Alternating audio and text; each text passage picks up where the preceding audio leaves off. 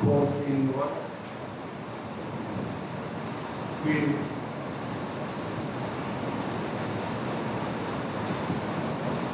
Adequate notice of this meeting was provided by sending such notice to the applicant of President. You will not pass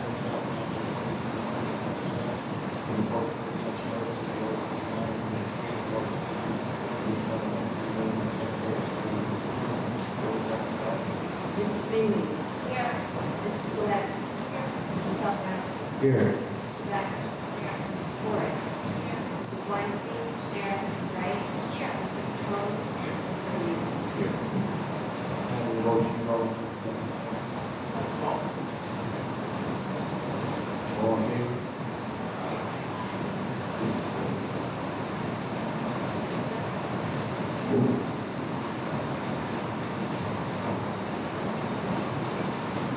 Second that, I'm sorry. Second. Second. All in favor? Opposed?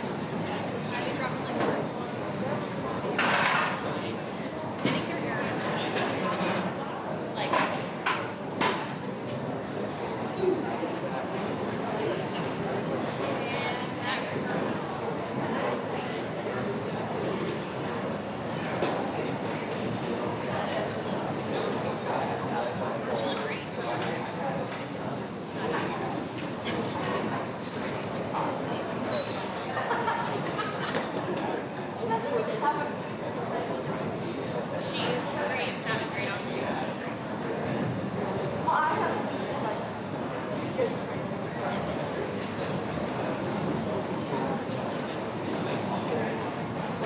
His last name.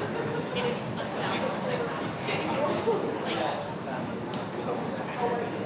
yeah, I just remember.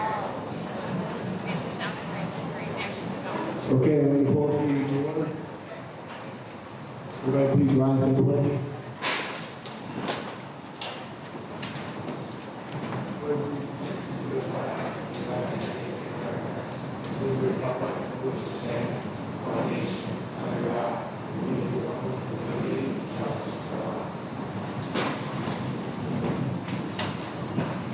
A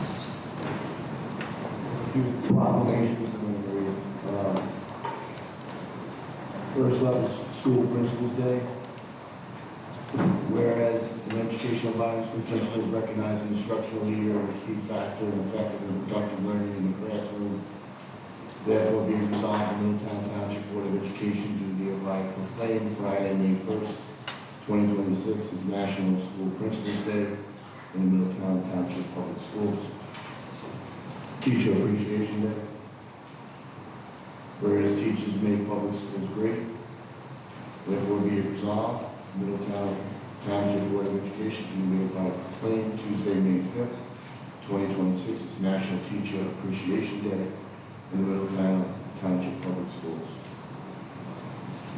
School Nurse Appreciation Day. Whereas school nurses have served a critical role in improving public health and ensuring students' academic success for more than 100 years. Be resolved, the Middletown Township Public School District do hereby proclaim Wednesday, May 6th, 2026 as School Nurse Appreciation Day in Middletown Township Public Schools. Special Education Week in New Jersey, whereas 242,000 children receive special education instruction in New Jersey. Be resolved, the Middletown Township Board of Education proclaims May 10th through May 16, 2026 as Special Education Week in Middletown Township Public Schools. Next up, we'll have a presentation on our long-range facilities plan amendment by Mr. Alan Warnick. Okay, I was wondering after one.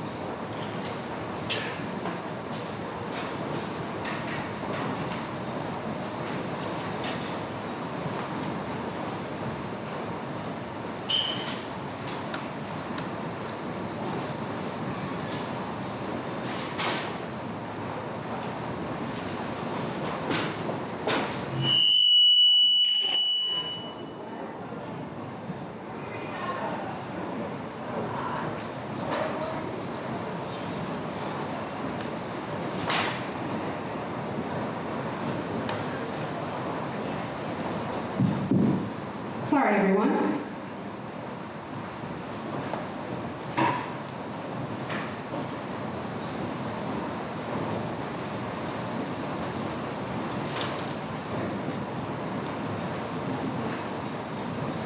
We good? Good evening. Is this a little better? That's fine. Good evening. Thank you very much for having me tonight. My name is Alan Barnett. I'm the principal at BWS Architects. I've worked for the district for a little over, I think, a year now. About a month ago, the district approached us to review and amend the long-range facility plan and take a look at building capacity and room inventory. So what we did was we looked at the current building usage with the district for capacity generating spaces. In particular, capacity generating spaces are classrooms, academic, general education classrooms.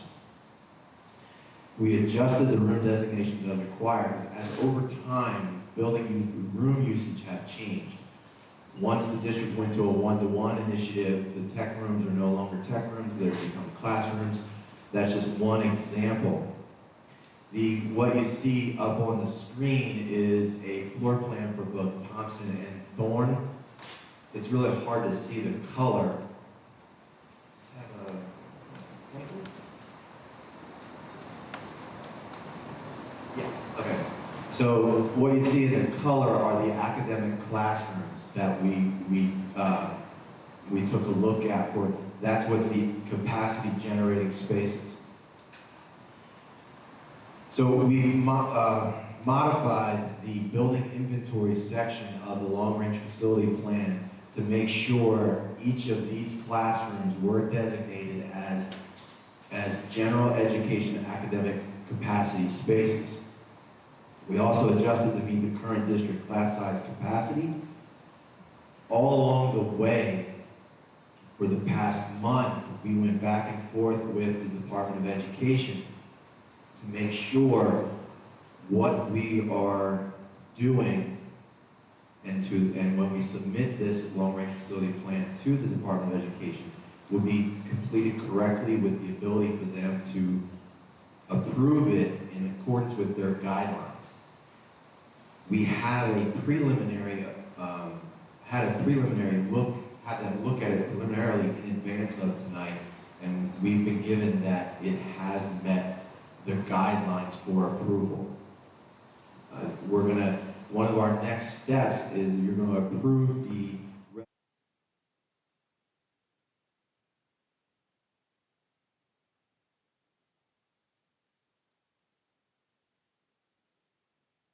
and you'll get the approval back.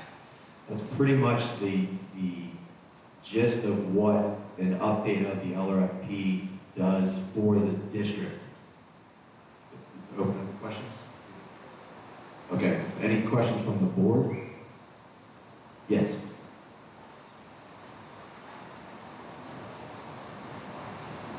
Okay. She wants to go get her notes.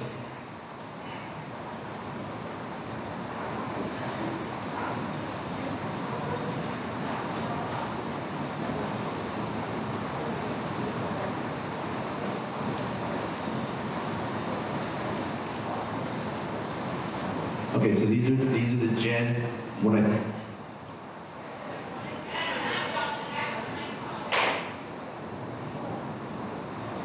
want to know why we're looking at this with a bunch of blue colors and numbers.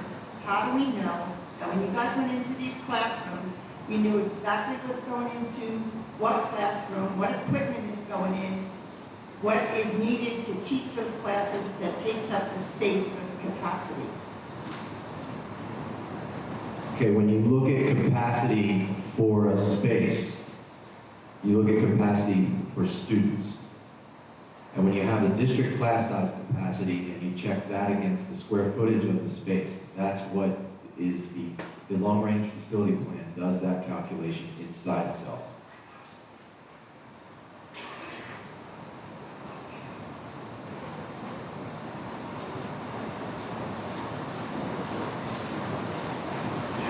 Did you have a question?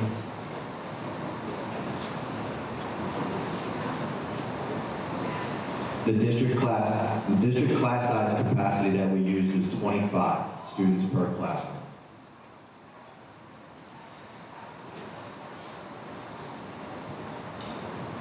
Want the microphone?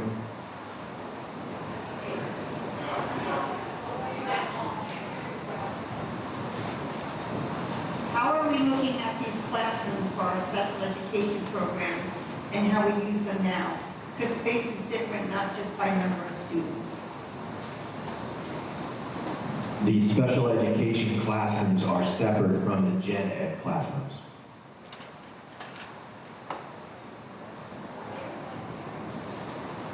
The general, what's being shown What's being shown in blue is the gen ed classrooms. So my question is, we're looking at this and we have that our gen ed students will fit with 25 per class in every classroom at the same time? Is that how do you calculate this number? Because my real question is, we have a major discrepancy from when this was done in 2019 to 2026. And you came in a month ago, but these numbers were here before that. So did you take those numbers and then fit them in, or did you come up with your own numbers? The numbers are based on projected population. That's what the numbers generate. We don't make a number that fits the building. The state determines the capacity of the building based on the square footage of the building, and we use the district class size practice per classroom, and that sets the number for the building. And explain to me that at all of those classrooms in blue, you are saying that at any given time, every one of those classrooms can have 25 students, and that will fit every student that is projected to be at Thorne and Thompson next year. That's correct. So are you saying that the programs are set, that all of that is done as well, or it's just these are the 25 students where they will be at this time, and then the administration has to figure out where they go? Yes, that's a scheduling issue. Right next to each other, because this could take a little while. So I'm asking this because we have this, but what we don't have is the program. We have this capacity, but how are the programs that we have supposed to fit into this? And because part of the long-range facilities plan is the planning and design to ensure that it has the capacity to include what is going to go in the school for the next 5 years. Not just students, but programs. Correct? That's correct, but the academic programs is driven by the district. It's not driven by, it's not driven, the academic, let me just try to make sure I phrase this correctly. The district works for the scheduling of the spaces to meet the academic programs for each building. We were tasked with, does the building have the capacity to house the students? So part of the long-range facilities plan is that we have to have the cost of school facilities projects in a long-range plan. So we have a long-range plan of where kids can fit, but no plan of what they're going to do when they're there, academically.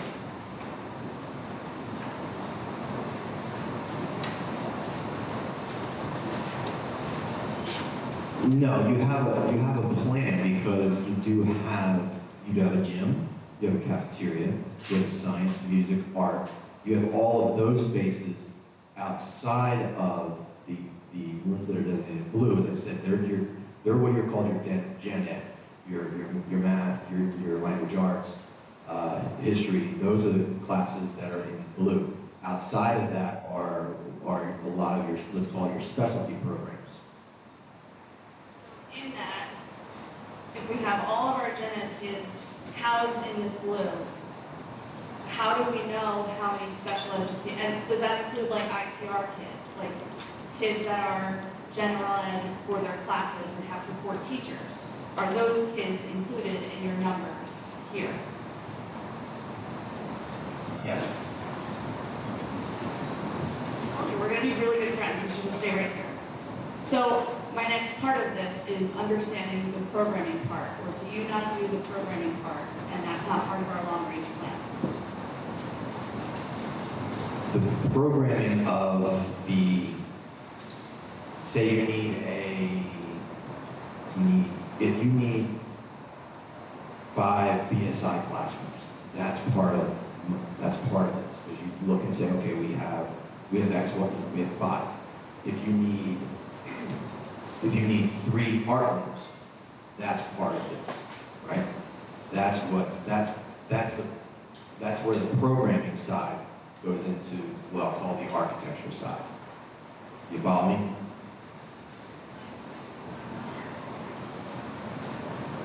What I'm not understanding is how we had such a jump from 2019 to now, and how this is saying that we have the space needed, that we are not overcrowded, when we have knowledge of it, and we have past parents and community members talking about when we were at these numbers, how crowded it was, specifically at Thompson Middle School. Before 2019? Okay, that's difficult for me to speak to because I've only been with the district as the architect of record for about a year. So it's difficult for me to speak to something that's happened in 2019. I understand that. So when I'm looking at our policy for the long-range facilities planning, and that we have information that we want to know about students that are attending different schools and whatnot, that everything is listed by facility and grade level, inventory of all spaces. Are the special ed programs that are scheduled to be at these middle schools in your capacity report? Do we know that there is space for each of those classes, and do they have a designated space at these schools? Some of the specialty education classes are not capacity generating. Special ed. Some of the special ed are not capacity generating if they are pull-out spaces. They're not considered by the state as capacity generating spaces. So we have a number of autism programs, LLD, ERI. So are all of those programs included in your numbers for the capacity? I believe so. Before you're asking the board to approve this, I think we need to see that. Do we have it?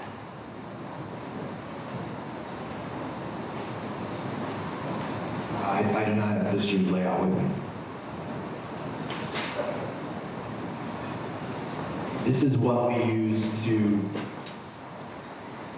provide the update that's required for the capacity of the building. This is what the current, when you have a usage of a room and it's a classroom, we change the inventory to reflect the current usage or what it is that it can be a classroom, an academic classroom.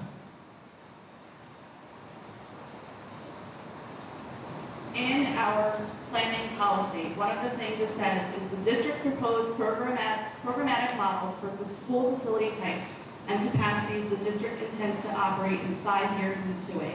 All I'm seeing here is that there are classrooms for our gen ed students for next year.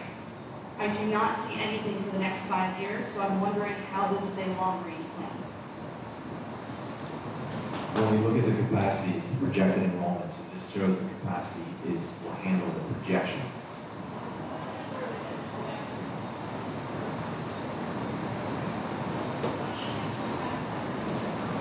Yes.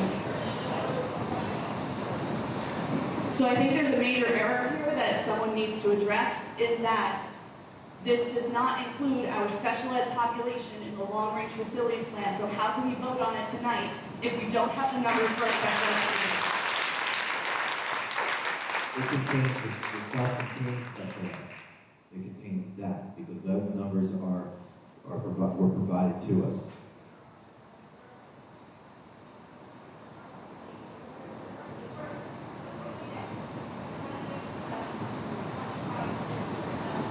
That's the first floor. There's a second floor as well. There's a second floor as well.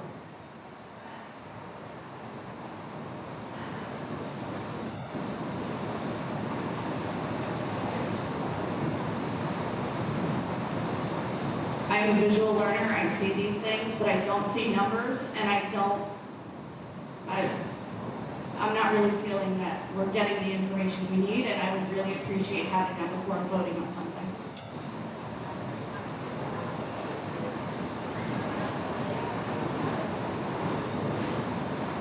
So are clarify. First of all, it's a 5-year plan unless we amend it. You can amend the plan at any time. You have to amend it at least every 5 years. So that's where the 5-year reference comes from. You're required every 5 years to amend it, but every time we add a project or we add something that we want to do that's not in the plan, we do amend it. As far as the spaces go, like Mr. Barnett said, they're not included in the capacity generating spaces. And in addition, the capacity that is being reflected for these buildings is more than what is needed for next year and, the next few years. So there is some room to repurpose some rooms if needed when the final layout is put in.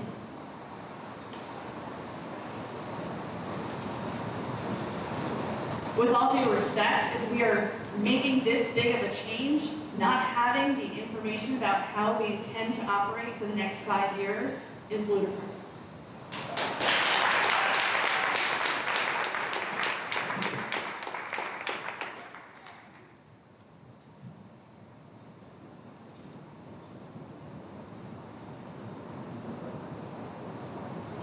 Any other questions from the board?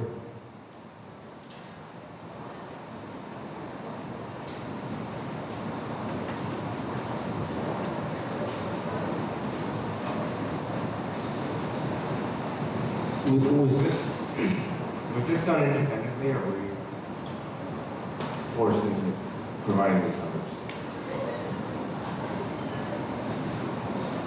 We're provided the numbers by this Department of Education, and we use that. We don't come up with a magic number.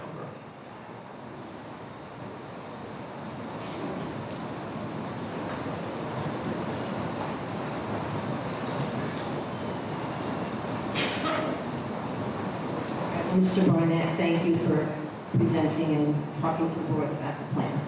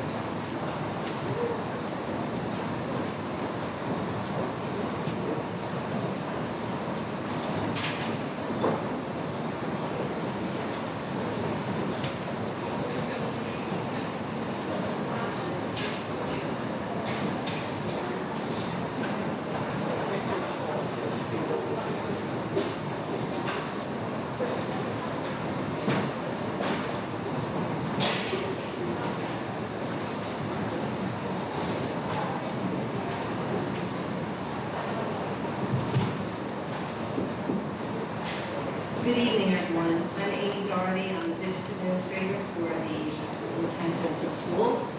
We are here tonight to present our final budget presentation for the 26-27 school year.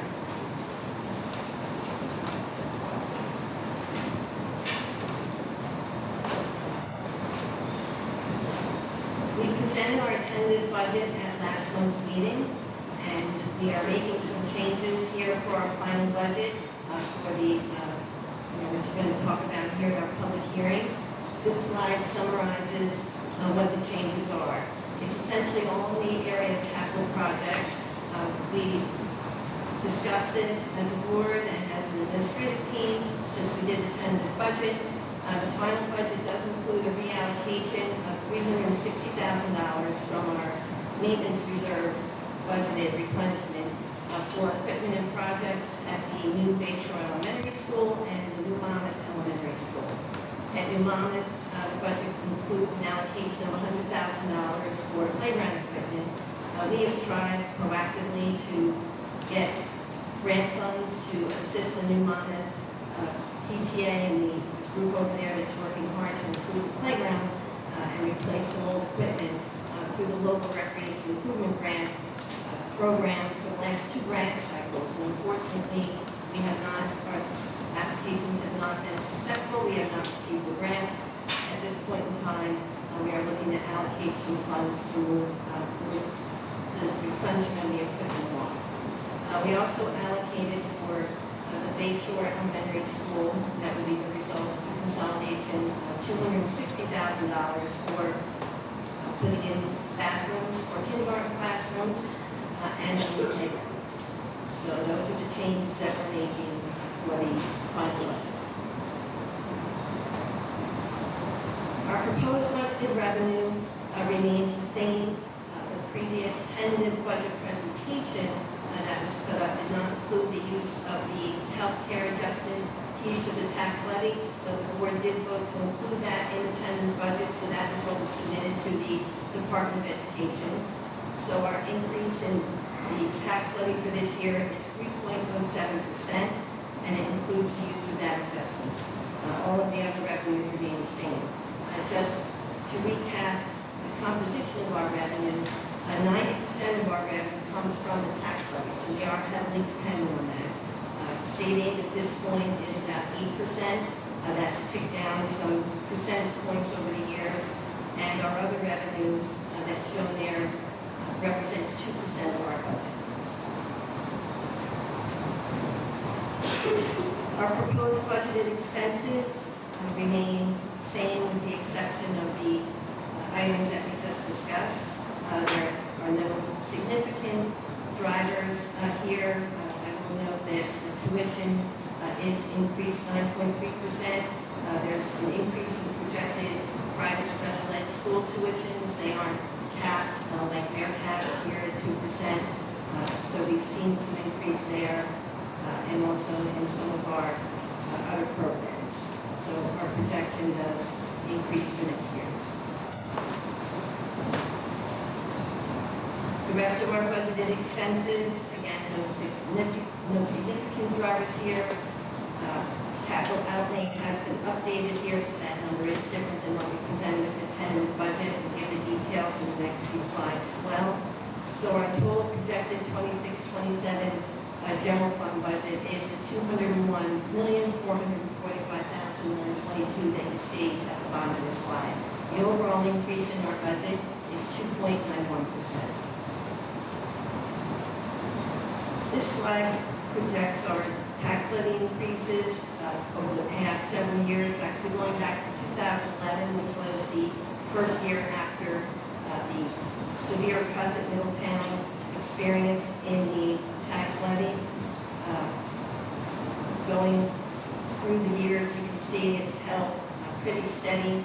There's been a few spikes along the way. We did have a larger increase last year, the 10.1%, which we utilized the tax levy incentive program for. But this year, again, we're back down to the 3.07 proposed. This proposed tax levy is made of 2% of our regular allowable increase in the tax levy and an adjustment for the increase in healthcare costs of 1.07%. After utilizing these two components of the tax levy, we will have no banked tax levy cap going forward for future year carryover. This chart shows the trend of our state aid. You can see the $21 million that we had back in 2009, 2010, being cut down to 13.7 million. We then did go up slightly over the next several years, hitting a high of 17.8 million. Then we were down again to 13.2 in the 22-23, 23-24 years. And we have received some subsequent increases since that time. And this year, our state aid is at 15.7, but still not up to the 21 million that it was originally back in 2009. Our proposed capital projects, we did talk about the last item, which was the addition of the bathroom projects and the playground at the Bay Shore Elementary School. The other items that are shown here were presented with the tentative budget. We did move 3 projects that were originally shown as capital projects in our tentative budget to maintenance expense. We were given direction by the county DA to do that. They're still included in the budget. They were the grading improvements for the drainage at Harmony, the repair of gym bleachers at High School South, and playground site improvements for Fairview and Ocean Avenue. Like I said, they're just not listed as a capital project, but they're included in the maintenance expense in our budget. Our equipment purchases remain the same with the addition at the end of the playground equipment for New Monmouth. We have the challenge course repairs at both high schools, sound systems in the gyms at High School North, some scoreboard replacements at the secondary schools, a wrestling mat for High School North, anticipated IEP-driven equipment needs, security camera software upgrade, facilities fleet replacement, some other facilities equipment, salters, snow plows, batwing mower for a tractor, which is a replacement, and some outdoor signage, totaling $686,000. As we presented last month, our anticipated personnel reductions for 26-27 consist of 40 positions, 3 administrative positions, 25 instructional staff, and 12 support staff. We anticipate that these positions will be absorbed through attrition, such as retirements, non-renewals for performance, etc. I know we've already started looking at retirements and matching those with the positions that we're looking to eliminate and working through that process. Our rehire meeting is in May, so we'll have to have that all sorted out in the next few weeks. Our reserves, we're presenting what they will look like after this budget is approved. We started the current year with balances of $42,000 and $36,000 in our capital and maintenance reserves, with a total of $78,000. We did not take any money out of those reserves this year. We did not budget for that nor make another withdrawal. If we have funds available at the end of this fiscal year, we can look to put deposits in those reserves from those monies, but we have not determined that yet since we haven't finished the year.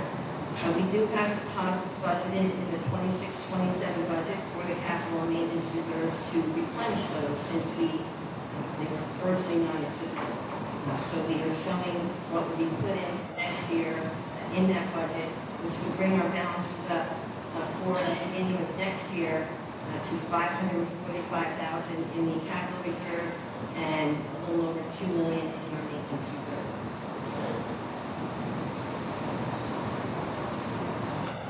Our debt service is something we talk about a lot. As you can see, our total outstanding debt at the end of this year is $15,475,000. And if you look to the right, the maturity dates are all within the next few years. The first 2 bond issues will be paid off. The last payments will be included, not in this upcoming year, but the budget after that. The 27-28 budget will be the last 2 payments on the 2020 and 2013 issues.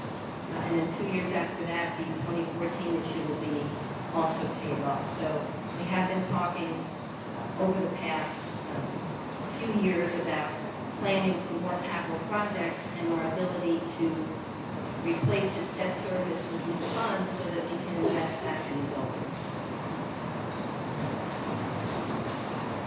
This lays out our budget timeline. As I stated before, we approved the tentative budget on March 24th. We submitted it to the NJDOE Monmouth County office on the 26th of March. Our tentative budget was approved by the NJDOE on April 10th. The budget was posted on the district's website on April 16th. And tonight is our public hearing and adoption of the final budget at the board voting meeting, so that it's on the agenda for this evening. At this time, if anyone has any questions just on the budget, we will take those. Yes. I may not be able to hear you. I might have to give you the microphone.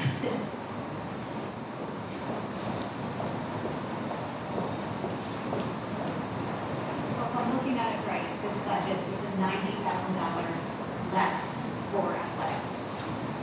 So we're closing 2 elementary schools and 1 middle school. We're losing some athletic programs in the middle school. But what makes up that $90,000? What other sports programs are we cutting? We're not cutting any programs, but we likely had more replacements of supplies and equipment in this year's budget than is needed for next year, which would result in a reduction. And as you also referenced, with 1 less middle school, we eliminate coaching positions and other supplies that would have been needed for that. So a combination of the two. But we're not cutting any sports programs. I know the superintendent had mentioned that there might be some alternatives because of the large numbers of kids in middle schools. Maybe we have a 6th grade team where we add extracurriculars. I guess that's not happening. No, we are looking at that. And again, we can adjust monies within the athletic budget to cover those, if those are necessary. But I know that they are actively talking about that. And checking with other districts to see if there's teams to compete with and making sure that it would be something that would be viable. But no, I know those conversations are happening. Added to the budget later. Well, again, we would utilize the funds that have been budgeted for athletics to cover those. It may be just a matter of reallocating it from something else in athletics to that. But again, not cutting a program. But we do that regularly throughout the course of a year. When we make our budget for the year, we have a plan, but sometimes things change during the year. We're finalizing a budget in April of 26. It goes through June of 27. So there are sometimes things that happen, and we do regularly adjust within the budget for priorities. Thank you.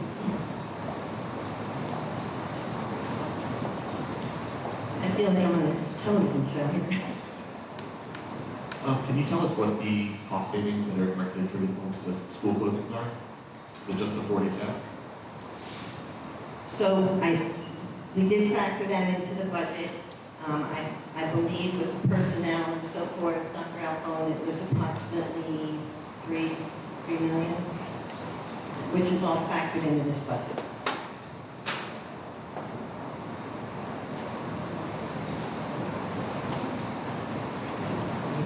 Is this budget balanced, or can it be easily balanced without closing the 3 schools?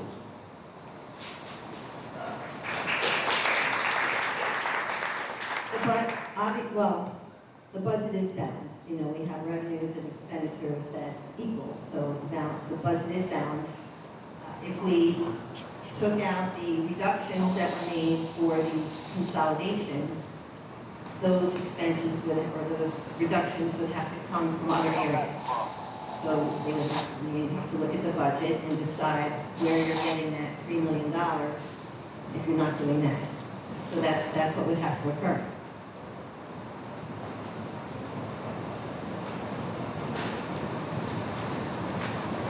So, make sure I'm right about the math. The deficit was $3.2 million before we talked about the budget. Then we had the 2% of taxes. The board voted on the health insurance adjustment, which is $1.8 million. And then we got extra state aid, which brought the deficit to about $417,000 before we did anything with school closures. So then the board voted to take the extra tax levy, but they were saying before that we had to close the schools to save that $3 million. But now we solved the deficit, and now you're taking those $2 million from the additional healthcare adjustment, and you're putting it in a reserve. But then you're saying if we took out the school closures, then you'd have to find it somewhere else in the budget, but you just plug that extra revenue into the reserve for $2 million, and you're keeping the schools closings on the table. So that doesn't make any sense.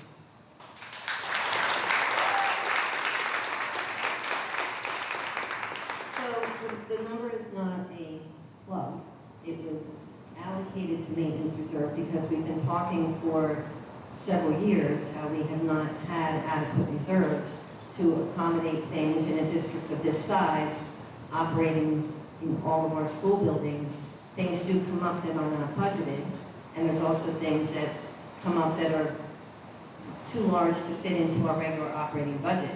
So the existence of capital and maintenance reserves are necessary for a district our size. I mean, there's districts smaller than us with larger amounts of reserves. We need to have those if something comes up and we don't have the money to repair it or replace. As we've talked about, our HVAC systems are all aging. We've done some work at some of the secondary schools, but we haven't really touched too much at the elementary schools. We basically replace Airedales when we can, and they come out of the budget. But there's, that's just one piece of it. There's parking lots, there's masonry, look around, there's many things that need to be addressed, and we have not been able to put those in our operating budget for the past several cycles. So we have talked about replenishing and having money on hand in case something comes up. I mean, it does come up. And if you don't have the reserves, you end up having to take it from another place, instructional programs, staffing, things like that. So it wasn't a plug, it was actually strategically put there because we've been talking about it for a long time.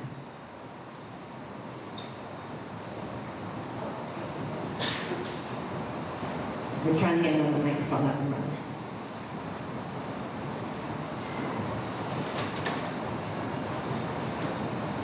Okay, the $260,000 allocated for kindergarten bathrooms and a playground is about what it costs to run Davidson or Leonardo. So there's one way to do the school.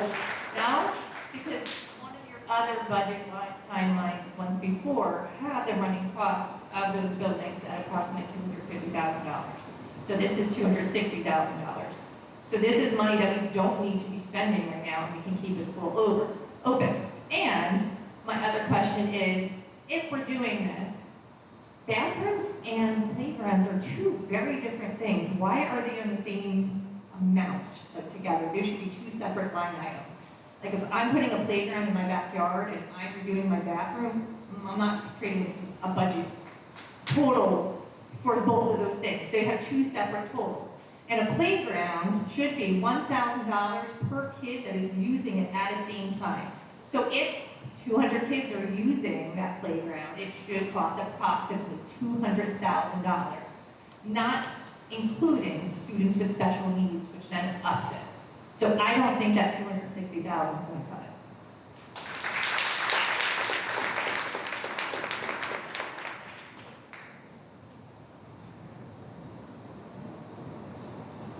So I did notice in the presentation, you did have 260 aligned for your capital projects for the bathrooms and for the playgrounds, but in the agenda, it's listed at 660. So in the agenda, it's originally budgeted for 410, the final budget is 660,000 with a change of 250. So what's the actual spend? Well, there's 250 that is there, and then $10,000 would be added to that. That was for professional fees. But that's the total of everything, not what we're adding. That includes what was already in the budget.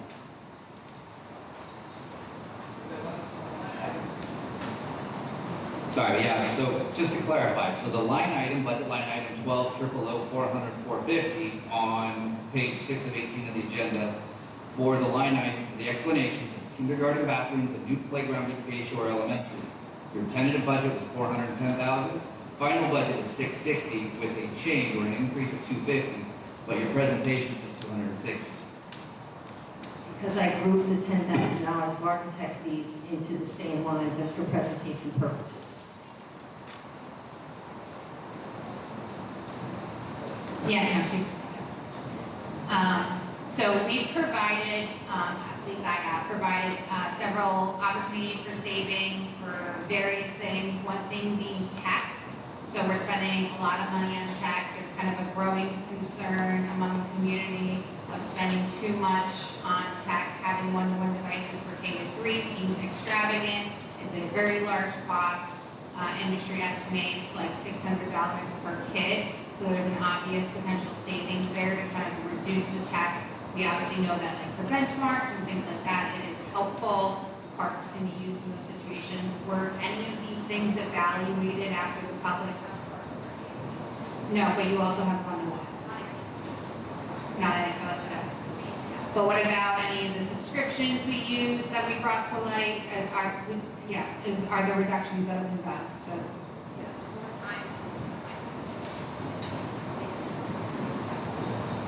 So we do at the K-2 level currently have carts. We do not have a one-to-one initiative anymore. We are also phasing out the use of iReady for next year for grades K and 1 to start. And we'll be providing the opportunity for pencil and paper assessments for those grade levels. So that does take a bit of savings off of, that digital tool. As I had mentioned at a previous board meeting, we are obligated to have some type of benchmarking system in place. More important, obviously, at the grade 3 level and above because of the standardized testing that occurs in those grades to begin with. But we are still obligated at the K and 1 level and to have something in place additionally. But we feel, we collectively as an administrative team believe that at the young primary grades that we need to move towards more paper and pencil opportunities for our students, and therefore those are the reasons why our first step last year was to move to carts, because we didn't feel it was developmentally appropriate for kids that young to have a one-to-one initiative, one-to-one device. And also, to your point, it's costly to replenish that year after year over time. But they still should have some access to technology in a developmentally appropriate fashion. And then certainly our digital tool costs will go down given the fact that we won't be utilizing that for our K-1 students. The other thing I will say is every year the curriculum office does a evaluation of the tools we are using in district, and we particularly look at usage, both teacher and student. An example is a couple of years ago we found a digital tool that was costing us in excess of $100,000. And we were finding that it was being limitedly used by teachers, so every time they were using it, it was costing us about $500 a use. So we took that out of the equation, but we do that with all of the digital tools each year. We can very easily get usage statistics on both student and teacher level to ensure that what we're using is not only educationally sound, but certainly being used to the maximum extent of the finances and with the intention, that we want it to be used for. So those are the things that are routinely evaluated, but we've made some really great headway in that area. We have a committee that's at the K and 1 level right now that is devising and formulating what those paper and pencil assessments will look.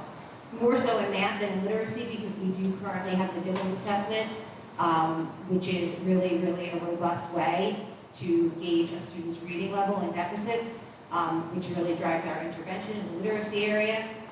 Math, on the other hand, there's not much out there, paper and pencil, but we are going to design with our with the expertise we have from our teaching staff and our administrative team, some really good assessments that will give us good information about student growth in mathematics over time.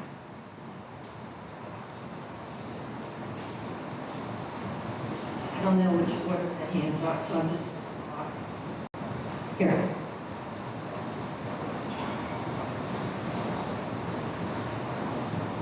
What happened to the money that the mayor had offered to pay for the class 3 officers that cost us $1.8 million per year? As far as I know, that offer is about a year old, but it's defined scheduling to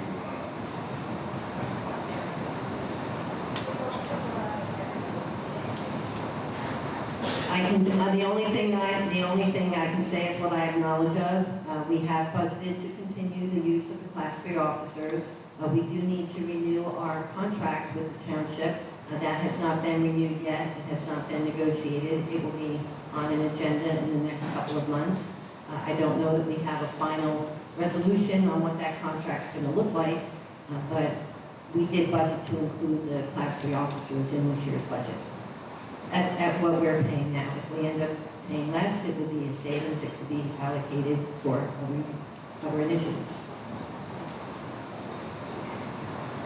The amount of savings that you have calculated that you're going to achieve through shutting down the 2 elementary schools and middle school.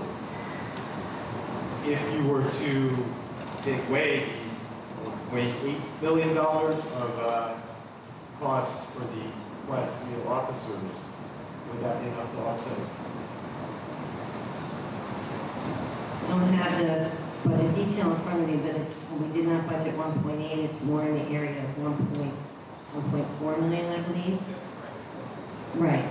So, I mean, again, as we stated, we factored in approximately 3 million for the consolidations of the schools, so that would partially, that would partially offset that, I suppose, but that's not, we still have that cost in there. I mean, it's in the budget.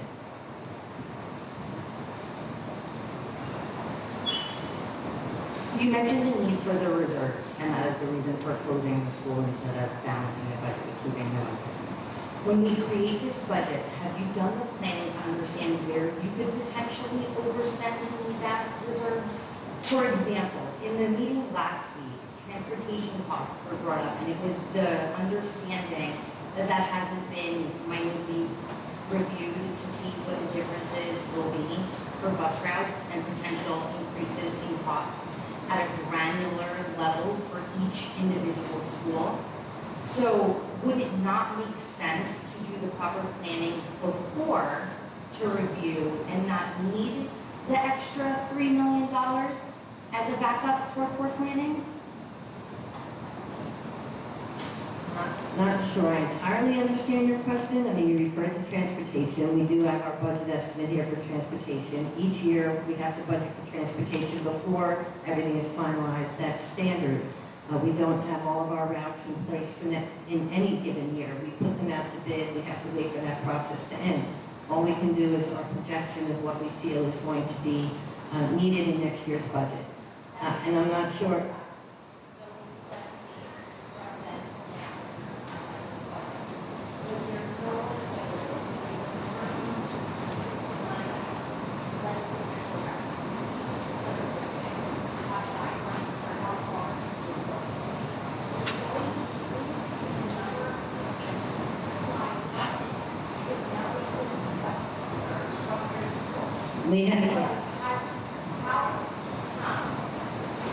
How come no one has taken the time to look at the capacity of buses you would need? Obviously, you're not going to have a final number.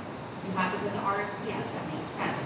But is there not like a before and after of potential busing routes for the new students that are not currently eligible for a bus, but will have to take a bus because they now have to go past dangerous roads and can no longer take their bike or walk to school? Has that been factored in at all?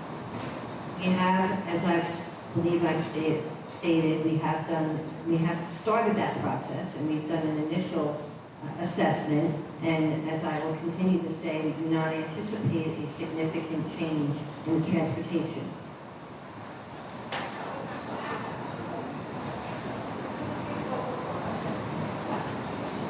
It's my understanding that Leonardo and Madison will not be sold for revenue and will not be reinvested into the district's budget. Has there been an audit into potential property revenue for each school that could be potentially closed? If so, why was Leonardo and Navison chosen?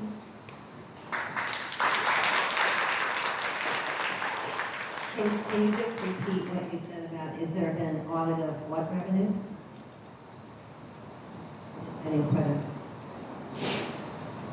Has there been an audit of potential property revenue? Are you referring to selling property? We do have property, we have vacant, I mean, we've talked about this in board meetings and committee meetings. We have vacant properties that we have had approved to sell by the New Jersey DOE. And if the board chooses to go that way, or it's determined to be something prudent to do, they can be sold in the future. But as we've also talked about, when you use that revenue to support your operating budget, it's non-recurring. So you have it that 1 year, then it doesn't come back. So that's been one of the issues that's exacerbated the problems that we've had balancing our budgets, because we've had a lot of revenue that was only available for 1 year and has not repeated.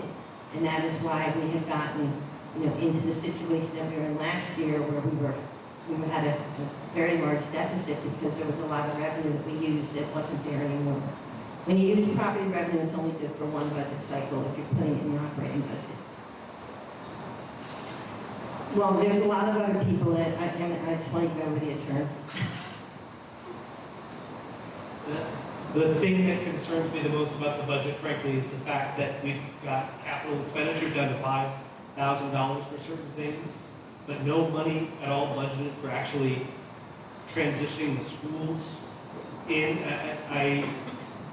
What are the decommissioning costs for Leonardo and Davis Inc.?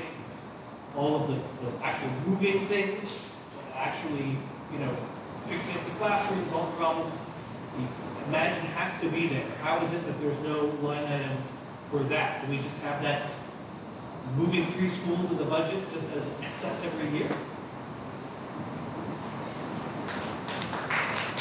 Moving expenses wouldn't be a capital project. It would be included in our operating expenses. We have started scoping out what that entail. A lot of the work we do for that is with our own staff, so it's not that we would be contracting out. There may be some things that we end up getting some assistance on, but again, that would just come out of our general facilities budget. It wouldn't be a capital project. We don't have numbers right at this time. Anything that we do in-house is going to be just our own staff.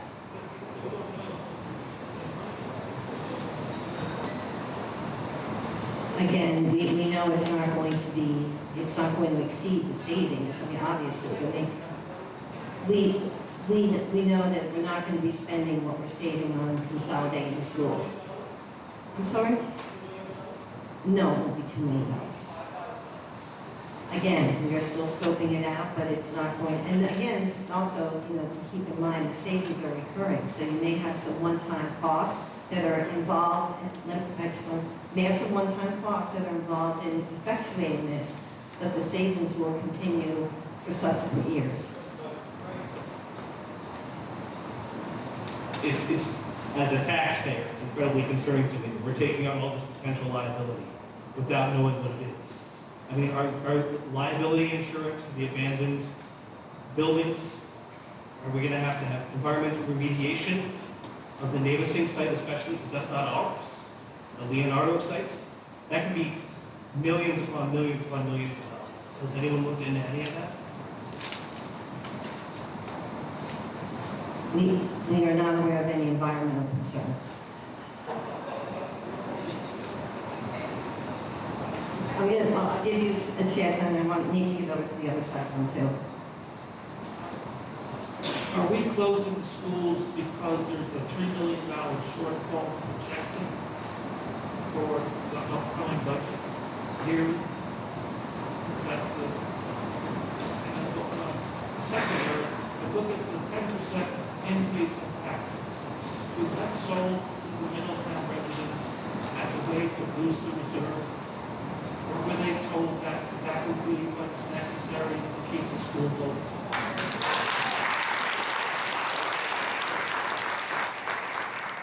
Well, the 10% was last, for the current year.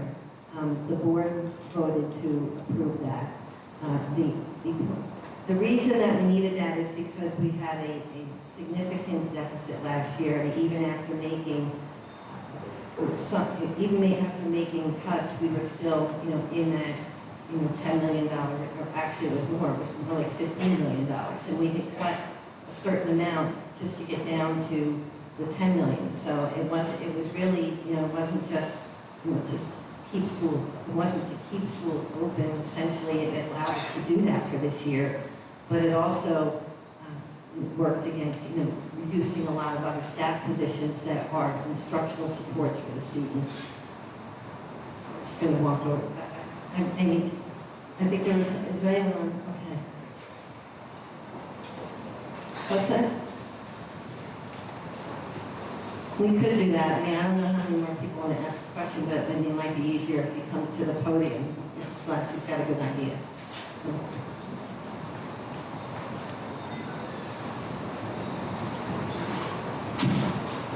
If anyone else wishes to make a comment or question, you can come up to the podium.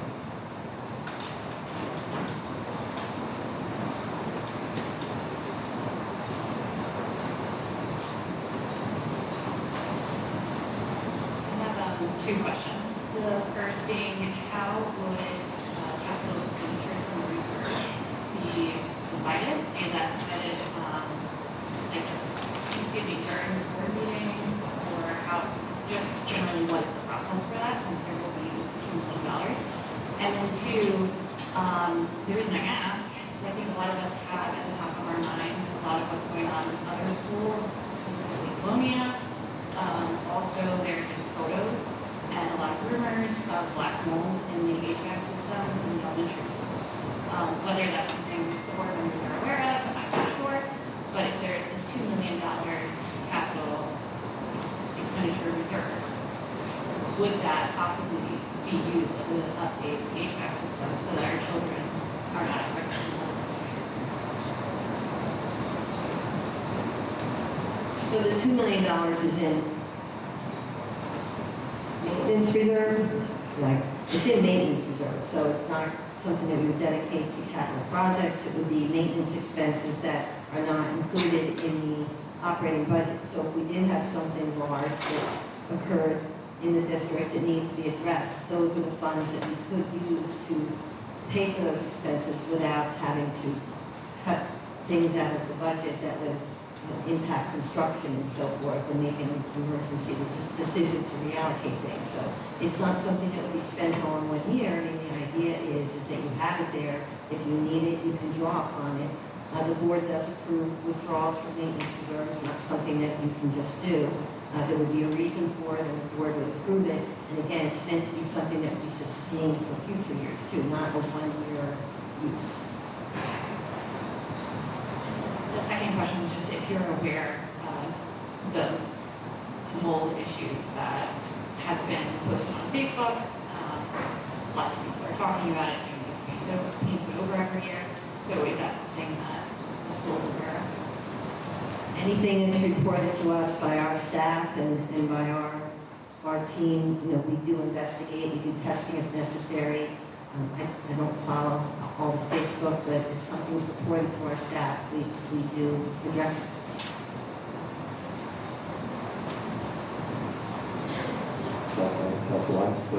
Sounds great. Are you creating a budget to run a district, or are you creating a budget to close schools? Because if you ask me from what I've seen tonight through emails that you sent, and you and Dr. Alford as well, it does look like you created a budget so that certain board members can just get what they want by closing schools, so they can tell us that they told us so. So you submitted your school closure submission on the basis of a budget crisis, critical budget crisis. And you've proven tonight and in writing that there isn't a budget crisis, and that it's actually not the recommendation of the superintendent to close schools. So have you updated your submission on why school closures are necessary?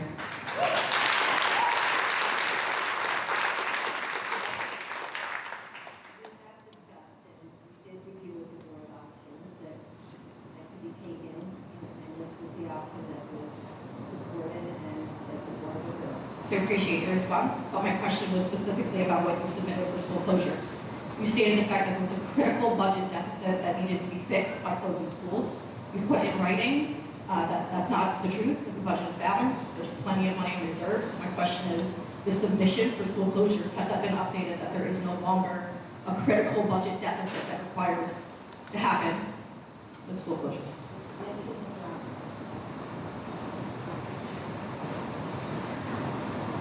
The submission has not been updated. The amounts that are in the budget are allocated for necessary things and necessary reserves that the district needs to have. It's the superintendent's recommendation ultimately, and the board votes on it. So it is the superintendent's recommendation? Okay, perfect, but the budget is different than a school closure. So I'm not asking about the budget, right? I'm asking about your submission to school closures. To my knowledge, no, we have not revised our submission for the school closures to the Department of Ed. I answer my question. Do you intend to? Well, first of all, I don't submit it, but we have not discussed revising the submission for the school closures. So is Dr. Richards going to put in there that it's not a budget crisis, and that is not the reason for school closures, that there's another reason? Because it's Dr. Richards, am I correct? Our submission is reviewed by the Department of Ed, both at the county level and the state level. I can't tell you what they're going to respond. We haven't received a response yet. Do you have it? Thank you, I appreciate that.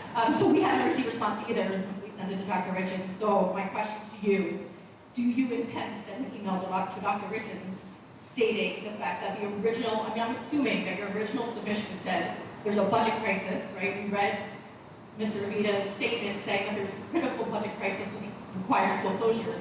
That doesn't seem like it's the case. You've actually confirmed that's not the case. So why is there not an updated submission for school closures? We are not discussing about the submission, and with all due respect, you've now gone into school closures. This is the budget hearing, so if you have any questions on the budget, we will have public comment.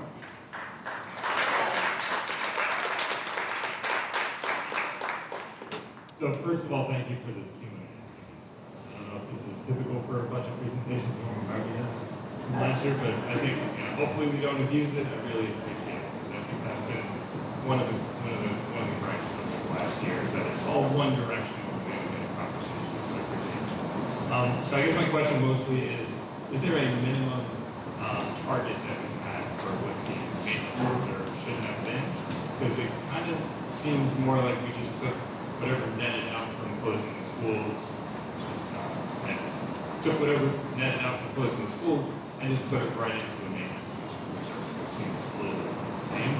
But before I get to, that was my question, but I have a thought related to that question, which is, if we could renew this offer from the mayor to split the shared services, yes, that's less than $2.5 million, but might it meet the minimum that we have for the target that we have for the reserves, and the reserve is replenished solely by that transaction, not by closing the school.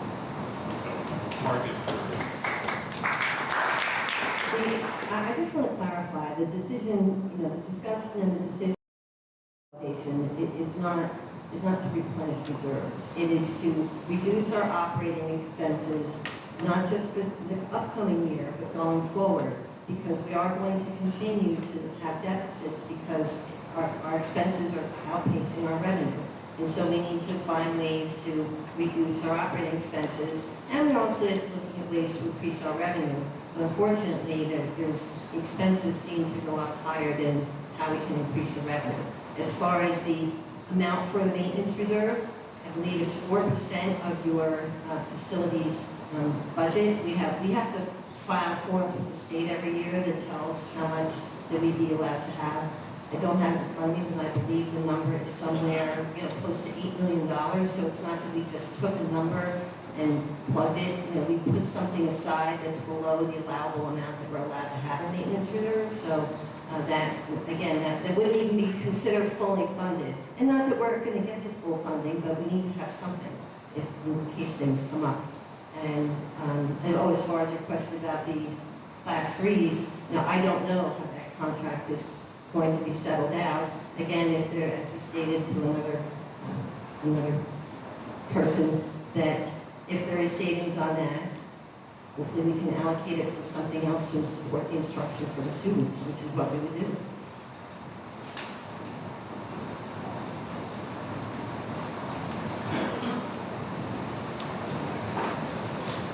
Okay, I have a couple of questions about transportation, so maybe I can ask them all at once and you can answer. It is budget related, yes. So the transportation costs are basically the same, but and I'm just speaking for my school, but Bayview, Navesink, and Leonardo, who were going to Bayshore and predominantly were not bused, we are all going to now, every student who went to Bayshore, Bayview, Leonardo, or Navesink will now require a bus to middle school. So that's just one small little snippet. Are you cutting subscription or hazard buses to make up for that additional cost of busing? Because I'm not sure how you can assume that there's no increase. And I also don't understand how you can assume $200,000 for new doors, which is a construction project and there's so many things that can go wrong, but you can't throw some educated guess of a number on the line for transportation. So it's very confusing because you're assuming that it's not going to go up, but we know it's going up because the middle school that was once Bayshore is now going to have all of those students bused somewhere else. That's an entire middle school worth of kids that are being bused, that half of were not bused before. And then I also have a question about the playground the bathrooms. So what I've been saying, I'm not saying that there won't be any increase in transportation. We're saying that the impact will be substantial. And we're also looking at where these students would be in conjunction with the routes that we're already running and looking to see if there are efficiencies that we can use to change routes or reroute and make, and not necessarily just be adding more buses, but utilize what we have, which we do every year, utilize what we have more efficiently. We did get a new transportation routing program last year that's made a tremendous difference in our ability to analyze all of that. So I'm not saying there'll be no increase. I'm saying that the increase won't be, a large increase.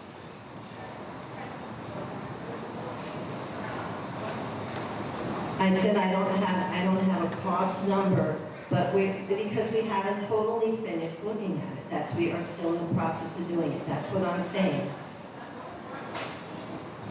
Again, we don't always have, we don't ever have all of our transportation finalized before we do a budget because of the timing of how we do things. Enrollments aren't finalized, bids aren't finalized, and we do look every year to maximize our transportation, so we do put things out to bid, not renew things. It's not all done by April. We work on this through late spring and into the summer, so this is not something just unique to this year. And in regards to the playground and the bathroom, I'm curious to know how much specifically is assigned for the playground and how much specifically for the bathroom.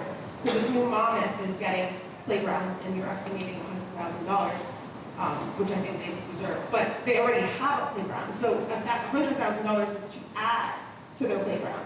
Bayshore will need an entire playground. And so I don't understand how if a small area added to New Monmouth is going to cost $100,000, how we're going to do a bathroom remodel plus a playground for $260. So I'm curious where the breakdown of the $260 comes from, because that, just on paper, new doors are $200,000. I don't understand how a playground and a new bathroom would be less than $260,000. The doors are more than just doors, it's also replacing all the frame around the doors, and it's a very large bank of doors. As far as the breakdown of this number, and we did preface this with the board, putting it in the budget because it's just something that we just discussed last week and in our facilities committee. We don't have firm numbers on that, so we did put in estimates. It may end up being more or less, or we don't have the firm bids on that yet. We did allocate $100,000 at Bayshore for playground equipment and $150,000 for bathrooms, but we don't know that those were just estimates. Again, we have to see, what the scope of the project's going to be, put it out to bid. The playground, it will be what we have to figure out what exactly is being put in and what the scope of that is. So we did make clear to the board that those were not firm numbers, but we have to put something in the budget in order to be able to move forward. At the last meeting, some of the board members expressed that the budget did not include any costs associated with the closure of schools, but it did reflect the cost savings. So I'm just curious, were there further conversations after the last board meeting that you really dug into some research on what the costs are that are associated with the closing? Because if you're only showing us what the cost savings are and not showing us what the expenses are, then you're not reporting an accurate picture to the state, and that's fraudulent.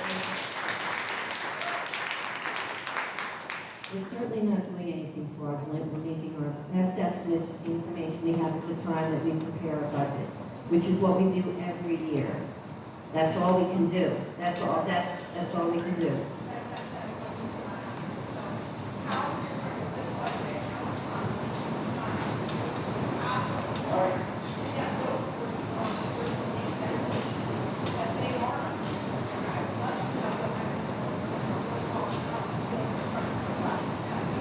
The board will vote on the budget later.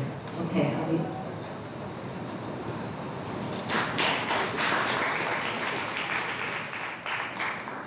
Before my budget questions, I just wanted to express my lack of disappointment in any progress that has been made in shared services over the last year plus between the Board of Ed and the town, and I think that is a severe lack of leadership, both past and present, in terms of the board and the township. So my question in regards to the budget is, I know last year's budget approval was contingent on reserve replenishment.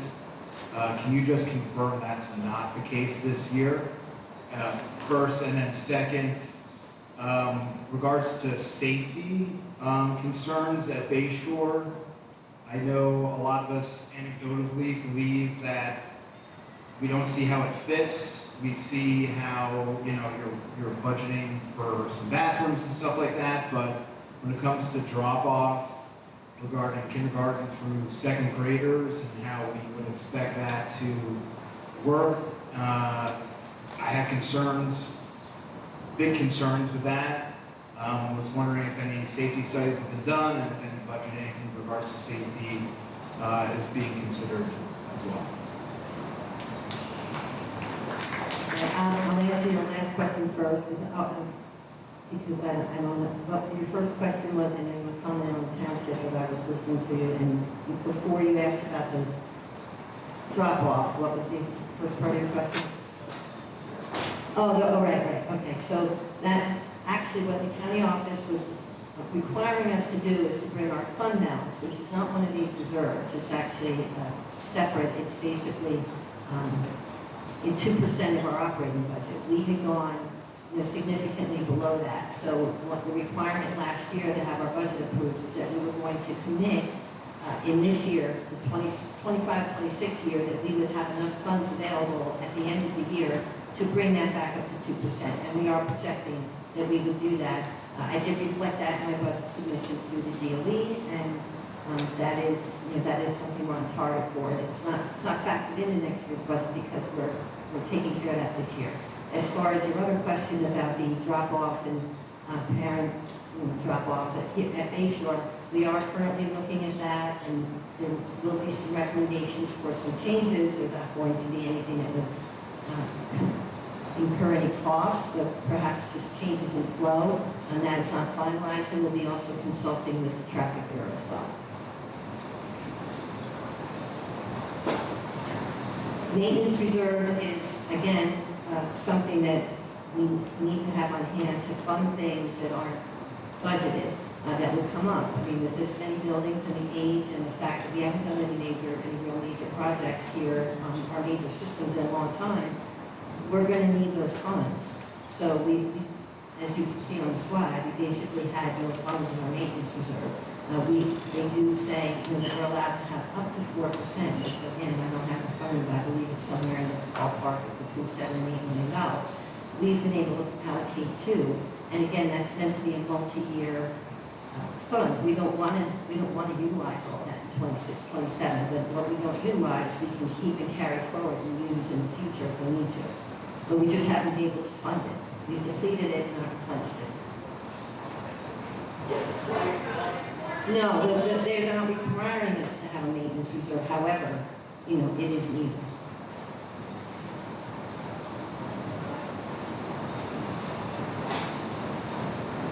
Hi. I guess I'm an agent, or maybe I don't. There's a federal lawsuit. So, first question I have is, I've heard many times that the board has a fiduciary responsibility to the taxpayers. Given that I'm a taxpayer, that means you have a fiduciary responsibility to me. What were the other school closures that you considered cost savings for? This is strictly on the budget. If you have other comments, you can bring them up in public comment, but we are limiting this to a budget discussion. The budget did not consider any other, the school closures that were effectuated were the only ones that were factored into the budget.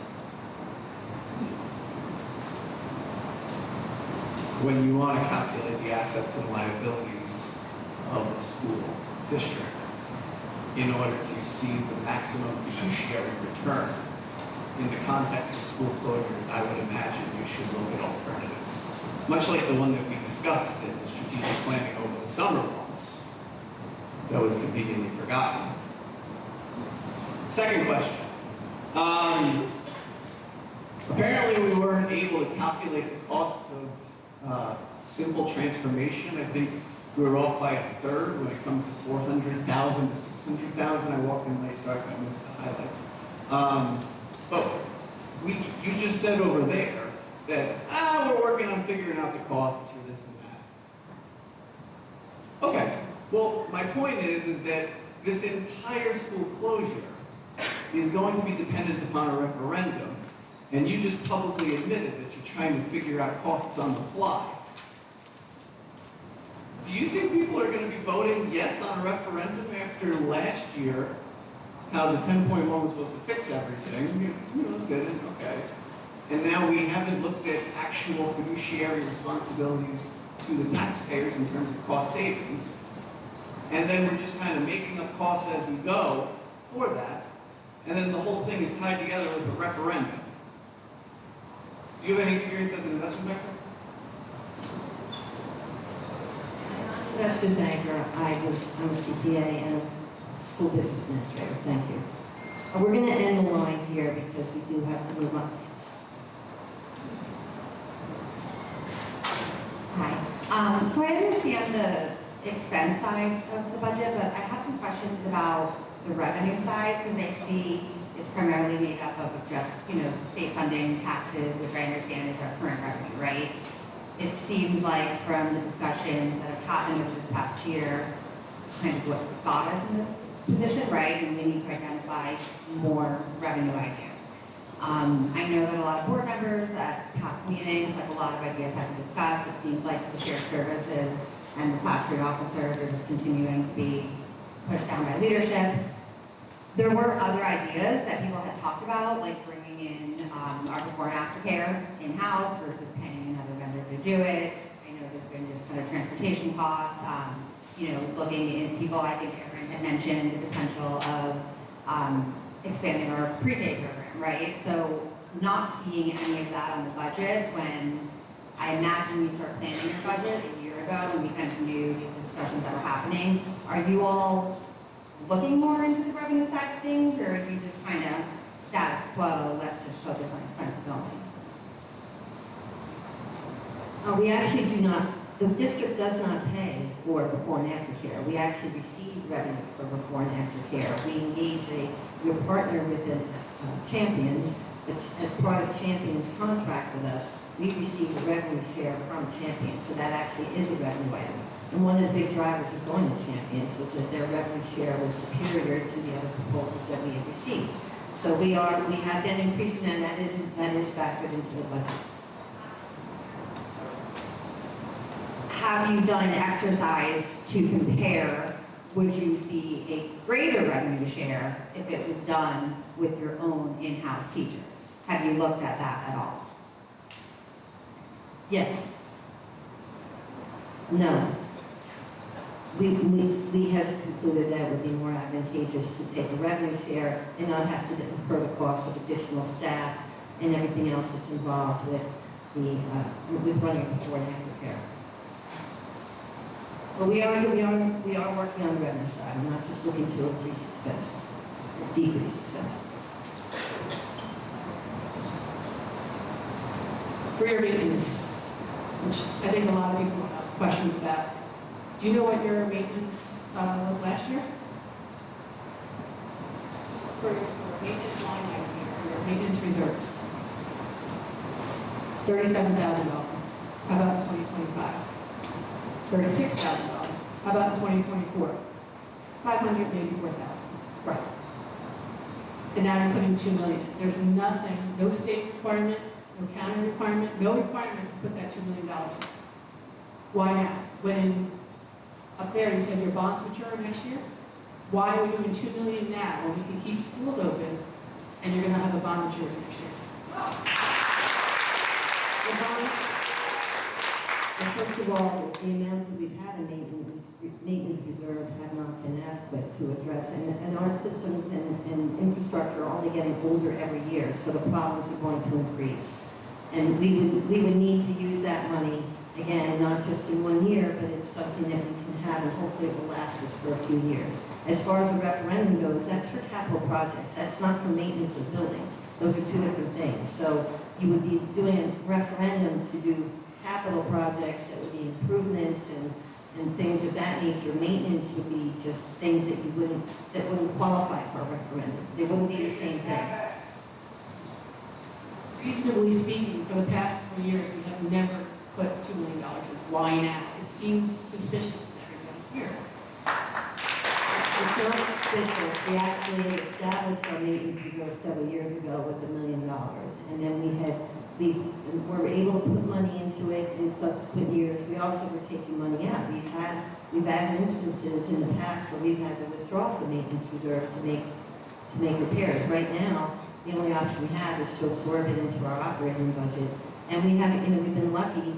The last time we had something large, which was the mold issue we had back in 2021, we did pull from our maintenance reserve a decent amount of money to cover that.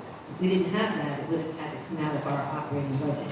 So we've been lucky, I'm gonna knock wood, that we haven't had something like that, but it will happen, and we don't have any money put aside for it. And we're putting in a lot less than what the state says that you can put in. They're not mandating it, but it is solid practice, and it's something that we should have here in a district this size. And we have an opportunity to put those funds in this year, and we are strategically doing that. And I'm not denying that you should have this, but I'm saying why now? When you can keep schools open with that $2 million, push it off another year. That's my biggest issue. That was question number one. Question number two, you're eliminating 40 positions, 25 are instructional, but in your budget item, it's going up 10%. Why is that? Well, I'm not sure what line item you're looking at, but we do have raises. Our instructional staff is spread through multiple line items, so it's not just one. We have, we have special ed instruction, we have regular ed instruction, we have, other things.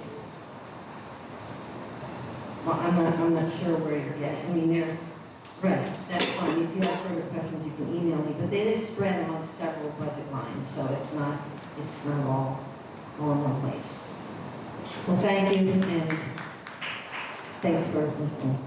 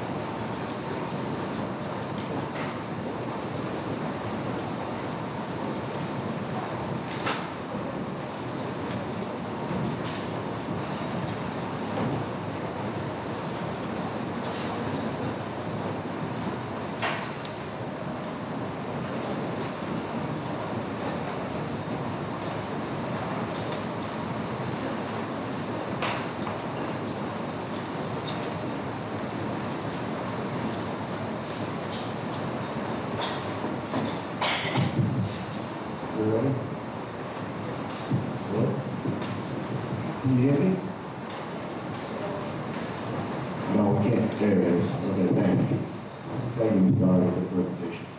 At this time, I need a motion to approve item 7C, adoption of the final 26-27 school year budget and tax levy.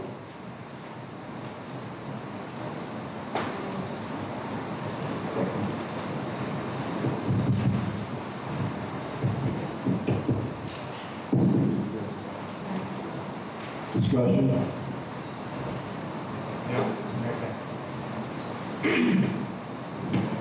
So I just sat through this entire presentation like everybody else did, and I have to be honest, this is unacceptable. This is not thoughtful planning. This is not student-focused decision-making. This is disorder. And I'm not just speaking as a resident. I'm a member of this board, and I've seen the system up close. We have instability where it matters most, meeting the needs of our students. there's inconsistent staffing, a lack of continuity, and kids who need support are not getting it consistently. These problems are still unresolved. Yet here we are talking about school closures and major restructuring that will impact families for years. So I have to ask, based on what? Because it's not based on a system that's stable, it's not based on a system that's predictable, and it's not based on clear, measurable student outcomes. And still we're pushing forward. 5 members of this board voted to close schools. For transparency purposes, those same members were heavily backed by a group that has directly impacted my livelihood and the people that I employ personally. That matters, because the public deserves to know what influences may be in play. And I have yet to hear a clear, data-driven justification for this level of disruption. I haven't even heard the 5 members who voted yes give a reason or outcomes that would be achieved by it. But what I do see is a process that feels rushed, predetermined, and not centered on students. And that should concern every parent in this community, because these decisions must be deliberate, they must be transparent, and they must be based on student outcomes. That's what we were elected for. And right now, they are not. So I just want to say, Ms. Skolasky, Mr. Avita, Mr. Capone, Mr. Backwell, Ms. Weinstein, we owe this community better. Just a quick comment. You accused me of being backed by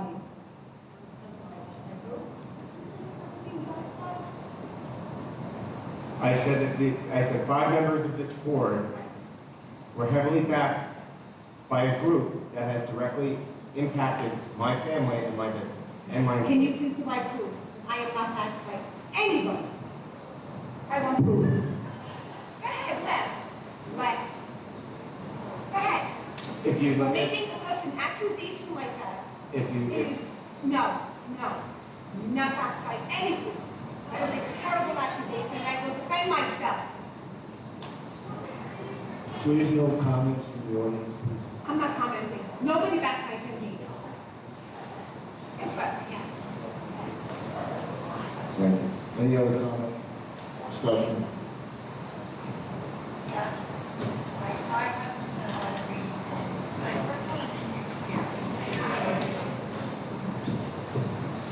Okay, I do have something to read, but I do have a question to ask too. This budget does include school closures, but this vote tonight does not affect the school closures. Am I correct? It is not included in this budget.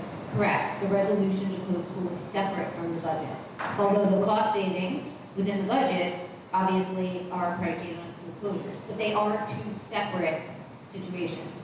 So even if the budget passes, the resolution obviously for school closures is a separate item to be sustained or abolished, one or the other, and vice versa. So one is attached to the other, but not dependent on the other, I guess I would say. So before I read what I wrote, what I wrote is based on information that we got from discussions with Dr. Alphone and budget time. But also, I need to say before I read it, I appreciate that we put in the new Monmouth playground, because that was a promise made to them when we closed their schools that we never kept, along with many other promises that were made and not put in writing. And that's what I'm afraid of is going to happen again, because we have nothing in writing. So I'm going to read what I wrote, and it has a lot to do with the budget and school closings at the same time. And it's my personal opinion. It's not anyone from the audience or anybody else up here. I've been here a long time. I care about my community. I care about our schools. I care about our kids. And I do care about our taxpayers. And I'm not looking to go out and get more than 3%.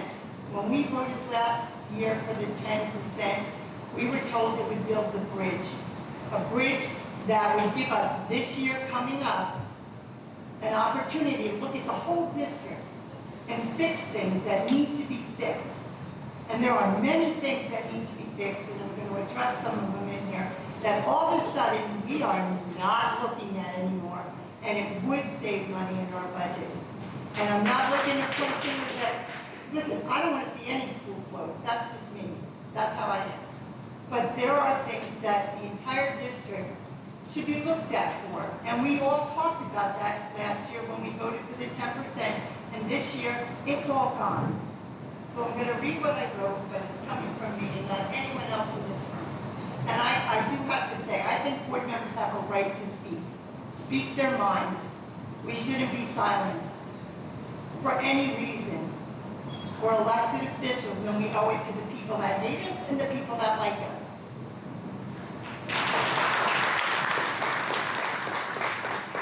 This whole process moved forward because, Chris, you said Amy could not make a budget without knowing if we were closing schools.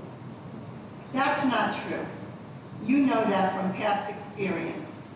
That's more than one budget can be made with different scenarios for us to vote on. I believe that the second motion that was presented to us that night in closed sessions gave us an option. In fact, I believe it included using the health insurance waiver, which is what this board is doing now. Using the health insurance waiver, and that if we did that, we wouldn't have to close the schools this year. We could take the time and make a really good plan and a strategic plan at the same time. In fact, I think even Deb read that a motion at a board meeting where this was voted on. From what we were being told, we were short about $400,000 in change. Okay, that's not a little bit of money, but it's not $3 million. And that it could be made up so that we could use the time to finish our strategic plan and let the administration and the board come up with a well-thought-out plan for our community. When I sat at the Superintendent's Council, the plan being spoken about was first to redistrict. And I don't mean the Havers plan. It was to level out the 3 middle schools, not to overcrowd them. If people thought the new capacity numbers are true, I'm sure that conversation would not have been had. Dr. Alphone also talked about redistricting students that live closer to schools that they can walk to, instead of having to pay extra transportation costs. In fact, she just recently also said that we should still be doing that. So why are we not? Yet we're talking about cutting buses from students and neighborhoods where we close the school, send them to a school further away when they are in walking distance of another school. Makes no sense. Another situation that can be addressed while taking the time to make a plan for the future. If we want to save money, we need to look at all options, make a plan, and phase it in. Let's look at Bayshore special education programs. There are classrooms there that were designed for special classes like life skills. Where are we putting these classes? How many empty rooms are available in Thompson and Thorne? We really didn't see that on this long-range facilities plan, I'm sorry to say.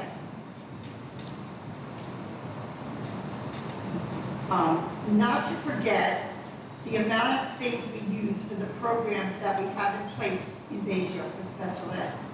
These spaces we use, our staff count on to keep up with the success of the programs. Some of these spaces were designed to keep our students in district with their peers. I'm not sure how many realize how important these spaces to our students and our staff really are. What outcomes we will get when we squeeze them into an overcrowded middle school. And I'm telling you, we are going to be crowded. We can all sit here and say no, but we are. How many parents will look into out-of-district placement, something that we've worked so hard to end and bring our students back into our district? We worked hard at that. Those costs could very well go up. because I don't know about you guys, but I'm hearing from a lot of special ed parents in this district, they are not happy with what's gonna happen, or they don't even know what's gonna happen to special ed. This middle school move, and I'm not calling it a plan because it's not, is going to cost us a lot more money and defeat the progress that we were making from the learning loss that occurred during COVID. We all said we needed to decrease the class size, we needed to get the kids more attention. We're not doing that. All we're doing is overcrowding our middle schools. Middle school is the hardest level to be at for both students and staff. So many changes that our students go through, growing up from young children to teenagers. Our staff is asked to play so many roles to support our students as they adjust through these changes. These new capacity numbers were done without knowing what and who are going into these rooms. It's easy to see that presentation and say, oh, those blue rooms are going to hold these kids. We have no idea. None of us do. I have met with Dr. Alphone about budget cuts. Again, being told that this was not her plan for this year. I do believe she wanted to give us that bridge, and she wanted to make a good plan that would address everyone in the district, not just closing a couple of little schools. And you know what, down the road, that's probably what we're gonna end up doing, but we need a plan. We're just throwing our kids into this with no time. My opinion is we need to cut from the top. We have heard from every level of the public, we should be cutting positions in central office and that don't directly deal with our children. And I don't mean secretaries. We should be doing this before we even consider closing a school. We should have looked at all cuts that can be made to protect our children. There are levels that can be cut. We ask our nurses, our teachers, our paras, our techs, our custodians, our coaches, professional service providers, security guards, principals, all to do more with less. Why are we not willing to do that? Do the same at central office. We're being told because it's not a good time with the superintendent leaving. Well, it's not a good time to do this for our kids either without a superintendent. We need to look at the entire district to give equity to all if we truly are one Middletown.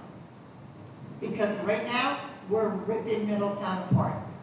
And we pitted school against school, and parent against parent, and kids against kids for $400,000.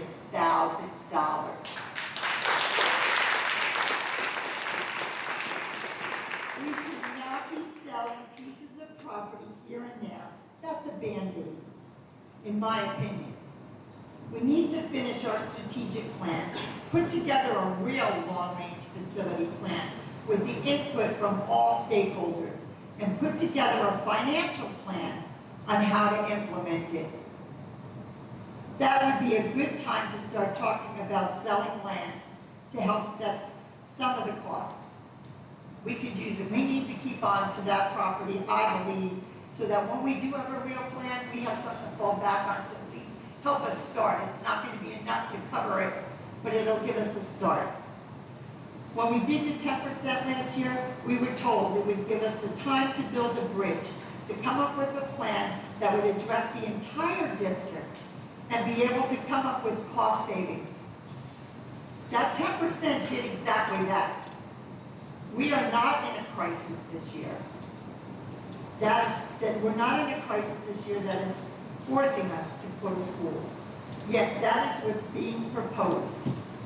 And with no plan, no real cost analysis, in my opinion, bogus capacity numbers that overcrowd our middle schools, shrink the amount of space for our middle school special education programs, have teachers pretty much on carts sharing classrooms. Because that's what's going to happen. We're getting more staff in the buildings. There's not a classroom for every staff member. And I know when my kids were in middle school, that's exactly what happened. One teacher would go out, another teacher would go in. While other areas that we could save on transportation are being overlooked, as well as overcrowding in other schools. I'm sure we would find a lot more if we took the time to make a plan for all schools. So at this time, I'm going to try it again. I would like to make a motion to amend the resolution to close the schools for 26-27 school year. Do the right thing, create a plan that will benefit not just our school, but our community. Let's build the bridge with this community together. Let's not burn it down. I would like to make that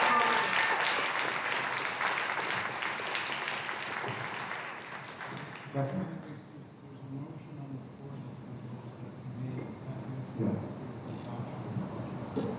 But this is all played into that.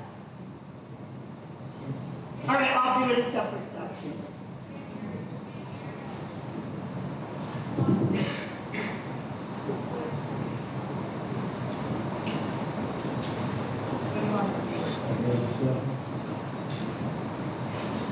What are we discussing the budget still, or, wait, still discussing the budget? My only question, comment really, because I have other things to say in other areas, is, again, we're speaking a lot. You're all tired of hearing me. I would love to hear from anyone else why you feel this is the only way to move forward with this budget. And it's not true that board members cannot speak. Well, Ms. Menus, I will respectfully disagree with you on your first comment.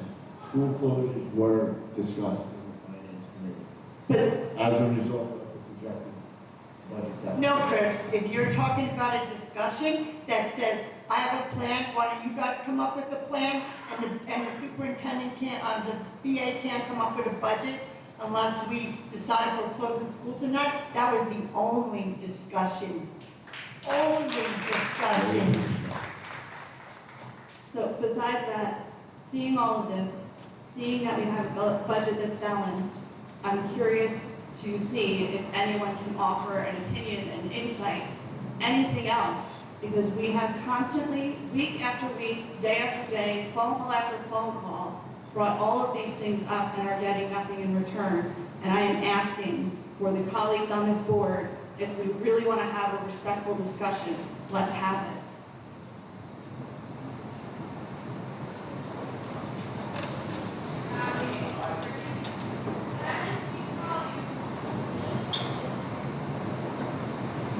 But there's nobody has anything else to say?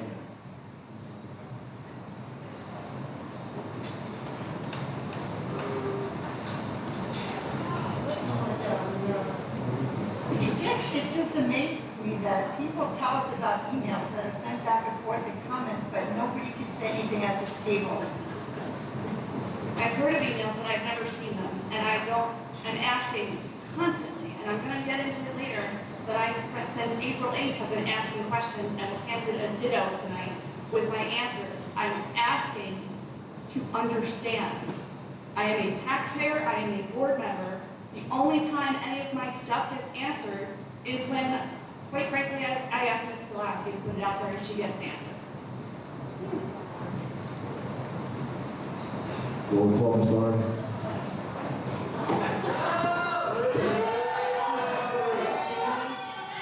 No. I wish it was yes. Mrs. Skolasky? Yes. Mr. Soporowski? No. Mrs. Tobacco? Yes. Mrs. Torres? No. Mrs. Weinstein? Yes. Mrs. Wright? No. Mr. Capone? Yes. Mr. Avila? Yes. Motion passes. Please make a note that my no is because I cannot get any of my colleagues to have a conversation of what it is we're supposed to do with this budget. Please make that At this time, we're going to go back to the I can't hear you. Thank you. superintendent's report. So, We provided tonight the April committee summaries, in addition to some consolidation information is what we have at the current time. Certainly, just want to make it known to the public that we are moving forward with our planning for school consolidation, not because, you know, we want to put families in a difficult situation, but because we're with a real short timeline. And we, regardless of what this board decides, we as an administrative team have to be ready to implement what the will of the board is. So regardless of what that is, we have to start to move forward with some of this stuff. You know, we are waiting for the Department of Education's approval. That, you know, certainly is something that's still hanging in the balance. We need the amendment to the long-range facilities plan to submit. But that's the update. We're hoping that as soon as we can submit that amendment, then certainly we would be able to have the Department of Education provide us some kind of formal decision on that. I will just say I appreciate the fact, Mrs. Minuis, that you recognize that, you know, and I'm going to speak from my heart because in 60 days I'm not going to be here, but we were engaged with strategic planning, and I do believe we were making good progress on a couple of fronts in repairing relationship damage that I think we all can agree was not pleasant last year. And I felt that we had a captive audience and we were moving forward in a positive direction. Do I believe in my heart of hearts that the outcome would have been similar? Yes, but I also believe that we would have layered in other things that made sense and had the time to do so, and most importantly, given the community a voice. And my not putting it on an agenda was because I felt that that was the hardest part for me to swallow. Not that we were closing schools, I'm sorry to say that, because, you know, obviously difficult decisions have to be made, but the way in which, you know, it all kind of unfolded just didn't sit right with me. So, you know, the numbers in the budget are what they are. There's a lot of ways to skin a cat, isn't it the same, I think? Yeah, and this board has to make a determination on that total operating budget and that some amount of money, how we're going to best allocate it to move forward as a district, whether it's dropping it into a reserve, whether it's, you know, applying it to capital projects, whether it's school consolidation to get to that end number. Like, that is something that certainly we're providing the board information with, but we don't make those decisions administratively. Certainly, you know, there are other alternatives, which Mrs. Doherty did present, and we've had conversations with board members about the budget and cuts and things we could do. I like to think that our administrative team, we are creative problem solvers. Are we in the financial crisis that we were in last year? Absolutely, 100% not. Like, that is a reality. Last year was a much different situation. That 10.1% did help us in a lot of ways. You know, obviously bridging that gap and giving us the ability to replenish our reserves, have money in fund balance, et cetera, and we still don't know because we haven't zeroed out for this year in the sense of, will we even have additional surplus that drops out of this year's budget to do other things with? We just don't know that because we're too premature in the year. I guess my point being is that, you know, there are a lot of ways that we could move forward. There's not just one way. Certainly school consolidation is one, but it's one of several. But again, the board has to decide what's in the best interest of the districts. And as Mrs. Doherty pointed out in the presentation, obviously school consolidation is recurring cost savings, which is really important. And, you know, we are getting some benefits out of this consolidation that don't always show up so quickly. Obviously, class size, we're going to be able to drop that down in the middle school because we're going to be repurposing some staff. And we've dialed in on the staffing piece pretty accurately because we have to be there because of our rehire deadlines based on state statute. So there is some opportunity there that, you know, certainly in other iterations there could be other opportunities too. So, but I really wanted to just speak to that and say there are other ways, there are other iterations. Obviously, the board taking the health adjustment was significantly helpful. And that was not something that we had predicted would happen, but that's why it's there. Because your health insurance costs are increasing so significantly across the board, and we're in a good position because we're self-insured, that there has to be some way to compensate that. So, that was helpful. The class 3 officers were mentioned. I don't know that that necessarily is a lost cause. It's been discussed in shared services. I know that the township was going to be speaking about that as well. We have another meeting coming up, and as Mrs. already said, like, that's just excess for us if we do get some kind of cost sharing relief in the new contract. So that's a, kind of icing on the cake thing if that does come to fruition in some way, shape, or form. But we have to budget for the worst case scenario, which is to have that, something we can sustain for the long term. So that's it. I just wanted to kind of reiterate those things and reiterate the fact that the budget and what was voted on is the tax increase and the total operating money available to us as a district. And the school closures are a separate piece, which was based on the resolution that was passed. Now, those things are attached, but they're independent of one another. So one is not, dependent on the other necessarily. But that's it, that's my update. So I appreciate you listening. Thank you, Dr. Ruffalo. At this time, I'm going to open the mic to public comment. It's on agenda items only.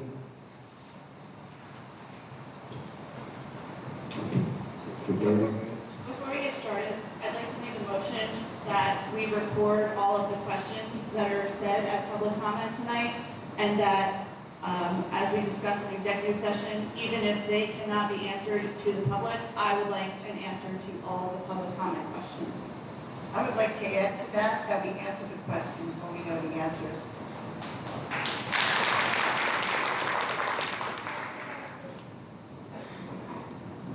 Second.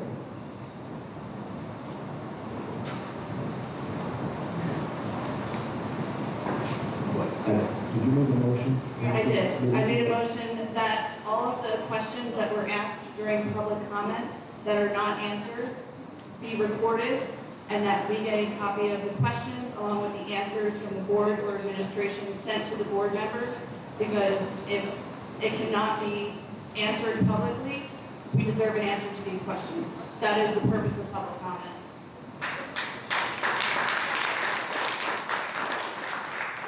And this community is added, which I'm fine with that friendly amendment, that any questions that can be answered tonight should be. There is a motion. Can you call?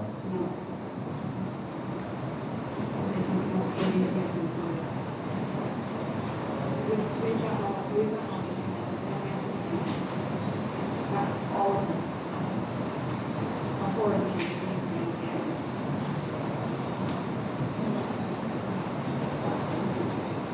So the motion is to record the comments made in public session. The questions that are asked during public comment. Right, we'll record them. And To then record them. the Administration will answer them. I mean, it would be great if they answered them to the public, but if we're not doing that because of the lawsuit, as Mr. Burns said, I would at least like to have the answers. So this is Taurus, I just want to remind everybody, Sure. the meetings are filmed and posted, so they are The recorded. meetings might be publicly filmed, but we're not getting answers to the questions that the public has. That is my motion. So the answers that are given at the meeting will be recorded. I would say, I guess, you're But referring to things that cannot be answered on the spot. So, correct. So let me be clear about this. People come up for public comment. They make comments and they ask questions.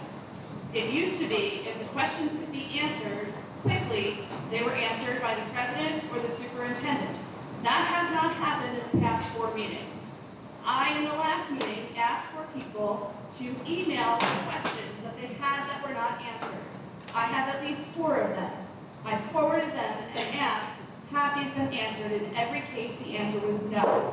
So my motion is for all questions that are asked during public comment, someone please record them here tonight And then tomorrow, or let's give it till Friday, that those questions and answers are then emailed to the board so that if the public can't get the answers, at least we get the answers. I don't know why the public's not getting them. Apparently it's litigation. I don't know. And frankly, I don't care at this moment. I just want the answers. And I'm not sure why these things have to be so difficult, and excuse my frustration, but I'm at my limit with my questions and the public's questions not being answered. This is not hard. So is that a motion that I can make and I have a second?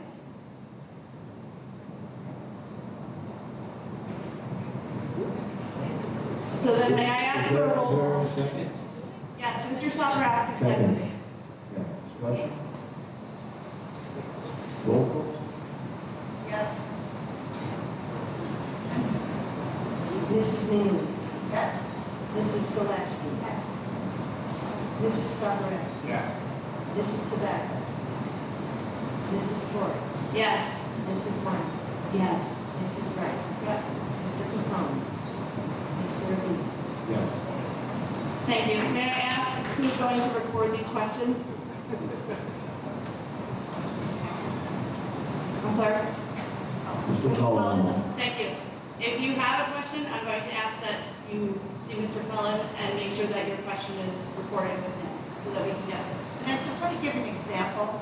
Last week, This is, excuse me, this is public comment on wait, agenda this has to item. do with public comment. Last week, someone asked a question about busing for sports. Is there any other schools that their buses haven't shown up? Simple answer, yes. Every single school that has transportation after school. Those are kind of questions that can be answered. But Okay, yet so it what else wasn't. do you expect me to?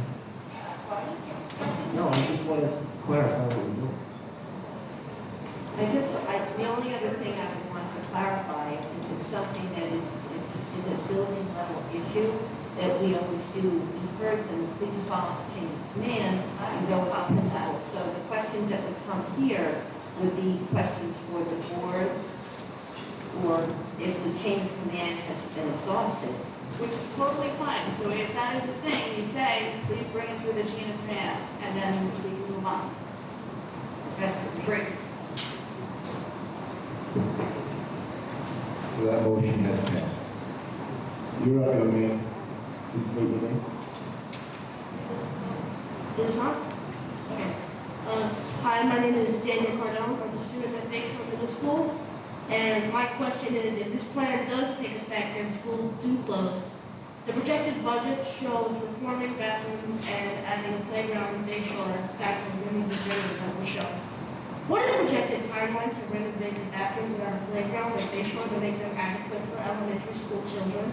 Is 2 months a realistic time frame to have that done by September?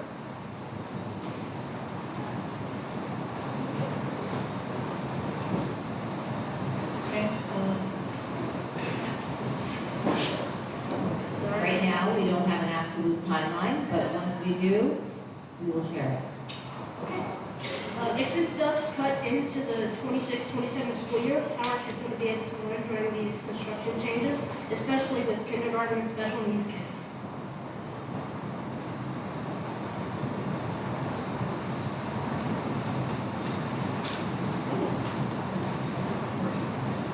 Okay.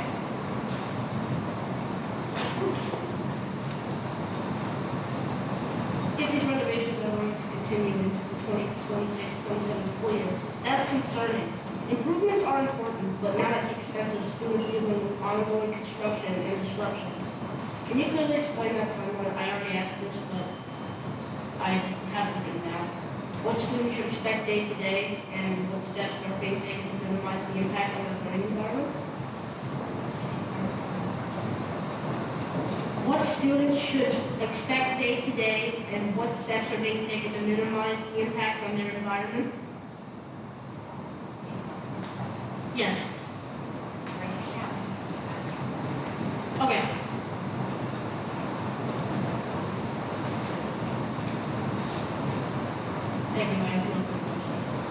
Thank you.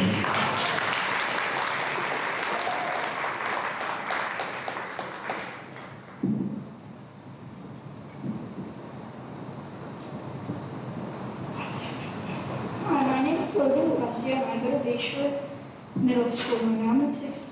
This is my second year that you're discussing closing my school. Last year, I sat through meetings with suggestions on how to blend the communities, given keeping schools open another year is an option. The board is obviously wants to close schools. My question is why nothing has been done with these suggestions in the last 12 months. My email address is delesioLM@middletownk.org.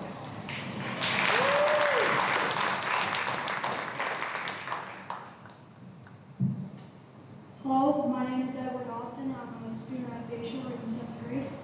And, sorry, I'm sure I'm trying to read it. So, my question is just why? Why are you closing schools? I do not understand it.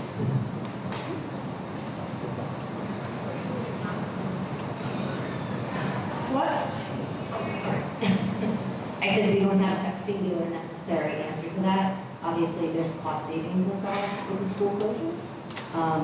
But there are, additional reasons why, it could be beneficial. So we'll record your question and we'll try to give you a broader, a more specific, set of reasons why. Okay? My second question is, like my friend Daniel said before, what if this does go into next year, the renovations for the school, and that could disrupt the children, like Daniel said. It could disrupt the special needs kids, and just everyone in general.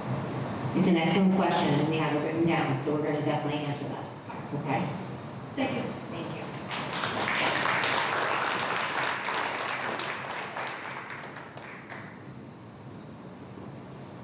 Hello, my name is Emma Bonadus and I'm a student at Leonardo Grade School. Today I'm going to talk about you because it's the only thing that most of you care about anyways.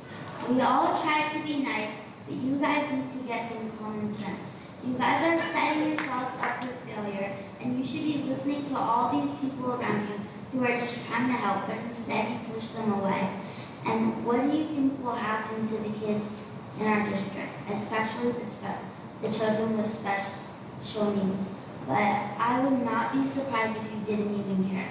So how are you going to solve these problems? Because I can tell you that sitting in these chairs on your phone is not going to cut it.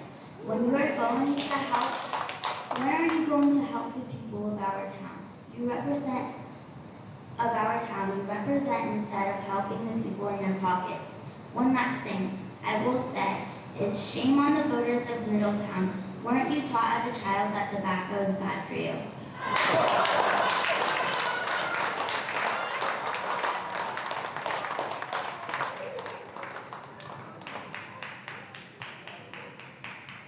Hi, my name is Kenzie Lopez and I'm a student at Leonardo Grade School. I don't want to take up too much of your time, but I wanted to share some important things. I moved to Leonardo 3 years ago and from the very beginning I felt welcomed by my teachers and classmates. It made a big difference in my life and I'm truly loved now where I am. I'm asking you to please make the right decisions for students like me. Don't go down in history as the worst board of education in Middletown Township. Not all of you, but you know who I'm talking about. Please be the group that makes a positive change and show us that there's still good in this world and that our voices matter. Don't close our schools.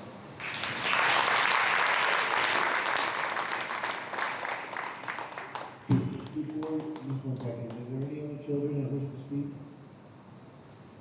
No. Yeah, I made sure there were one.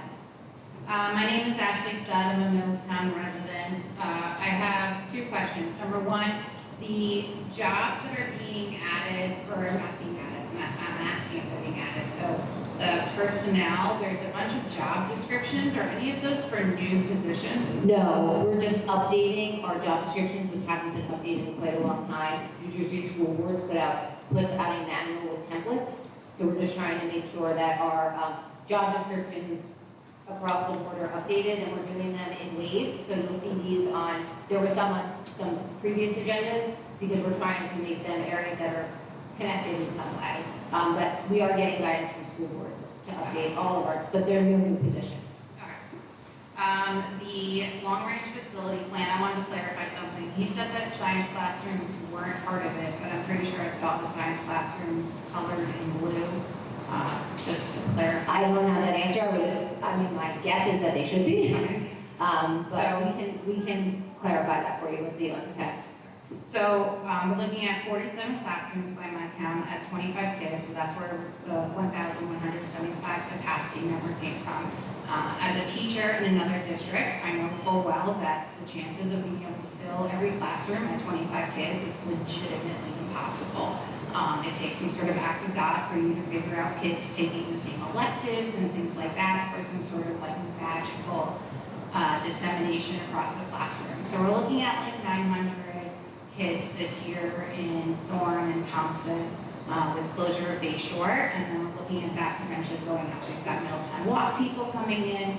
We just heard that the town council lost their lawsuit for the Circus Liquors property, which is going to be another 972 units.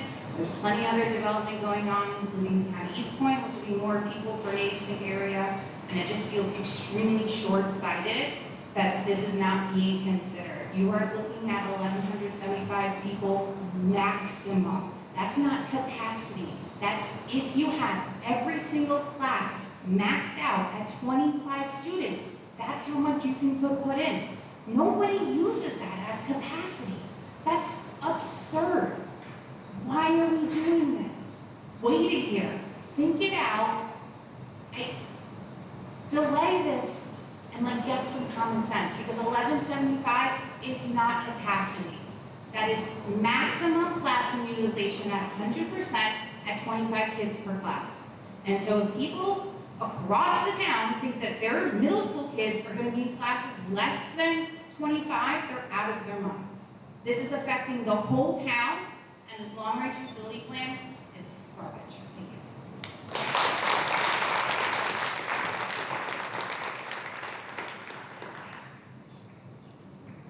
Alice Rosansky, Middletown resident.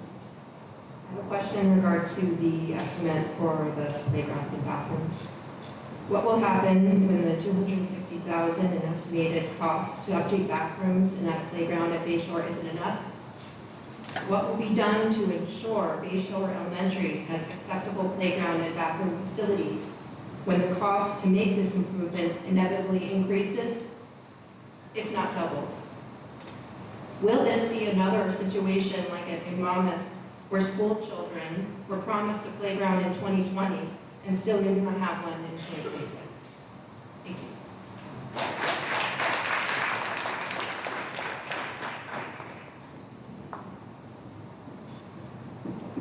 Hi, my name is Carrie Christensen. I'm a Middletown resident, here to speak out once again about the lack of community involvement and transparency in this process to close 3 schools and overcrowd the remaining facilities in the district. Last May, the district launched a strategic planning initiative. I, along with many community members, came ready, excited, willing to work alongside you to ensure the long-term financial stability of this district. At 3 of the public meetings, which it's important to note that board leadership at that time, Mr. Capone and Ms. Tobacco, never even bothered to attend, it was made very clear that this town values its community schools. It was also clear that we understood the need to explore revenue-generating ideas and cost-saving measures, and we're ready to do so. The last strategic planning meeting was August 28th, when we were told a boundary analysis and building utilization study would be completed. We would reconvene after those results. Instead, there was silence. And then suddenly, school closures were back on the table. New Jersey law may not require a public vote to close a school, but it does require transparency and meaningful public participation. Decisions of this magnitude should be made with the community, not presented after the fact, especially when you have an active strategic planning process that you just started. I volunteered to lead the communications committee of the strategic planning steering committee when strategic planning meetings stopped without any explanation. I reached out to Dr. Alphone and Mr. Aveda, requesting a meeting. I received no reply from you, Mr. Aveda. We come to these meetings offering input, logical ideas to generate revenue, meaningful ways to cut costs without sacrificing our schools, which is what you're all doing today. And just like that email, we received no reply. Now you are here to vote to update the long-range facilities plan. You have made major facility decisions first and are working to align your compliance next. That is not how this process works. The restructuring represents a fundamental change to the district's footprint, yet there has been no transparent LRFP process or meaningful stakeholder engagement consistent with New Jersey Administrative Code 6A26. If you could explain why this is necessary now, when next year's budget has confirmed to be budgeted and balanced without these school closures, it might build trust. If you continue to involve the community and explain how these capacity numbers increase with zero expansion, we might not question your motives. Instead, your silence does nothing more than show there's clearly an agenda to closing these 3 schools. And as members of the Board of Education, your only agenda should be ensuring that every student in Middletown has access to a first-class education. It is not too late to do the right thing. You can continue where you started last spring, re-involve the community.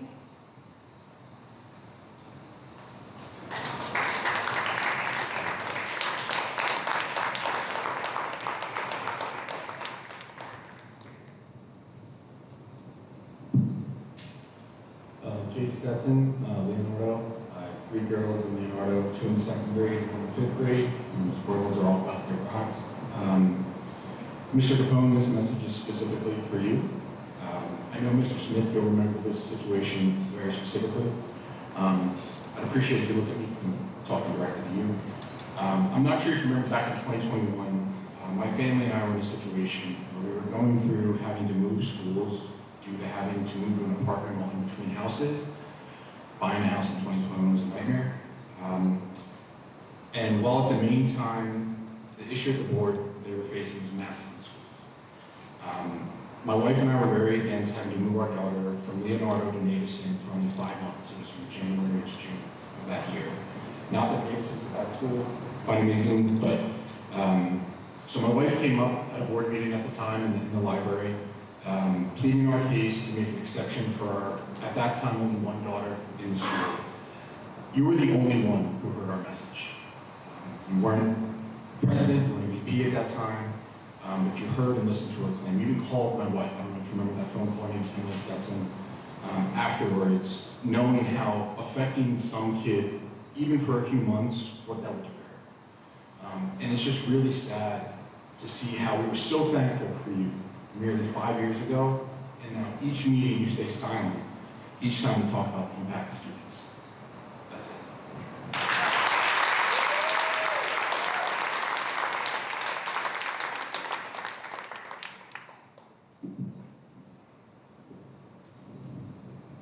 Kristen Boland, Middletown resident. Just to pick up on a couple other things. Middletown Walk has 350 townhomes and apartments. The second school is Baby, correct? Okay. Circus Liquors just got approved through the lawsuit, 975 units. What is the second school going to be? Fairview, Village, Thompson?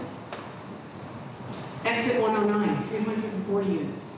Lincroft School can't be your at capacity. Thompson, Village. East Point, 60 units. Navison? Let's hope. Meadowview and North Middletown redevelopment, 55 units. Ocean Avenue. Port Belford, Phase 1, 200 units. Madison, Leonardo. And on Middletown's agenda tonight, the redevelopment of McGuire's Road. It already has 274 units. It has 71 acres, 3 times the amount of what you're doing at Exit 109. That can easily go to 1,000 units. I just mentioned close to 3,000 units. Closing school, you're manifesting a crisis in this town. I don't understand it. You said there was a crisis. We have a balanced budget. We have $2 million in reserves. You can fix this. I don't understand this. No one here does. Taxpayers don't. You have a due diligence to taxpayers. What is going on here? We're all adults. You're adults. Make us understand how you can close 3 schools when you have 3,000 units coming in. Some already started. Some will start this year. I don't understand what's going on. There's no transparency. Can anybody answer this? Knowing what you know now, the 5 that voted no, will you change your mind because there is no crisis? You have a balanced budget, you have money in reserves, you don't have to do it right now. Do it right, do it with community involvement. That's all we ask.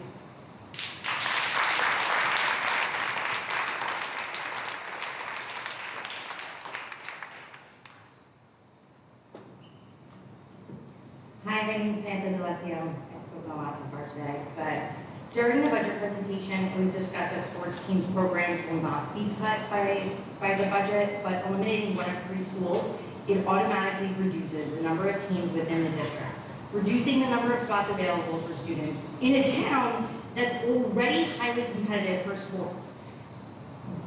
This disproportionately impacts students from lower socioeconomic homes who don't have the same opportunities for private training to compete with these now even more coveted spots. And everyone in this town can attest that the Little Leagues in this town is astronomical. We sat through a budget meeting that does not incorporate all revenue options. The cost of the officers has been brought up meeting after meeting for months now. I believe it was about a year ago, at the beginning of April of last year, that Tony Perry had initially made that promise that they would cover half of the staffing. I saw some people mention that that's no longer on the table. It's hard to believe that in 12 months the proper meetings have not taken place unless it's intentional. What actually has delayed the meetings required to request the funding for the officers? Is anyone going to answer the question? There's a meeting scheduled for tomorrow. Was there not previously a meeting that was scheduled with scheduling conflicts? Should the budget meeting not have been delayed until all revenue options were explored that could potentially fund the budget? We're obligated to certain dates for when the budget's due, so we don't have a lot of leeway in that. So in reverse, the Board of Ed should have made themselves available in the town within the last 12 months to find out proper funding for the Understood.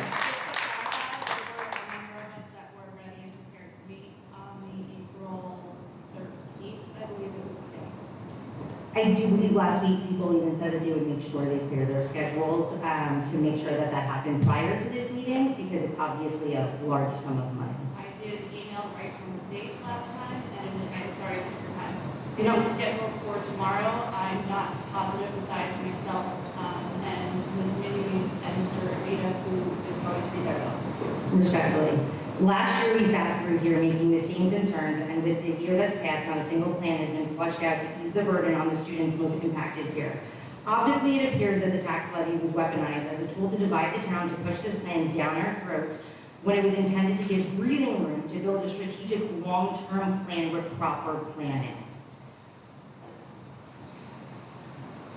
Redistricting may be what's needed, but our children deserve an actual plan and they deserve a board that has their best interests in mind. If you're going to sit on that stage, it's your responsibility to use your influence for the benefit of the students, not for backdoor promises. Your parents, you know that the first step is showing up, but you didn't. If in your heart you believe that this is what is best for the district, why won't anyone who voted to close the school explain why? We are looking for reassurances that our students won't get lost. With all due respect, Dr. Allen will not be here to prove your budget that this decision creates for the local school staff. Given that the budget could be balanced to the schools to remain open, would it not be the responsible thing to delay school closure until all proper funding needed for the town are held and new superintendent is appointed to develop and upgrade the teams that represent the schools of this town?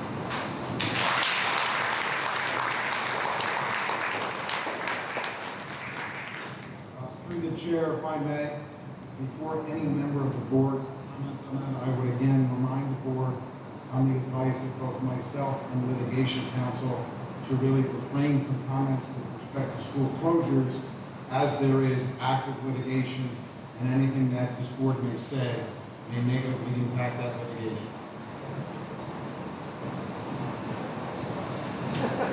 My name is Megan Munger, Leonardo. I just want to start by saying that my oldest child was in kindergarten when COVID forced us into virtual learning. And since then, our children have adapted again and again through difficult circumstances. They've shown incredible resilience, but resilience does not mean that they are not being pushed towards their breaking point. It's unreasonable to keep forcing constant change onto them. For over a year, we have been asking important questions that still remain unanswered. On a personal level, I recently called to get information about my child's transition next year. My child has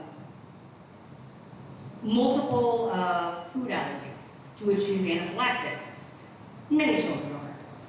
So I asked who the nurse would be. I asked about safety protocols that would be put in place, to which I was told that they should be the same that they are throughout the school, to which I explained that it is a middle school that they are moving into, so it would be different size-wise than the school she is currently in. So the protocols would not be exactly the same as she has right now in her elementary school, which is smaller.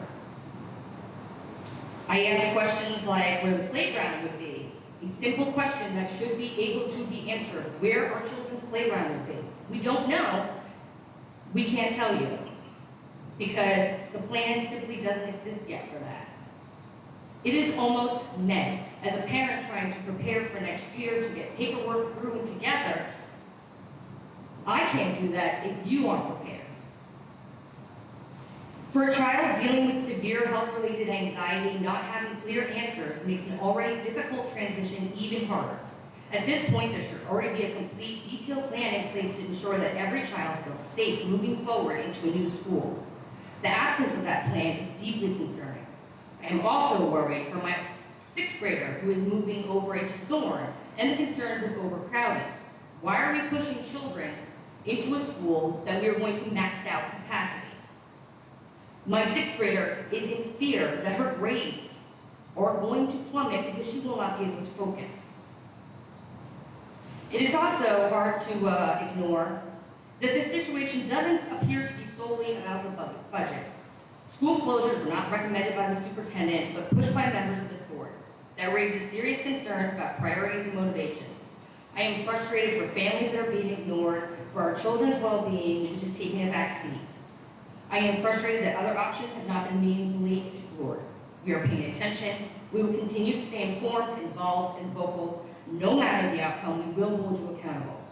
I came here tonight from volunteering at the play rehearsal at North, where Leonardo students will be working hard preparing for their performance tomorrow night. They are part of a small, close-knit school community that they love, one that is now at risk of disappearing, and they have poured their hearts into something special. I hope that you all attend, because I think that you owe these children that much after how you have treated them this year. And fittingly, as they perform Matilda Junior tomorrow, I'll leave you with their message: we are revolting.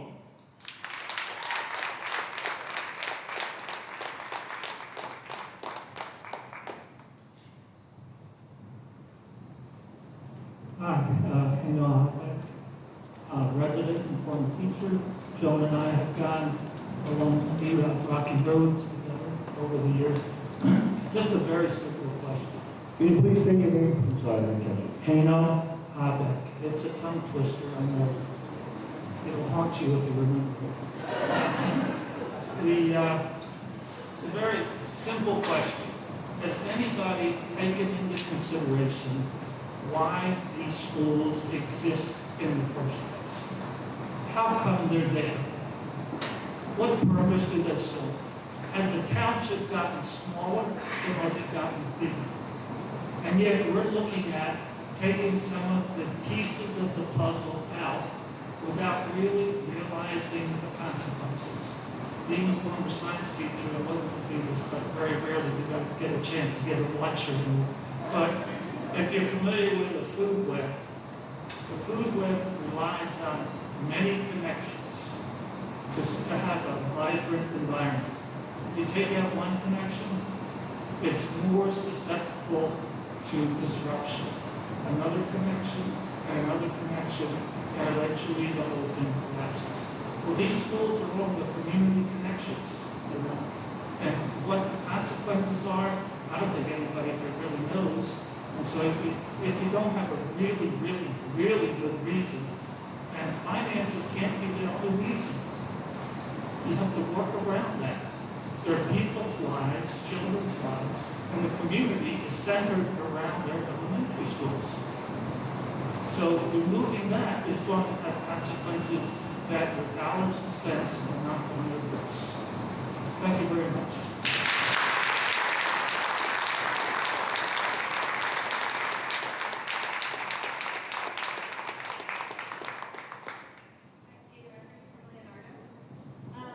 Can someone refresh me on what the LRFP plan approval process is? You guys get to see the plan tonight, you have to approve it tomorrow, or that's today, or? Okay. The amendment to the long-range facilities plan is on the agenda tonight for approval by the board, so that way that amendment can be submitted to the state tomorrow.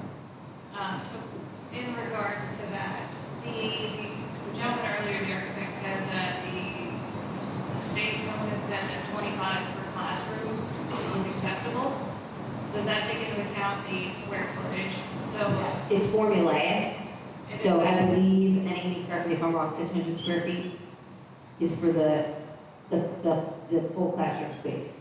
I don't know this. I believe so, but we can clarify that for you. But it's just so you're aware, it's formulaic, yeah, so it and the should be- 25 comes from what our class size threshold is. Okay, so 20, the code states 20 square feet per student. So 20 square feet per student, multiply, you're getting around 500, 600. It looked like there were different sizes and shapes on the plan, so I just want to make sure you guys are seeing those numbers and making sure that they actually calculate. Same thing for science labs, they're 60 square feet per person. I know they said it wasn't in the general student population, but are those? There are some specialty areas that are carved out and not included in the capacity numbers. Special education rooms, art, music, science labs, we're going to clarify if that's one of them. To me, it's instructional space, but I do know that it does take more square footage in a science classroom because of lab space. And all of the rooms are detailed in the plan, so when we submit to the state, we have an inventory of all the rooms with these square footages, so it's part of the review that they're looking at. So I'm guessing we didn't get a very detailed plan for safety reasons, and you guys have those numbers. You have the square footage, you have the occupancy per classroom, you've got the desk layout, because usually these documents are based on net square footage, so you take out the furniture, and then you keep the furniture in, and you do the square footage that way. No, the room itself will have square footage, and then when you add desks in, you minus the desk space because people can't be with their desk space. I'm just. So you're sitting in desks. They know that we're putting kids in classrooms. No, I get that. I'm just saying, if you could do an empty room, could fit 400 people of space that has 2x4 desks are gonna take up, that's a desk space. Right, but then there are certain maximums that you can put into square footages because they're factoring in the desk space and the level of the student that we're educating, because obviously bigger kids take more space than littler kids, etc. Like all of that is factored in the formula that the DOE, which is what the architect was saying, the Department of Education gives us those formulaic numbers. We provide the maximum class size. So in previous times, our maximum class size at middle school was 27. We asked them to base this on a number of 25 so that we could try to reduce our class sizes in some way, shape, or form. Okay, so that's still.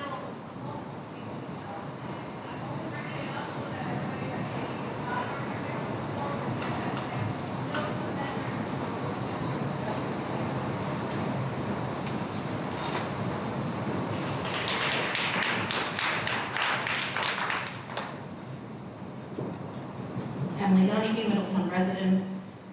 Mr. Burns, respectfully, leadership driven by fear often leads to your own downfall. As someone who knows a little bit about litigation and what can and cannot be discussed, I would ask that the warning litigation I be reviewed. because the last time I checked, shared services are not litigation. I don't think it's included in that, so just something to note. I have one really pointed question. What happens to the budget when a reckless decision to close schools is rejected? As a reminder, you do not have approval, may not for many months, so it feels pretty reckless and negligent on behalf of the board, people that I really thought would do the right thing when it came down to logic. So the question is, what is plan B when this gets rejected? Because it could very well be rejected.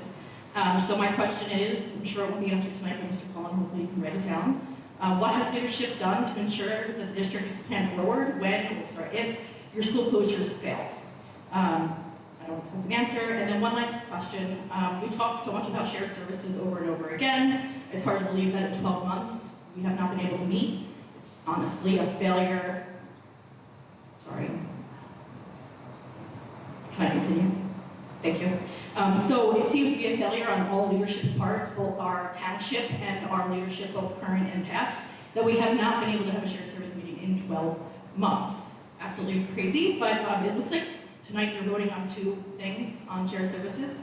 Looks like garbage and fuel. So We did have a meeting. We did have a meeting.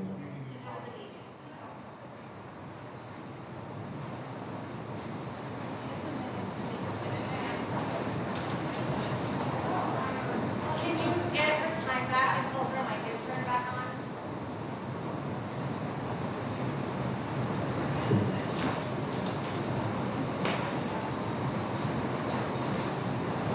I don't need it. Oh, that was 30 minutes, I think that's why. I'd like to make a motion to extend public comment.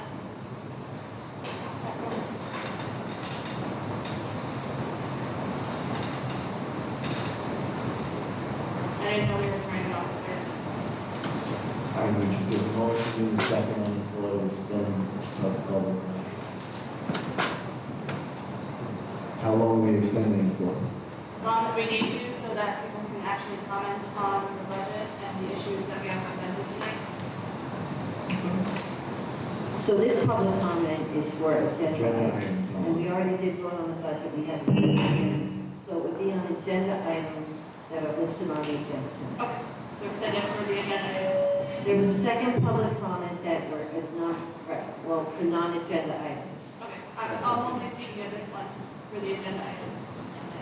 Yeah, so that we can at least get all the questions that we've been waiting for.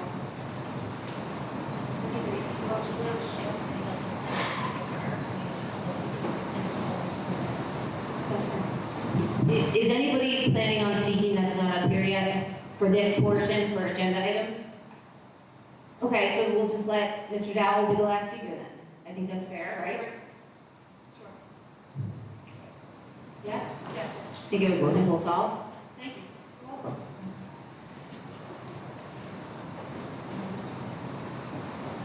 You might come. I think we're good. Oh, you good? Yeah, we're good. Thank you. So you are voting tonight in this shared service agreement, which is wild that we can not have something for the class 3s, but we can answer what is required of us, such as garbage and fuel. So very interesting, and it only works one way. But it looks like garbage, we owe the township a few $100,000 back to 2023. And we've committed moving forward to pay that. So I guess, like, where did that come from, I guess? I could be wrong.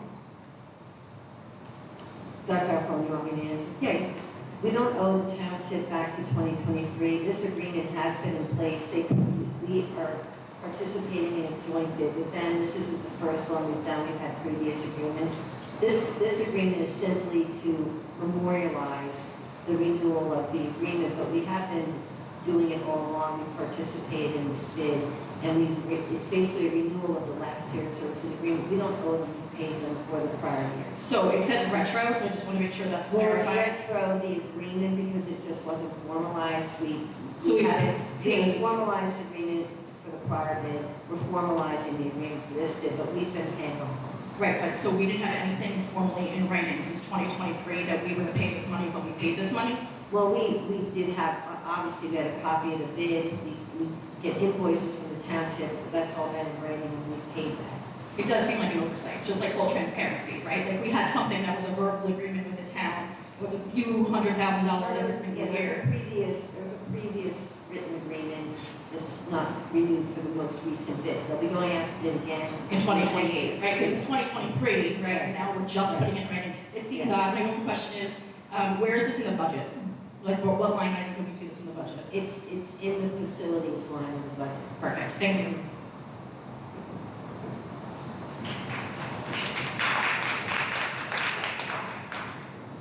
Hi, Kristen Rooney, Middletown.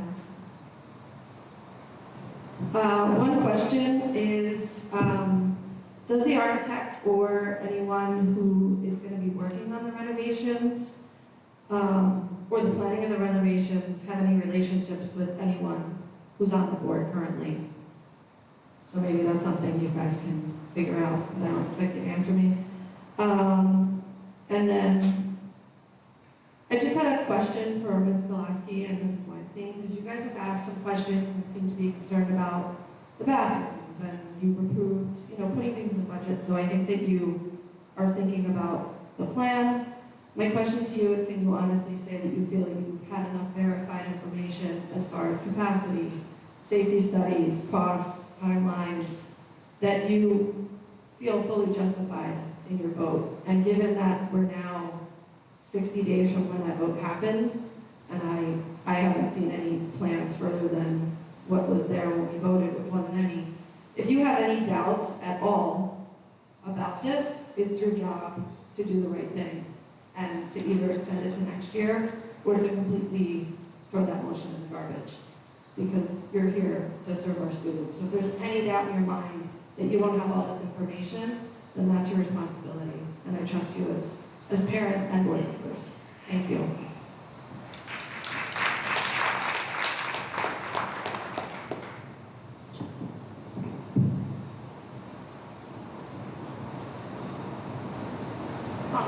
Penny Rochelle, my kids are fifth generation to attend Middletown schools. As you guys heard before, Thorne was named after my great uncle Buddy. I own a business in Middletown. We own a home in Middletown. I care a lot about Middletown. As I've said before, I just want you to know, number one, with every board meeting I have attended, I have become increasingly disenfranchised with this entire process. I cannot believe I'm up here saying this because it seems so ridiculous that we are rushing this through next year. I want to point out that I have a daughter in 6th grade. She was kicked out of Madison due to the pandemic during kindergarten. She's now in 6th grade. She, of course, will be kicked out of her school again. She would attend Thorne. She wants to play field hockey. You guys have alluded to at one point in your paperwork that you are going to potentially consider hiring additional coaches to handle the extra children going into Thorne. On the other hand, tonight I heard from Amy Doherty that we are going to lose coaches, and those are part of the positions that are being lost. So I just want to point out that it is just one very little area that there is complete hypocrisy, and it leads to zero trust. I hope you all know that. The other thing I want to touch on, and I want to acknowledge first that Dr. Alphonse spoke to the fact that you've made some moves on the technology front, and I appreciate that.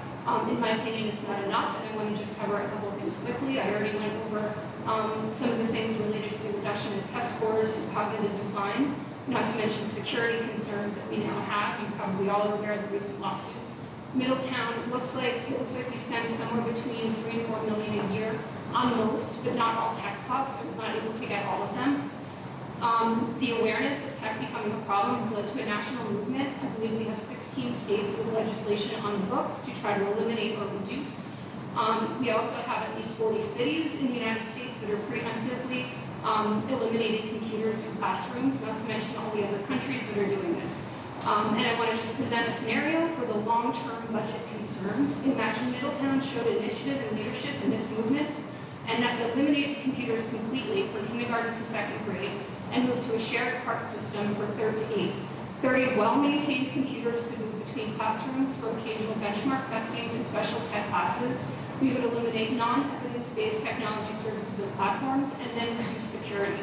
We could get grant money from groups like USA Reads to buy textbooks that can be used for years beyond the life of the Chromebook. We could use money saved year after year to meet the budget and then perhaps invest in our teachers. Allow them to determine the curriculum, not a tech platform.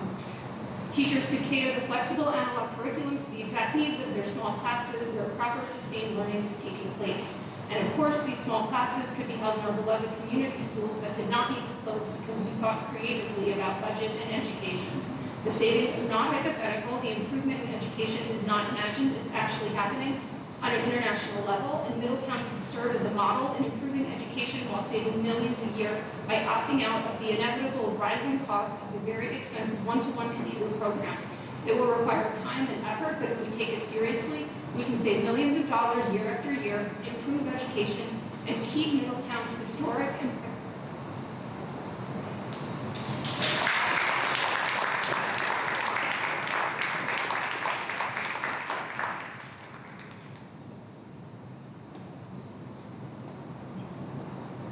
Alice Rosansky, back again, Middletown resident.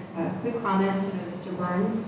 I'd ask that you kindly refrain from rolling your eyes when a board member raises a motion, even if it is not particularly timed to align with board policy. The remainder of my comment here, I wanted to read from an email that I sent out earlier today to Mrs. Sklasky and Ms. Weinstein, in hopes that my words might help compel them to table the motion to close our schools. It's been about 2 months since Board President Beda introduced the motion to close 3 schools. In this time, we have not heard any discernible plan how this closure will roll out or any costs of what it will take to execute. Despite the hundreds of questions asked and concerns voiced, not one member of the board or administration that is for closing schools has responded in public. 2 months of stonewalling concerned residents and parents, 2 months of replaying the same canned responses. Mr. Burns, since you have just advised board members not to speak to this topic because of potential negative implications to the petition that has been filed, perhaps as the board attorney, you could have made a statement to communicate on their behalf. In the past several weeks, we have learned that Dr. Alphone is not recommending closures for the coming school year. Is it not the mandate of the board to establish policy based on the recommendations of the superintendent? We've also learned that there isn't any deficit in keeping the schools open. These are all facts, not conjecture. Closing our schools doesn't need to happen. Please be the board members that families and children and taxpayers need you to be. This is your chance to show your neighbors that you will make good on your promises and your professed interest in supporting children and taxpayers. The concern for closing our beloved schools has been voiced time and time again, and real data has been presented in argument against it. Some of you are nearing the end of your current term. Will you run again? Do you really want your tenure on the Board of Education to be marred by a reckless decision? Or do you want to move forward knowing you did the right thing for Middletown's residents? If our schools are closed next year, there will be real negative impacts on our children and communities for years and years to come. Please, do the right thing and vote to table these closures. Be on the right side of history for our town. Thank you.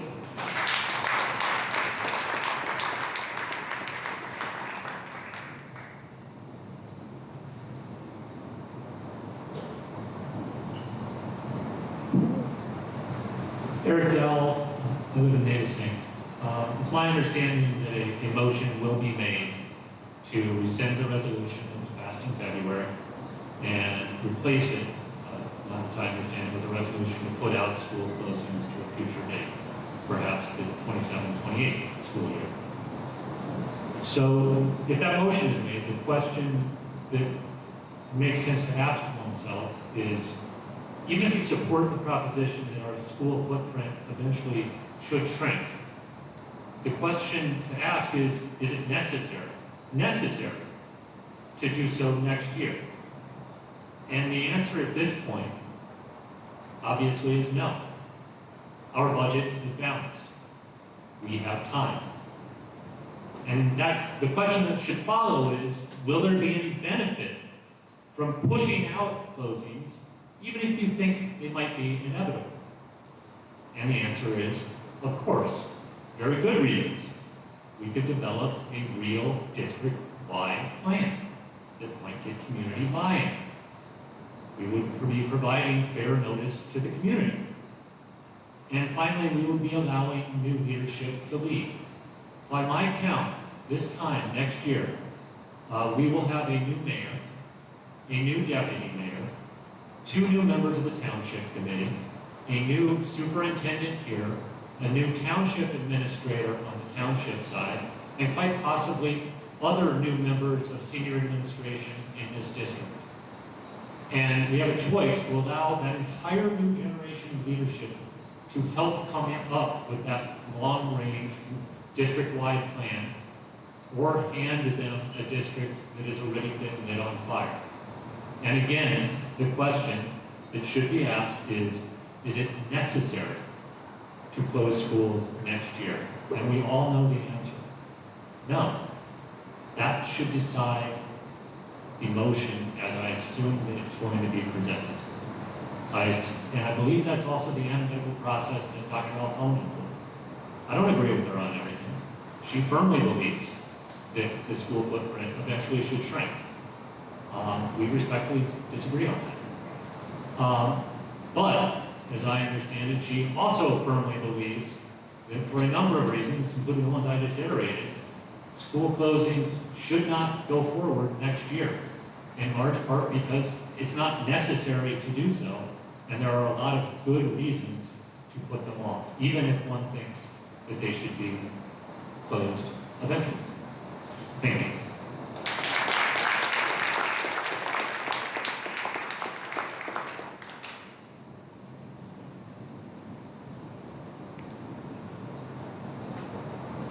Moving on, need a motion to approve the meeting minutes, items 9A and B.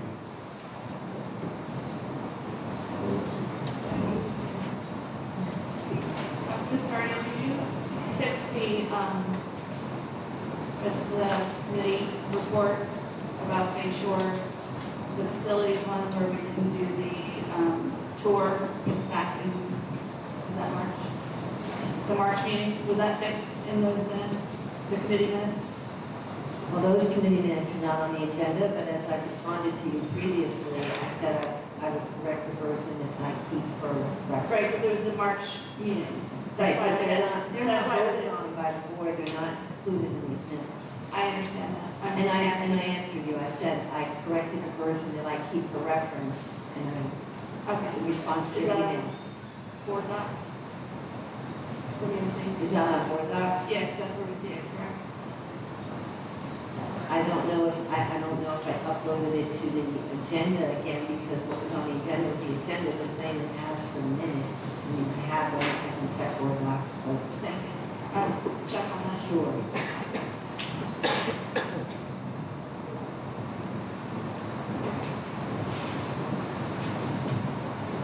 Any other discussion? All in favor? Opposed, abstention. Need a motion on item 10A, appointment of acting superintendent. I'm sorry, who made the motion? Ms. Gillespie. Mrs. Gillespie. Second. Mr. Capone. Discussion? Roll call? Mrs. Mayonnaise? Mrs. Gillespie? Mr. Sabarowski? Same. Mrs. Tobacco? Mrs. Torres? I'm sorry. I'm sorry? Please mark hers as recusal. Recused. Mrs. Torres? Yes. Mrs. Weinstein? Yes. Mrs. Ray? Yes. Mr. Capone? Yes. Mr. Aguirre? Yes. Motion carries. Congratulations, Mr. Congratulations, Mr. Capone.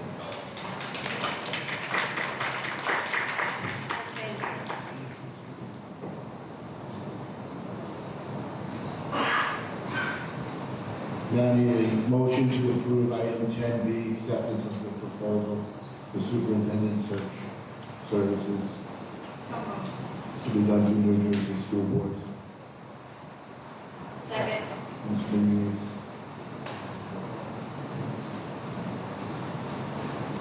Discussion?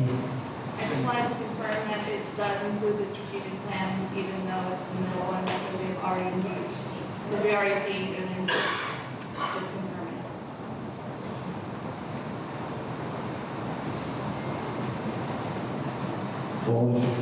All in favor? Opposed? Abstention? Approved. Need a motion to approve items 10C and D. Second. Discussion? Yeah, I just want to thank Ms. White for handling the negotiations. She did an amazing job and we're I concur. And also thanking union and the members for a good conversation and a good contract. All in favor? Aye. Opposed? Abstention?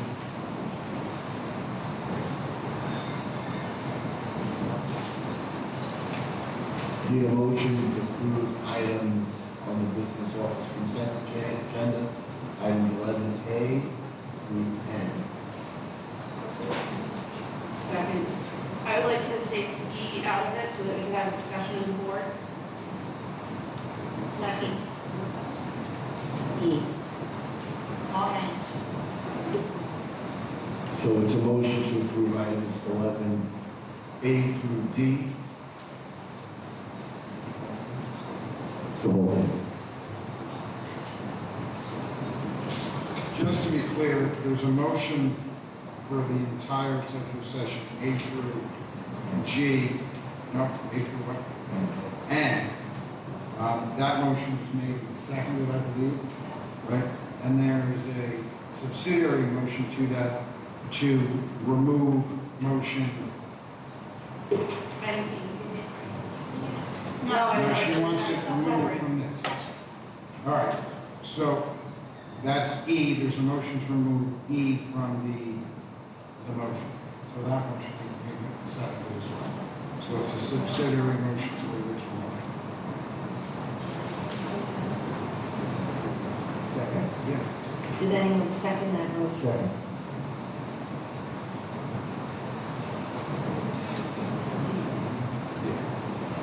We have a roll call on that. No, this is Ms. Torres' motion. All right, so we need a roll call on Mrs. Torres' motion. This is the motion to remove E from the previous motion. Yes. Mrs. Muniz. Yes. Mrs. Gillespie. Mr. Saparowski. Mrs. Tobacco. We're just removing. They're just removing it from that motion. If it's not removed from the agenda. It's still on the agenda. Right.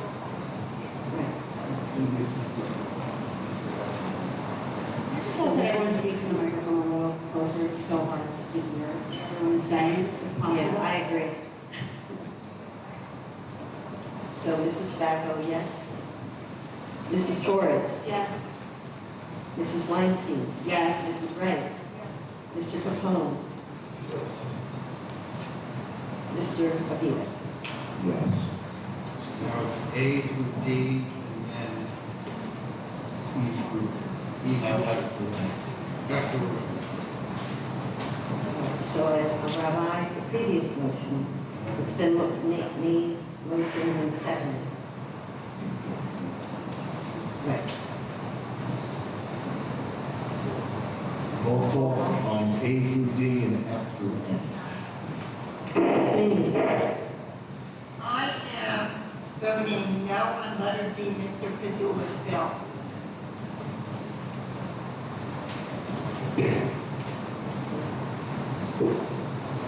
Is the rest of it a yes? Yeah.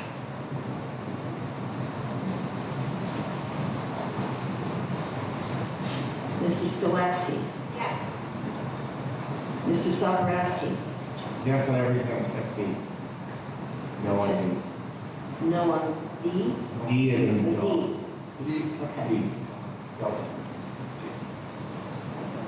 Mrs. Tobacco. Yes. Mrs. Torres. Yes. Mrs. Weinstein. Yes. Mrs. Wright. Yes. Mr. Capone? Yes. Mr. Avila? Yes.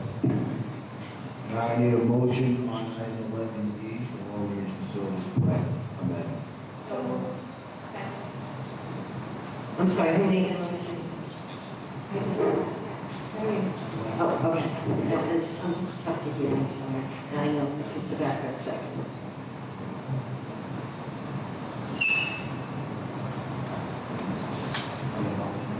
Yes. All right, discussion. Yeah, please bear with me because this has been a long time coming with a lot of information that we have been requesting, and I got some, but not all.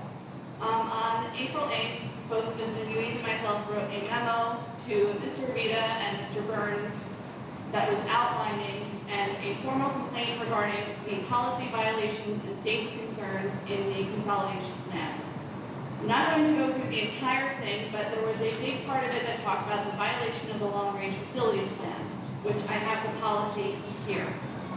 The policy has a number of things that talks about what we need to do, and the things that are missing were the cost analysis for this school consolidation in this long-range facilities plan, because there was no long-range plan for schools closing until February, and as we saw, that was not engaged with the architect until March. There is the absence of capacity data, which I do, strangely enough, have more questions about now that the architect has presented it than I did before walking into this meeting tonight. And I wanted to point out something because Mr. Nasser was really good in explaining this to us in the facilities meeting. And he talked a lot about the difference between the science of how many kids you can fit in a building and the art of scheduling them so that they have the classes that they need and the materials that they deserve. And when he put it that way, educationally, I was really able to kind of wrap my head around that. And we're looking at these numbers and we see Thorne and Thompson can hold this many students. Great. They can hold it with 25 students in each class. Fantastic. Here's the problem. Children have different needs, and you cannot assume that there are going to be 25 children in each classroom, not to mention we don't have any of the special ed population listed in there. We do not have the programs listed in there. The programming part, the art, that the educators need to have the time to maneuver and figure out cannot be done in this short period of time. We cannot decide that every class is going to hit that goal of 25 because maybe this class has more advanced students and they might need 32 seats. Well, are you going to separate them into 16 and 16? Where did they go? And while that is happening, does this class over here now have to fill in for that 25 that's not there? When we are looking at this long-range plan, the reason you have a 5-year projection that includes not just the science of the numbers, which we saw tonight, but the art of the programming, and that is missing. And we are not having this conversation. We are not having the programmatic model that is required for this 5-year model. So we can sit here all day and hear that 25 seats is guaranteed. It is not, because the art of the program is not in this long-range facilities plan. Number one. So let's start with that as the problem here. The second problem is that we were not given numbers. We were very clearly told tonight that these special ed programs are not accounted for in this long-range facilities plan. And if we go forward in approving this tonight without that information so that it could be submitted to the state tomorrow, which quite frankly, as an educator, what I heard tonight was, here's this number. This is what the state needs. I have this. I made it look like it here, so they'll approve it without asking questions. That does not take care of our children. That does not take care of this plan, because once again, there is no plan. The other concern I had was that when we were talking about the science of this, and we were talking about showing how kids can fit in a building. And we take how many kids are projected to be there, you fill them in each of the classrooms to see if they fit. Turns out Thorne and Thompson, according to this, they fit. Bayshore somehow had the number of 1150. As far as I know, there are only less than 500-ish kids scheduled to be in that building. So if our program was scheduled to be around 500, where did that science number of 1150 come from? So who can explain that to me before we go forward with approving this plan?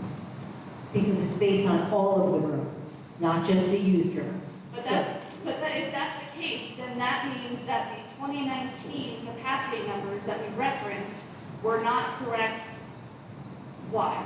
So the 2019 numbers, as I understand them, were based on the usage of the building at the current time.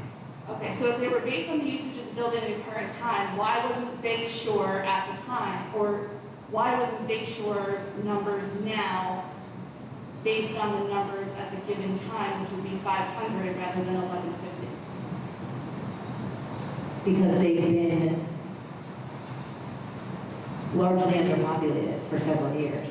There's been a lot of vacant space in that building.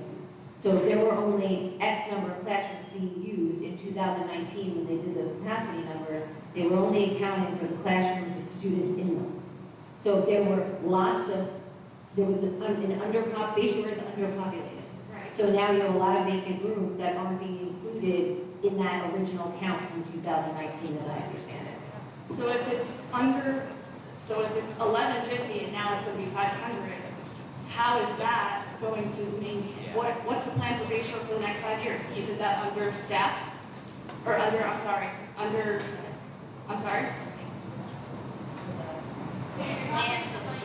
It's something for the plan to encumber in the future. Like, that's a decision that has to be made. So if that is a decision that has to be made, that is one that I'm assuming the board would be looking at with the programmatic models of school facility types. And what my other concern is that we had some documentation that talked about future schools that are going to be closed and come into Bayshore. Those have all been taken out. So if you are going to vote yes on this and still say that you are not going to close future schools, that means you are lying to the public. I don't think anybody's ever made a promise to not close future schools. There's no designation for schools that are slated next up. Respectfully, it's not you that is making. No, but I also just want to clarify that, the administration's position is that not only is a consolidated footprint important, obviously, for the operating expenses that Mrs. Doherty referenced, but this district also needs a full-scale redistricting at the same time. Because when you look at where the population sits, we have higher class sizes on one side of town, and some of the things that Mrs. Minuis brought up in regards to busing kids illogically or less than geographically, logically, those are all things that you can do a correction, and maybe not necessarily do you just take a building offline and dump it into Bayshore. Like, that's not necessarily the solve. It's the redistricting and the rezoning that might encumber more students in that geographic area to be able to attend Bayshore as well. But that doesn't mean they necessarily, in the next phase of this, come from one building in particular. But that's why it doesn't make sense, because we are redistricting some schools to go to other schools. And if they're the schools that are going to be affected, are we going to redistrict the kids yet? No, you would have to grandfather those moves in order to ensure that there's continuity for those students. That would be something that you'd have to factor into the next phase of this plan. So where is that plan? Like, again, does that mean that a school board can just make whatever choices they want without following the procedures and policies that they have already agreed and adapted to? So who can answer that? Mr. Rita, Mr. Burns? Can somebody answer that question? The actions of this board to date have been in accordance with New Jersey's Administrative Code. Okay. And policy 7110 with respect to the long-range facilities plan as presented by the architect tonight, as well as policy 7113.1. which 711.3.1, so that's not true. Because in the long-range facilities plan policy, it says that a preliminary estimate of the cost of every school facilities project set forth in the long-range plan. We already know of a few of them at Bay Shore that we have some numbers, but we don't really have the full numbers. We don't have the transportation costs, so that goes with the school facilities plan, whether we like it or not. The preliminary data to support a new school facility or addition, renovation to an existing school facility, and removal of the school district's inventory of school facilities to each school facility to be sold, converted into non-school facility use, or raised. There is no plan in this long-range facilities plan, whatever it is, to what are we doing with Leonardo? What is being done with the building in Leonardo? We know that Navy is going to go back into the trust or the abyss, but what is the plan for Leonardo? Because we are not following the plan and policy if we have no proposal for what is going to happen to that school.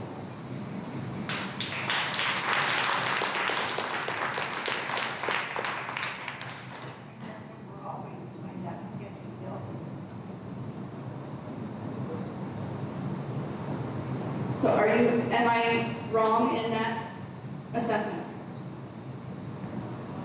When a decision's made on what the disposition of Leonardo would be, you would amend the long-range facilities plan. You can't include something. But in the long-range facilities plan, under letter P, it says, preliminary data to support each proposed new school facility or addition, renovation to an existing school facility, and the removal from the school district's inventory of school facilities, each school facility to be sold, converted to a non-school facility use, or raised. So where is the preliminary The submission data of what this is going to? amendment reflects the closure of the two buildings and the realignment. It's reflected in the long-range facilities plan. Where? Those rooms are removed from the room inventory, and they're not shown as generating capacity for students. That does not show what they are doing with the district's inventory of school facilities. That shows that a building is being taken offline. What are you doing with the facility? It says to reflect it in the inventory, which is exactly what this amendment does. But it doesn't give me the inventory of what they are doing with the building. An inventory isn't what you're doing with the building. An inventory is a listing of the rooms and spaces in the building. That's what the inventory is in the long-range facilities plan. Converted to non-school facility use or raised. So what is it going to be doing? What are we doing with Leonardo? It's being converted to non-instructional use. And then what are we doing with it? Well, you don't have to specify that. You just have to say that it's not going to be used as instructional space and those rooms removed from the inventory, which they have been. So what's the plan part of all of this? You don't have to reflect that. We would have to get approval if we were going to eventually sell the building, because we went through the same process with Fort Monmouth. Okay, so going with that, Fort Monmouth was also promised class sizes of under 25. Many of those classes are not under 25, and what have we done to remediate that?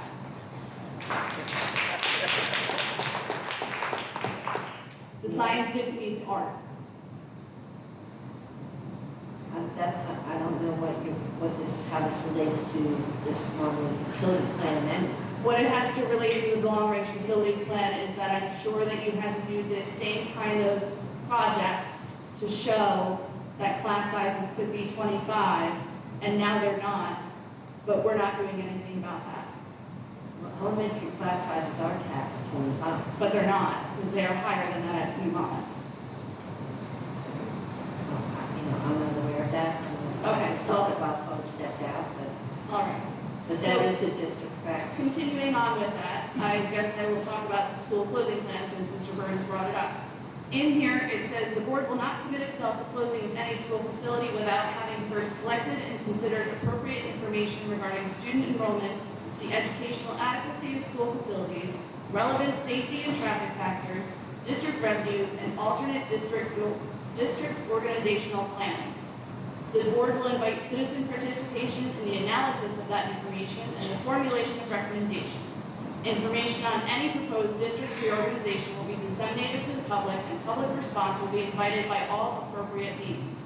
Why I bring that up today is because this was not continued with the strategic planning process, which last year when we were building this bridge, it was mentioned that that was the appropriate way to have public input. That process was stopped. And so with all of that, the purpose of the memo that Ms. Minuez and I wrote was talking about these policies that the board has approved, including in January when we brought up the school closure policy. It was brought in front of the board, it was brought in front of the policy committee, and we agreed on this policy. As of now, we are violating 2 of those policies. And I understand that we are allowed as a board to pass these motions and to do what we want as per New Jersey statute. My question is this: are you prepared as a board to move forward with violating these policies when there could be a new board that comes in and just does whatever they want? Because what is the purpose of a policy of a board if nobody is going to be willingly following it? So that's my question to the board members for discussion.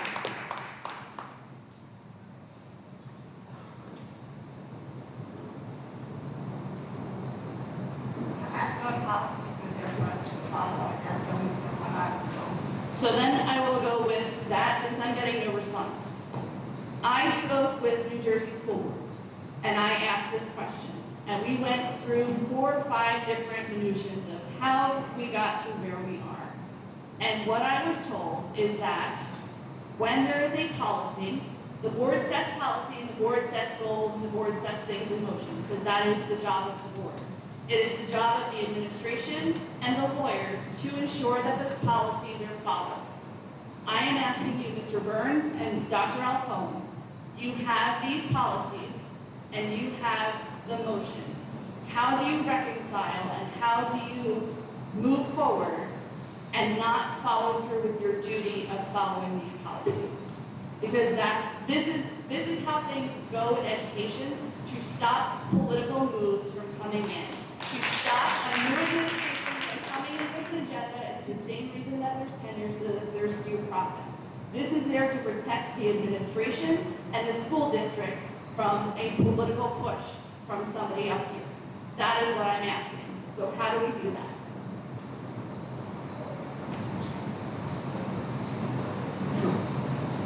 Again, the adoption of the long-range facility plan amendment this evening is in accordance with the district's long-range facility planning policy, which is 7110. With respect to policy 7113.1, that policy is referencing school closing. That action has already been taken by the board in accordance with the regulation which the policy mirrors.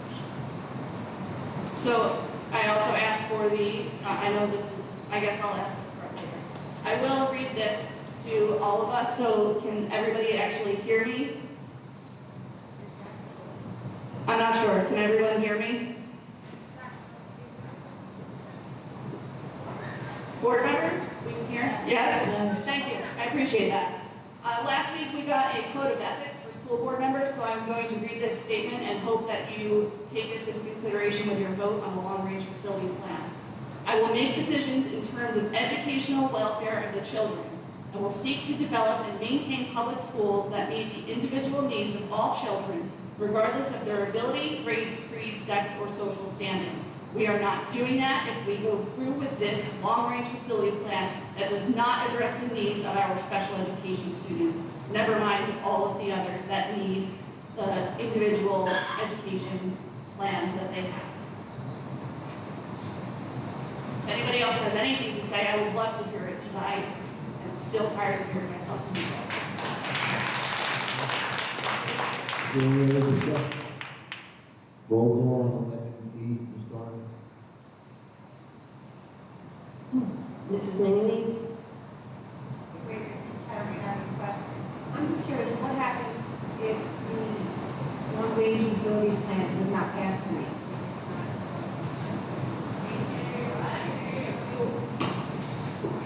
Yeah, sorry.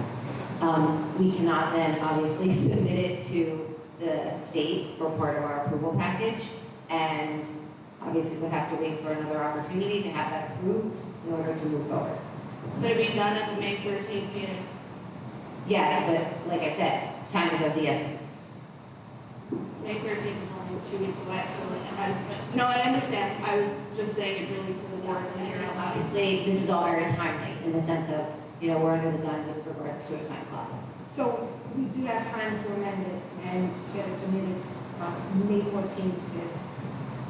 I don't know what amendments would come about in 2 weeks, to be quite honest with you. It might not be an amendment, but can we get a further understanding of what it is and get these numbers? We had the architect here to present tonight to answer questions for the. I understand that, but he also didn't give me any of the numbers. I'm sorry, go ahead. And also respectfully, we did not receive this or even close to this until your email at 4:28 p.m. today. That's not acceptable. And in fact, I mean, I can pull it up right now. I think there was at least 8 attachments, 7 attachments, several of which were several pages long. I can tell you at that point, I kept looking all day today and didn't see anything. Now I have to rush to get out of my office to get home in time for my job in New York City to get here in time for this meeting. There was no way I was looking at any of those emails at 4:28. It's bad enough half the time, and I will say, based on my tenure on this board, that we get things at the last minute, and I am trying to rush to make sure that I can actually fully understand what it is that I may actually have to vote on. But something of this nature, and everything, honestly, in my opinion, that's been missing, I can agree even more with what Ms. Torres was bringing up before. It's unacceptable to now think that we're going to be okay to sit here and actually vote on this. It's not okay.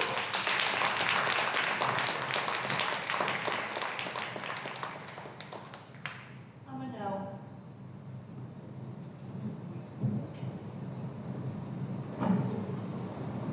Mrs. Gillespie.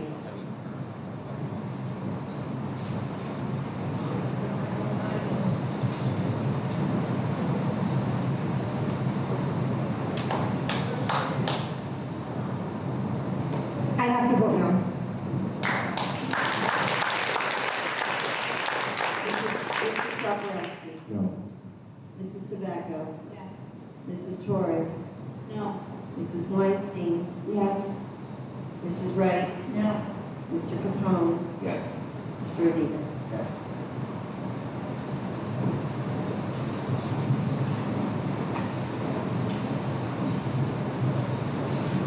Need a recommendation, motion to approve items. Motion to approve items 12A through I. So moved. Second.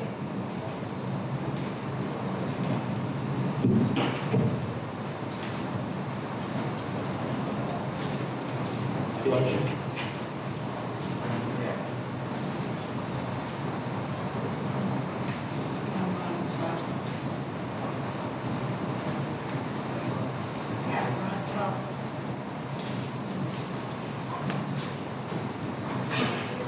Just confirming it's through I, not J, right? Confirming we're going through I, not J. Through I. Okay.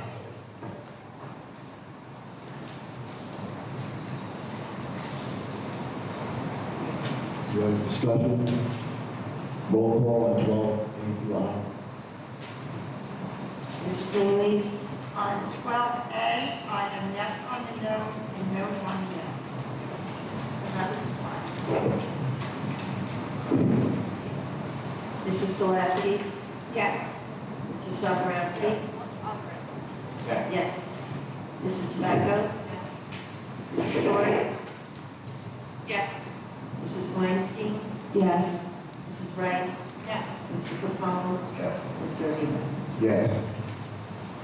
Need a motion to approve items 12J 1 through 6. Second. All in favor? Aye. Opposed? Abstention. Need a motion to approve item 12J 7. So moved. Discussion? I'm sorry, who made the motion? I'd like to have some discussion. I think that this is being rushed. I had called for a meeting of the committee that we would discuss this. Ms. Binulis brought this up in the previous executive session, that we needed to have a full board discussion on this. We were assured that that was going to happen, and then we all got a community letter at the same time. So I'm just gonna speak to this and say, we are under a timeline for rehiring, renewals of positions, and we also had to dedicate in our budget administrative cuts. So in order to be able to make that happen, we did not have time to sit around and wait on this. We have an individual within our district who is very well qualified, long-standing administrator, veteran status amongst us, who was willing to move into this position, and quite frankly, I think will do a fantastic job.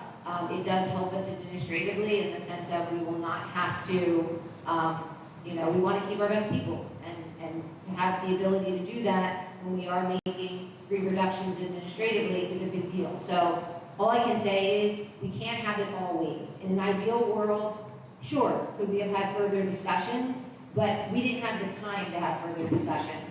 And there are only so many iterations that we could come up with in order to satisfy someone qualified to take on the position, who is willing to take on that kind of very, very large job, and would also help us to realize the administrative savings that we needed to realize. So I am sorry if you feel like we didn't give your voice enough attention, but we were trying to give the budget attention as well, because that was where this whole dynamic came into play. And like I said, we have an extremely qualified person in district that is willing to do the job.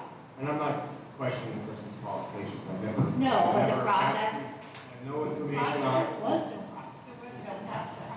We had a process. We advertised for this. This advertisement has been out for quite a while, actually. Only in district, we never went out. Correct, because we didn't have the luxury to go out of district, because we had to reduce 3 administrators. And like I said, if the board was willing to not have us reduce 3 administrators, great, we could have looked at other iterations, but that is not what the will of the board was. Maybe we should have looked at different areas, just my personal opinion. I understand, but you have to also understand, we are trying to figure out a monumental puzzle, which is not as simple as you all think, in the sense of certifications matter, tenure status matters, and also ability to be able to do the job, right? So we only have so many moves that we can make. And I'll leave it at that. I respect everybody's position on it, but this is my recommendation. Any other discussion?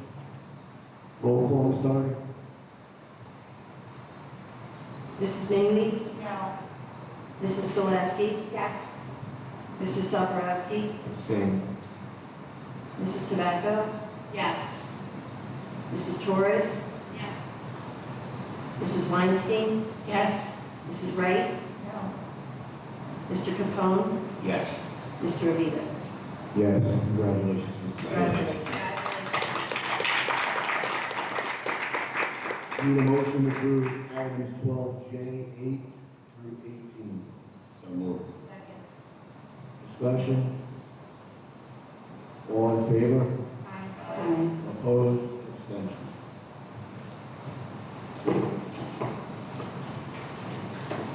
Old business. I have an old business item. It was brought up last week. I know we've been talking about the courtesy busing for Port Monmouth. I wanted to make a motion to extend that. Mr. Burns, I wanted to see if it was possible to extend beyond a year. I think it can only be 1 year at this time, but I'd like to extend that for as long as possible, whether it be a year or longer. Second. It can be extended till December 31st. Of this year? Well, No, it would be the school year. What is it? Yeah, the school year. Okay, so 1 school year. I'll second that we motion. were supposed to get more information too. All right, so there's a motion and a second to extend courtesy busing for the 26-27 year appointment. I Discussion. would like to amend that and stop until we put these kids where they can walk to school that's close to them. We should not put a timeline on this. The timeline is ridiculous. We can't extend it further. I checked into it because of something with future boards. I would love to extend it further as well. We don't have to put a timeline on it. We can vote to keep the busing. Ms. Weinstein, I got clarification from school boards on that. Everything we do is binding of future boards, so we can put it on there and then other boards can rescind it if needed. That was not what I was told. I'm happy to put it longer. I would love to make a motion for it to be indefinite, but I was told I was not able to do that. Yeah, no, I did investigate that from last time. Mr. Burns, can this board bind future boards? No. So what you can do is just establish courtesy busing period. That's what they said. No timeline. And do they have to make a motion or like bus routes or, we haven't discontinued, so. Was there action to discontinue? Was there action to discontinue? We had a discussion in a committee meeting about the history of it and just a discussion of whether it should be. Is it being provided now? Yes. But the courtesy is supposed to be up as of next year. Was there any action to eliminate? There's been no official action to eliminate. No, it was just discussed. There was never a date of ending, never. It was up to board discretion. And there is, Ms. Doherty, correct me if I'm wrong, there is no board action necessary to stop the courtesy busing. No, there is. To stop courtesy busing. It's being done currently, so I don't know that you need a motion to keep it. You don't need it. Isn't it on the printout? There's some printout with finance where it's up for next year. So There was a discussion in the committee, but that doesn't. And that's why I brought it up last week, because I didn't agree with that.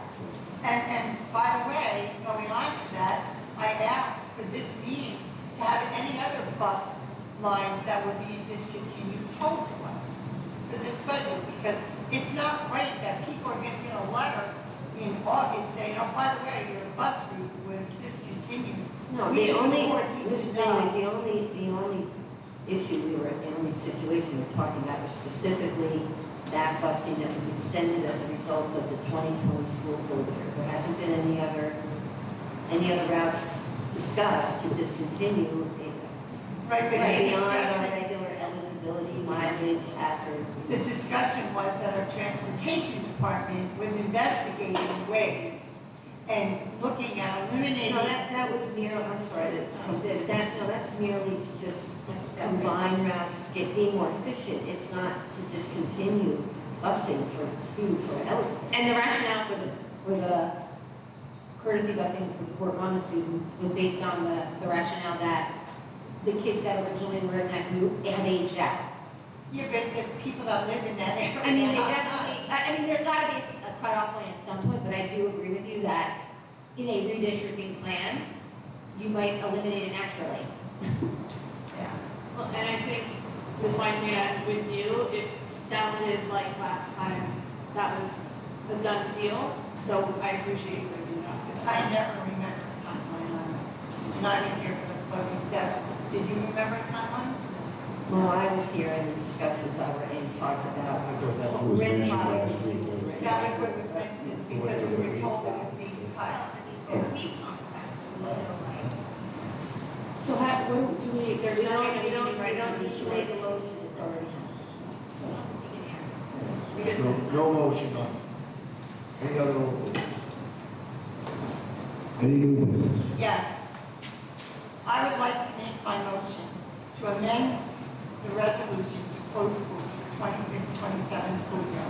To do the right thing and create a plan that will benefit not just our school, but our community. To build the bridge with the community together and not burn it down. Second. Any discussion? Just to be clear, the motion is to rescind the action on school closure. It's to rescind it. Amend it. Oh, yeah, we could amend it. We could, for now, I mean, I think you're rescinding, you're not What we were amending. told last time is that it had to be rescinded and then a new one with the amendment in it. So I think what Mrs. Miniways is trying to say is that she is not looking to get rid of it completely. She is looking to amend it for the date so that we can make sure that it is done in the appropriate way, and we're not scrambling with things like a long-range facility plan. To what date? She said the 27-28 school year. This board can't do that because this doesn't take into effect while this board is still in power. But it does because we are starting the process now, so do we need to add some language that says we are going to be working on it now? It is similar to a superintendent being hired after the board's term, even though you would have started the process prior to the end of the term. If the appropriate motion here would be a motion to rescind, and then it would be up to the new board to set the new date. So here's my question, Mr. Royce, because I'm very confused about this, and I'm not sure. Can you give me examples of other districts that have voted to close schools and it didn't happen in that first school year? Has that never happened before? That's what a strategic plan. I do not know the answer to that question. What I'm saying is that school boards in New Jersey can't take action that doesn't take into effect until the next board. But it is taking into effect because all of the It's planning not. and The schools are process going to be and open procedure. to this board. The schools are going to be open until this board turns out. They will be open as of January 1st or the date of the reorganization meeting in 2027. So then how can you as a, How can we what? how can we do this to come up with something that is not going to rush this forward and cause all of the disruption that there is, while also going with what the 5 people that voted for it are looking for, which is the reduction of a footprint to make sure that we are being responsible with the money.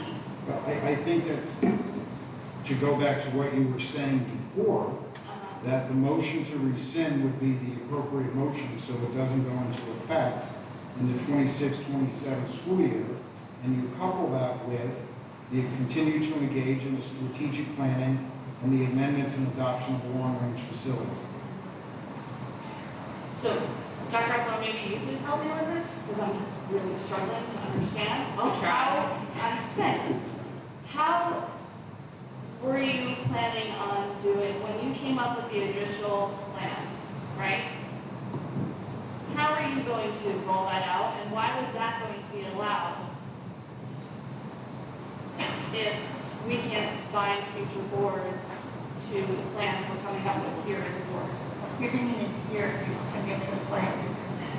Like last year when this all started, right? And you had phase 1, phase 2, phase 3.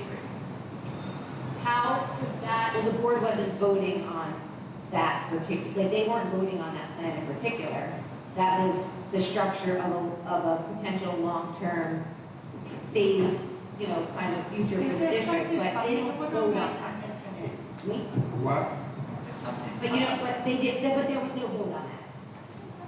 It's similar to, we never even got to the juncture of voting on that school closing last year at all. So I guess what I'm confused about is how you can do something this big without having a long-range plan that we agree on. Well, yeah, I understand what you're asking because I have a similar question in regards to strategic planning, like the board looks on a strategic plan and that's a 5-year time span. Yes. So basically within that strategic plan, you are binding future boards to what's in that strategic plan. So how is that different? So if we had done the full strategic plan last year and continued Right, with it would have it, had those and bindings year, within. we could have So said- how do you rectify all that? Interesting. Is what I'm hoping I'm clarifying. You are clarifying, and I very much appreciate it. So,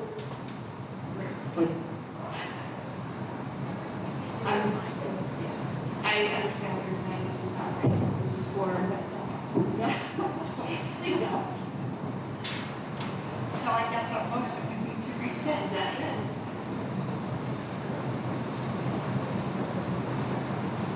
So glad everything is so funny.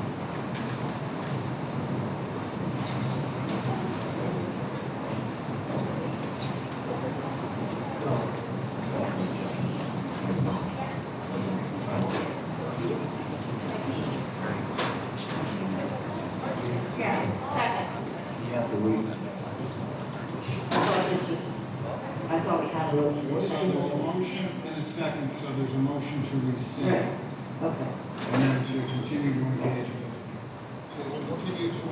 in the strategic plan. And setting board goals, yes. Yes. I'm sorry, what was the last part?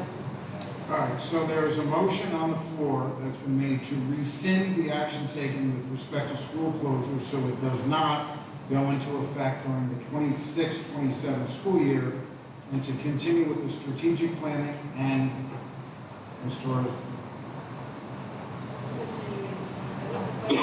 What you just said, it was strategic planning. So to continue the strategic planning so that this plan could be implemented with fidelity. No, that was, Okay. was it the board goals? Yes, we need more goals. It was to continue with strategic planning and the overall board goals.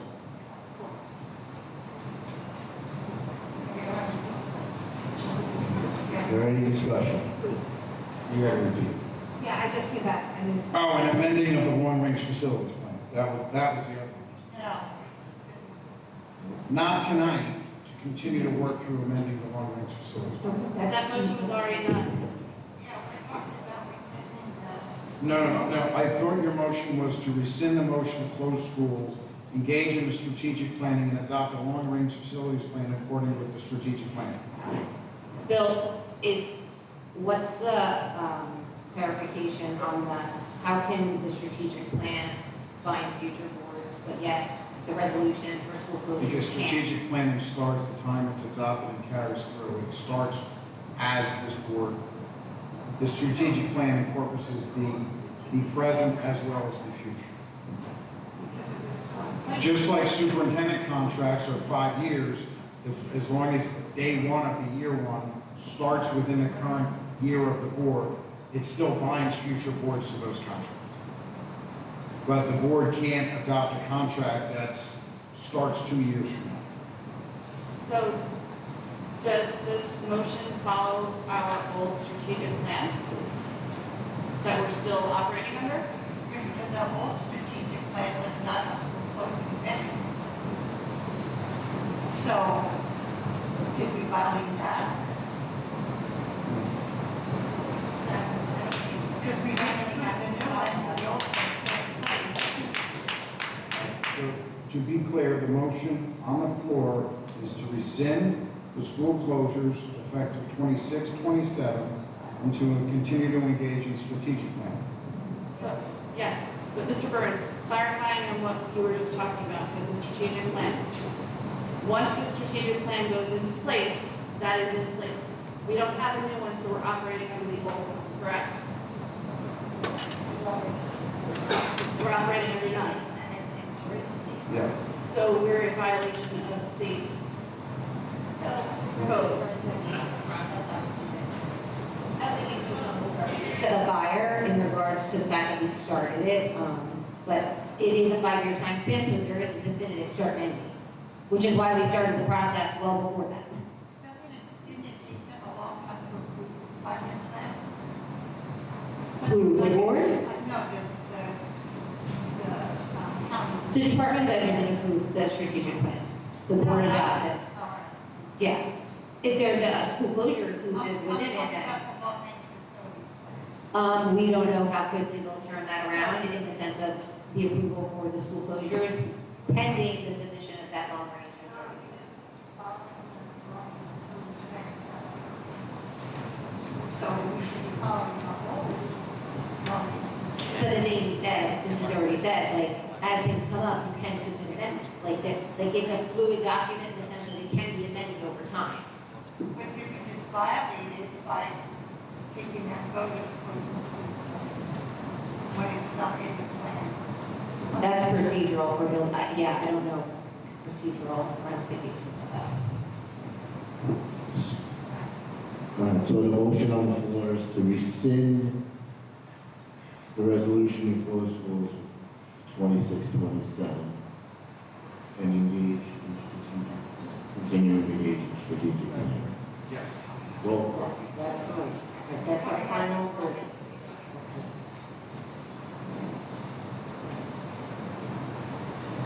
Mrs. Mayonnaise. Yes. Mrs. Skolaski? No. Mr. Sokorowski? Yes. Mrs. Tobacco? No. Mrs. Torres? Yes. Mrs. Weinstein? No. Mrs. Wright? Mr. Capone? No. Mr. Avida? No. Any other new business? Yeah, I have some new business. I'd like to make a motion for something to go into the policy committee, that going forward, no school buildings or major structural changes can happen to this district without at least 7 members. Without what? Without 7 members. Major structural changes to the school buildings. So is that goes to the policy committee? We will have policy. I will have to take it under advisement. I don't know if that's statutorily acceptable because New Jersey law governs what requires a majority of the board and what requires a majority of those present. But I will take a look at that and get back to you with an answer. Thank you. So basically, you want a supermajority to do anything to do with school closure. I make a motion to request minutes for tomorrow night's meeting, the shared service committee. I didn't hear that. Say that again? It's really hard to hear down here. She wants a motion to get minutes for tomorrow night's shared services meeting. So who's going to take the minutes? Does the township take the minutes? Or do we typically take I mean, with our past procedure has been, if I'm attending the meeting, I'll write up a report. None of our committee reports are quote-unquote minutes. They're reports on what was discussed. Minute report. You know, I wasn't at the last meeting. I did write a report. I don't know, I mean, if I'm at the meeting, I'll be happy to write a report for the board. I always do. You don't really need to make a motion. So then, You'll have the minutes? The report. Yeah, I think I'll go before. Okay. And then share it with everyone after next meeting. Any other new business? Yeah, I have something. I was told that staff got an email today that on Thursday after school, they're being told their assignments for next year. Is that true? Yes, we are going to be discussing with the consolidation, the people involved with the consolidation, where their teaching assignment will be for next year. Obviously, these are all caveated with like pending changes occurring in the future, because that's how we kind of couch everything when we give staff an assignment. But we wanted to provide that information to these individuals as early as possible. We felt it was important. They will be getting their teaching assignment prior to any other staff member in the district, because we're obligated to May 15th for everybody else. That's a rehire and not a non-renewal. But our non-renewals are also being told next week, or at the end of this week, that they will not be rehired, and as we discussed, you know, for performance-related situations. Okay. So my question is, so it was Madison and Leonardo, Bayshore. What about Thorne and Thompson? If there is a change in a teaching assignment for them. So it's just for those that are changing? Yeah, changing affected by the consolidation. Okay. So I did want to voice something from the education perspective that I don't believe most people have up here, besides obviously the administrators and teachers that are here. That no matter what happens at this point, whether it is school closures or not, the disruption of our staff is going to be monumental, and it is going to ripple for years to come, and here's why. No matter what happens, there is now a doubt that has been sown into every teacher and every para and every person that works for this district that their work is not safe here. That there is a board that can come in, that can make decisions, and can totally redo everything that they feel is their home. And the things that they pour into our schools are really, you cannot put a price on it. And they have had that stability because this town has had such strong schools for so long. And what has happened in the last year and what is happening now is going to disrupt that continual education and those people that we rely on the most as parents, taxpayers, and people that are putting our trust in them. And the experienced teachers aren't going to come apply here because they can't know that their job is going to be safe. The non-tenured and younger teachers are going to look and leave for other districts. If come July, we do not have these school closures, what is going to happen to the schools that have to be restaffed? And that is something that I don't believe that people on this board thought, and quite frankly, I don't know who's listening, cared about. And that is something that we as board members ethically need to be aware of, because these people are trusting us to guide the policy for this district.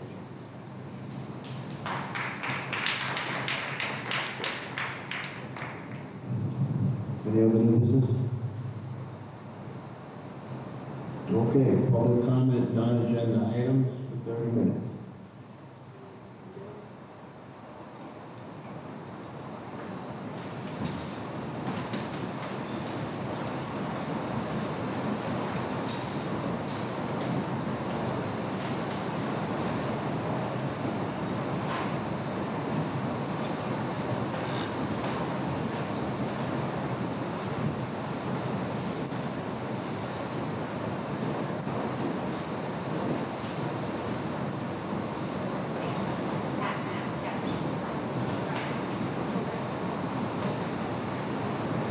Hi, okay. Hi, Kristen Rooney, Middletown.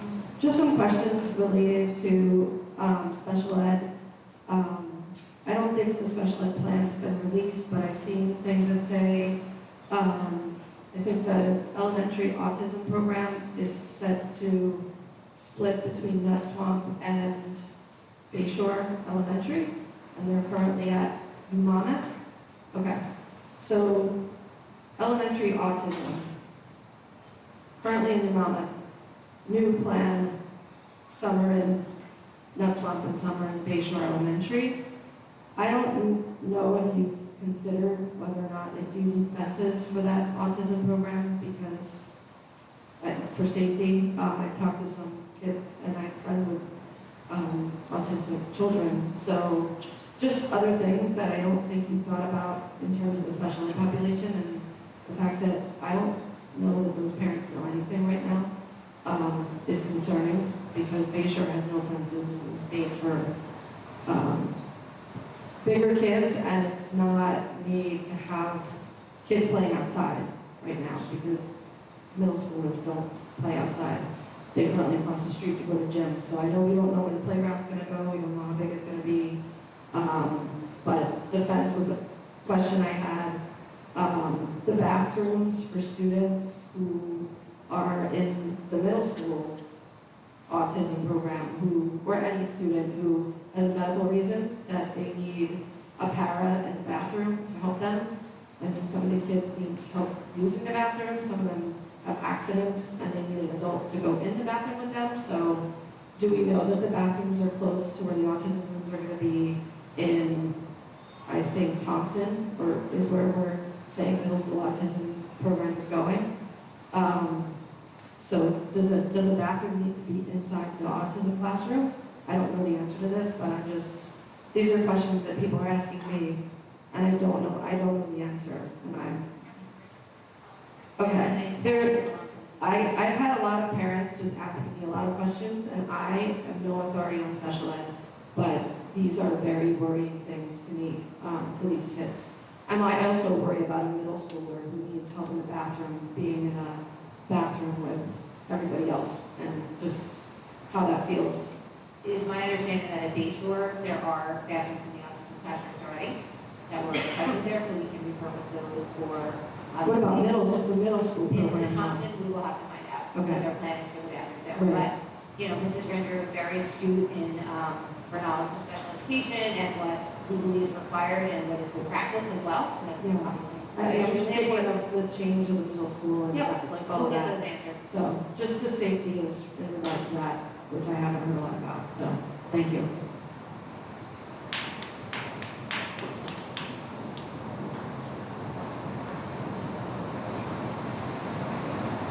Good evening, Dan Lazat, Middletown.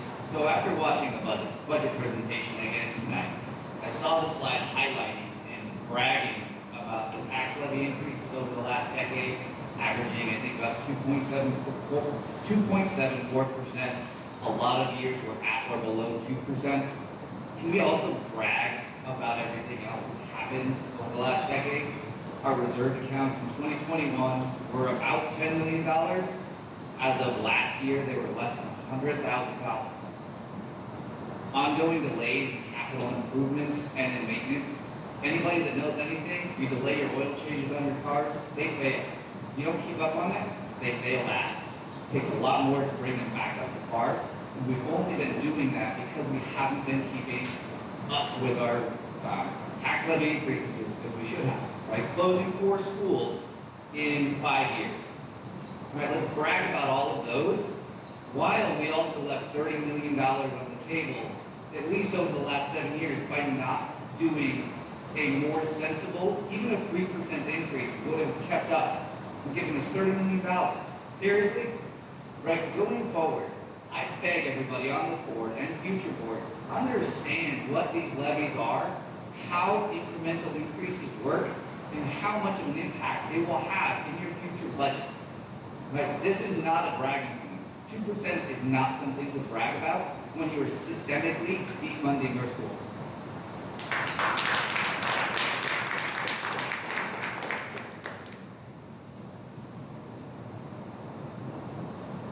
Melissa Doss, Middletown resident. According to the timeline that you had sent out to us, letting us know what's going to happen each month with closing the schools, one aspect of the social emotional support plan initiated and impacted schools. It is April 28th, or maybe April 29th, and nothing has been done. Not for the teachers, not for the students. When should we expect this? What specifically are you talking about in regards to what we're... You sent out. Yeah, no, I know what we sent out. Nothing has been done. That's not true. My children have got nothing. Well, and I know from the teachers, from working in the school, that nothing has been done. No social emotional support plan has been initiated. It has been initiated. Maybe yeah, we'll follow up on it, but it's my understanding, we just had a discussion about this today, that the plan that was developed for social... What is the plan exactly? We can give you details on it. It's an extensive plan developed by our Director of Student Support Services in conjunction with our counselors. Okay, thank you. Because no one has any information on that. Second of all, we're talking about class sizes and touting middle school class sizes of 25. My son currently has 20 to 21 kids in his class at Bayshore. Please explain to me how 25 would be better for him. Well, with the 504. We're talking about a collective district. So right, there is inequity when you're looking at Thompson's class sizes of 28, 29, or 30. Right, so shouldn't we going more towards 21 and less towards 25? Yeah, in a perfect world with unlimited funding, sure. It doesn't have to be unlimited funding. It could just be redistricting. I'm a supporter of redistricting, 100%. So why aren't we doing that? I'm on the Board of Ed. But you are the superintendent who can influence the Board of Ed. Great, I only have so much influence, I don't have a vote. Well, good thing you're leaving. Good day.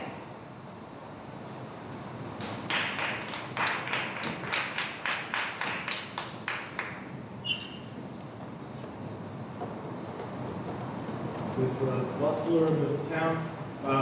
So to add to what I said last time I was up at this podium, members of the board, 4 members of the board, and the community have repeatedly asked for any explanation from the 5 members voting to close our schools as to why this needs to be done now in such an obviously rushed, careless, reckless, I would say brutal manner. These requests have been met with silence. I'm starting to think that you have a mission to destroy the schools in Middletown, and that's your plan, but that's just my opinion. So I'm casting around for any other explanation, and honestly, the other theories I've come up with are not very attractive. So now I ask, and I just wanted to thank the board for passing the motion that you will record the questions and do your best to answer them. I'd like to ask you, of these 5 members that are voting on this disgraceful plan, what are your or your family members' financial or close social relationships with the companies, corporations, other organizations, or principal members of these entities that stand to benefit from these closures, be it through physical modification contracts, land development opportunities, services, other areas? Yeah, because we have no idea why they're doing this, and really that makes as much sense as anything else, probably a lot more. So please do record this question, and do be sure to answer it to the best of your abilities. Like, we want to know, are you on the take? Is this why you're doing it? Thank you very much.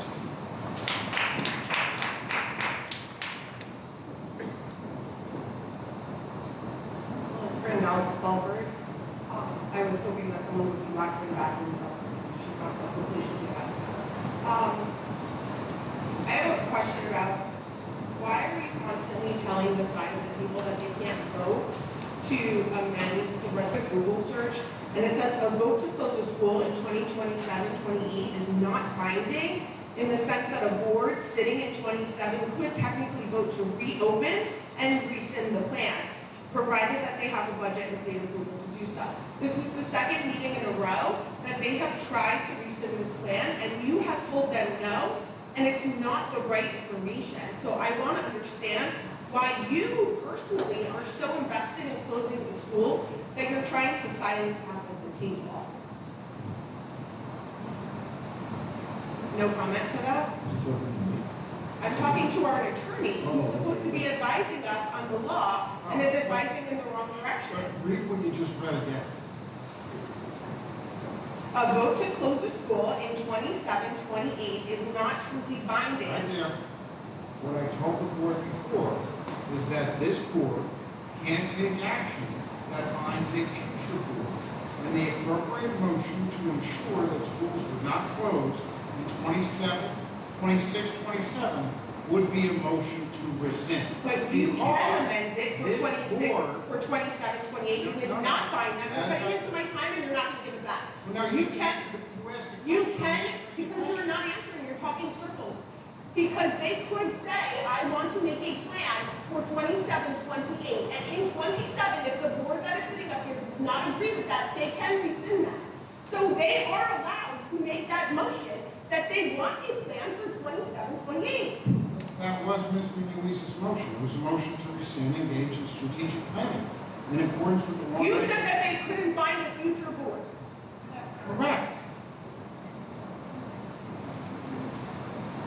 I also want to make a comment, she's still not back here, but I find it extremely concerning that there's a member of this Board of Education sitting up here on the stage during a very heated and intense and long-running Board of Ed meeting, actively campaigning on social media for a political candidate.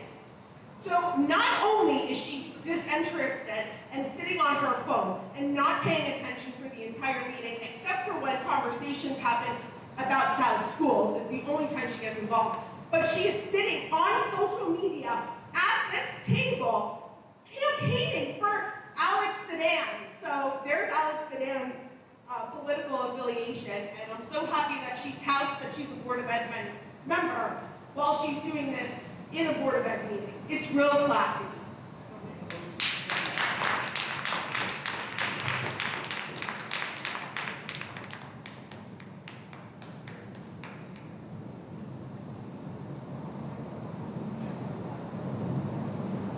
Carrie Christensen, Middletown again. I just have a request. I mean, it seems like, obviously, the school closures budget, it's going to be passed with this board, right? Well, hopefully, the state, county will do what's right, will understand this plan is not effective, they'll deny it. If they don't, we're here, right? The thing that's not going to change is all of us parents and taxpayers in this town are indebted to you to have to ensure our children's education, right? And I just ask that you find a way to work together. I ask that you find a way to stop this dysfunction. I mean, you all have lives, you have jobs. I'm sure you don't want to be sitting here at midnight. It's insane. Just please try and find a way to come together regardless of what your difference of opinions are. Have conversations. Do it outside here. I get their sunshine notices, I get all that. You're obviously all talking one-on-one anyway. Just please try and do better. Unfortunately, like it or not, we all have to go by what you're doing, right? And we all care a lot about our children, we care a lot about our own values, and unfortunately, it seems right now we're a little bit stuck with whatever you decide. I just ask you to do better and try and work together. I think that I'm a firm believer that ideologies of very different sides often come together to make the best plan that works for everybody. It seems there's one side of the table that believes one thing, one side of the table that believes another. There has to be a middle ground that will at least make 75% of the things be great, not what's happening now. Thank you. Emily Pelkey, Middletown resident. I want to say one thing is that so many times over these past few months, we have had things shoved down our throats. We're being told we have to do this now. You don't have to do anything. You guys have proven over and over again that you're doing the things that you want to do and not that you need to do. You have all admitted that, right, in one way or the other. While it's picking up a phone call and telling someone, don't worry, we're not going to close your schools, no more coming, don't worry about it. Whether it's something that you do in a conversation behind closed doors or a commitment that you will vote on a plan that's not fully final, right? But everything you guys are doing is a choice. You want to do this. You don't need to do this.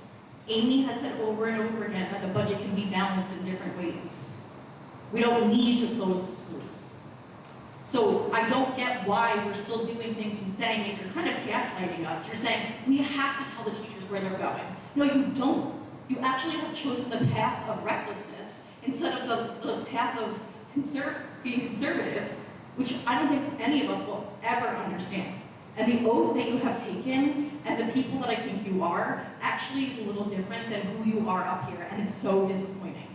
Because you guys are making choices that you want to. So I'm going to encourage you all to stop gaslighting the public to thinking the fact that you need to do these things. You've created your own situation, right? You don't actually have to close schools, you want to. So own that. The 5 of you want to close schools.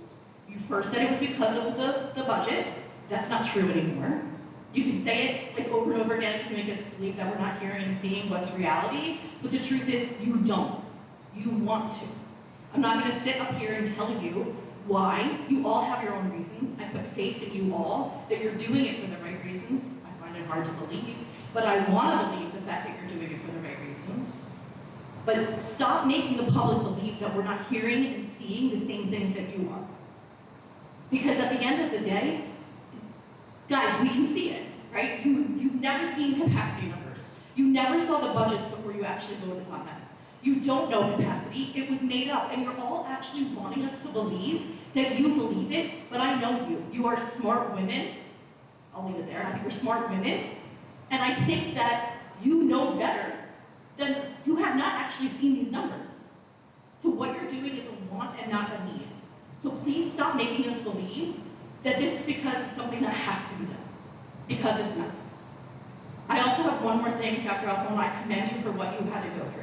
You and I have had a roller coaster, I think, over the past year. I appreciate that when push comes to shove, you do say the things that you need to say, and I thank you for that, because I know it's not easy. And Katerina, I'm going to say it to you as well. And when push comes to shove, you do the right thing, and I still believe that in my heart. So I thank you guys for standing up for things when it comes to it. But there's other members on this board that are doing the hard work, and that's advocating for this district that no one else is. And if redistricting needs to be done at the same time, I don't understand why it's not a topic. I have 10 seconds, so that's it. But please, guys, be better. This is a want, not need.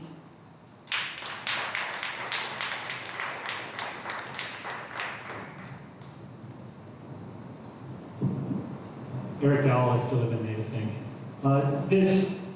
Going to sort of the conversation was going on, like the thought, how do we go about, if we want to be diligent about this, engaging in a discussion about reducing our footprint, but not always doing it on one-year crisis cycles because of legal advice that we're looking into at the moment. And I had the occasion to catch up with some friends recently who live in suburban Maryland, where it's constantly growing, the school populations are constantly shifting, they're constantly readjusting footprints, rezoning, closing old schools, taking them offline, bringing new schools online. And I said, how does that work? And it's because they are constantly doing what we are supposed to be doing, which is 5-year strategic planning cycles. And you don't do the big thing at the start, you do it at the end. You engage in strategic planning, you come up with the entire plan alongside the community. Oftentimes it features big change. The community's been along for the ride, and then you're selling the community on it, and then the board takes the whole vote. And oftentimes that vote does result in redistricting, taking schools offline, other big decisions that look towards the future of the district. But here we're doing it backwards. We're taking a tough vote right at the outset of strategic planning. And we all know there are going to have to be similar tough votes next year and the year after. And if anybody thinks that's the better approach, you're not thinking it through. If this board dynamic shifts in January, guess what the new vote is going to be in February? To reopen schools. That's the sort of back and forth crisis mode that we're going to be in if we keep doing things backwards, instead of engaging in the proper long-term strategic planning where the entire community gets to see the whole picture, where buy-in is sought. Some people are going to be unhappy, but hopefully you get the majority on board. And the community at least feels like they have the chance to participate and talk about the future. But instead, we are doing this backwards. We're going to keep doing it backwards. And if anybody thinks it's going to make things easier because it picks off pieces at a time, it's not. Because you pick off one community, they're not going away. They just get madder and make your life difficult. Because they're going to be driving past shuttered schools day after day after day and getting more and more motivated because they're at new schools they didn't want or paying for private schools they didn't want to pay for. So again, let's do this the right way. There can be a plan at the end. It could feature a footprint reduction, but anybody who's thinking this backwards approach is going to be a bit better because communities will go to sleep once their schools close, that's really misunderstanding how people work and especially how Middletown works. Thank you.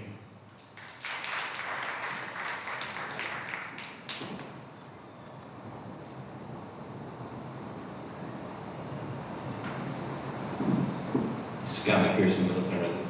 So I want to speak to the motion that was made tonight and the initial motion that was attempted to be made, and then there was discussion by Mr. Burns.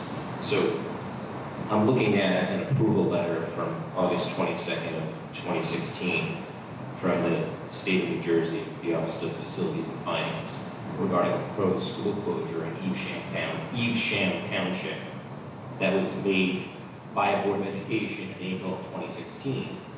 And it wasn't to close the school in the upcoming 16-17 school year. It was the 17-18 school year. So, Mr. Burns, will you commit tonight to actually researching this issue?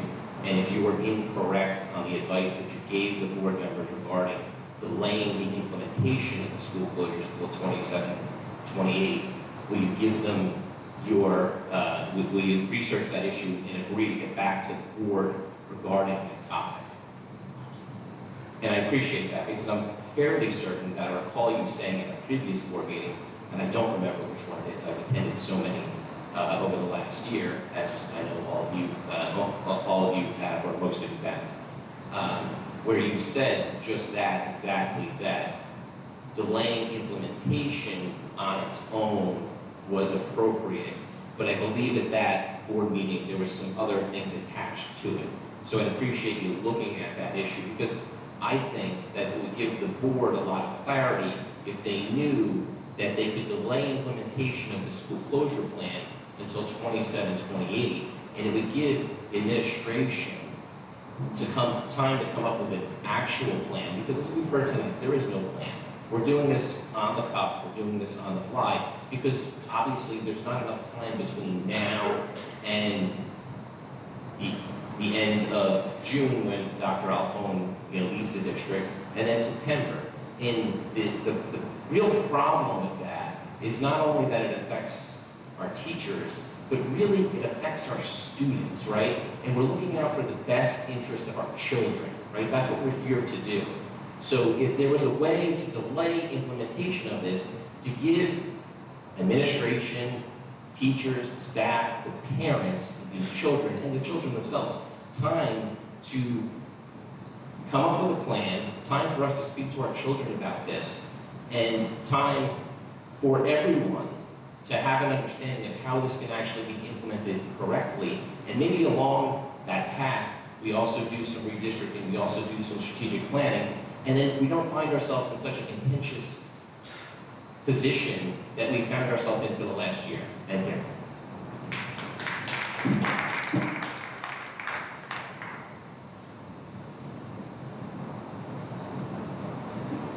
Hi, Rebecca Lara, Port Monmouth. I'll keep this short. I'm much better at written word than spoken word, so forgive me, it's also my name. I can't really say in better words what people have already said. I just want to reiterate a couple things. One being that when I started attending board meetings back in September, I knew that there were a lot of issues going on. I knew that there was a lot of discontent with the community and the board. And I thought, surely this must be like fluff, right? There's no way. There's no way. I myself and my husband had reached out to the board a couple years ago, and over the past 3 years, we've talked to members on the board, and we've had great experiences. Thoughtful responses, quick responses. Everything was great. So when I came and I saw what was happening, I remember that day, I got up and I made a public comment. I wasn't expecting to, basically saying, hey guys, come on, we can work together, please. And I felt like maybe it was moving in that direction until February. And what happened? What happened? And it's just so disheartening, because I see my community members and I see the children, and no disrespect, but everyone's being disrespectful to each other. Everyone. The board members are being disrespectful to each other. Mr. Burns, I'm so sorry, but you are the attorney for the entire board, not just a couple members of the board. And when some board members ask questions or are confused about a procedural issue, I've seen you roll your eyes and huff and be annoyed with them. That's not your job. Your job is to be the attorney for the board as a whole. And that disrespect just among the table up there is now, we're seeing it in little kids. They shouldn't know things like that. They don't need to be exposed to that. So I just ask, along with everyone else, if this is gonna happen, can we at least know why? I trust you guys. I've had good experiences with so many of you that I know that there has to be reasons that the public is just not aware of. And if we're aware, we are logical, rational thinkers. I know a lot of people who have said, if they gave me a good reason, I would be on board. We don't want this discontent. We don't want this infighting. We want to just move on. So that's my plea. Good night.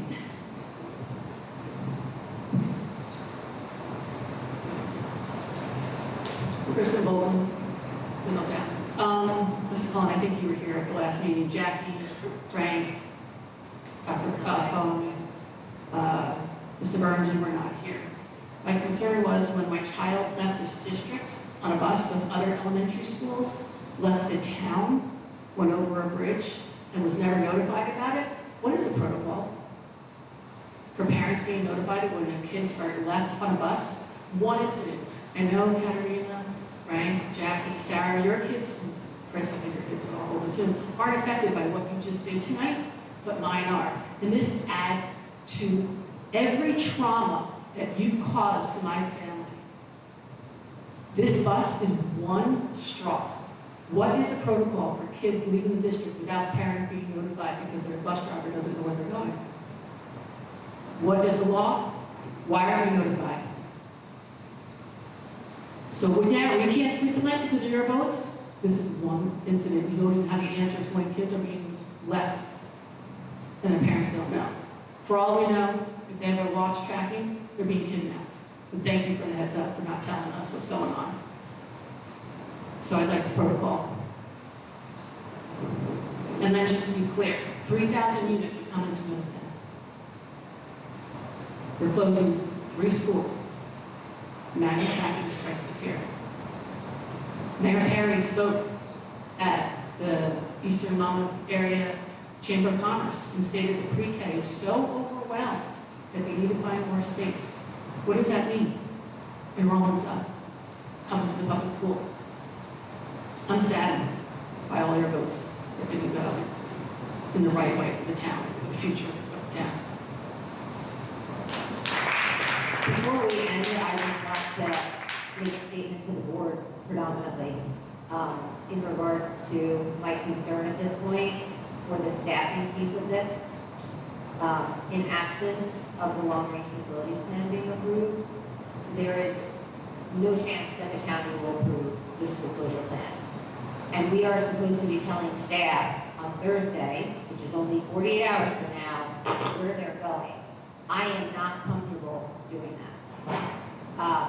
I think it, to speak to, I think that everybody sitting up here is empathetic to the fact that change is hard, this impacts people emotionally, but I am extremely concerned about having to sit down with people on Thursday and tell them that they may be going or they may not be going. Obviously, our timeline was predicated on the fact that, the long-range facilities amendment would have been approved tonight.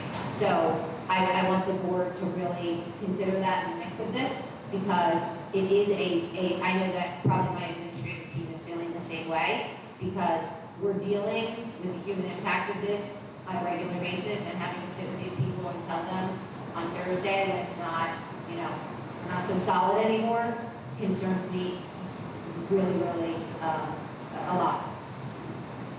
I have a question, Jess. Yes. Or Amy, or Bill. At this point, that no vote on the long-range facilities plan, not pushing that through, does that basically invalidate the other votes? Or No, what would need to be done right now? Right, but we need approval to move forward. No, I understand that.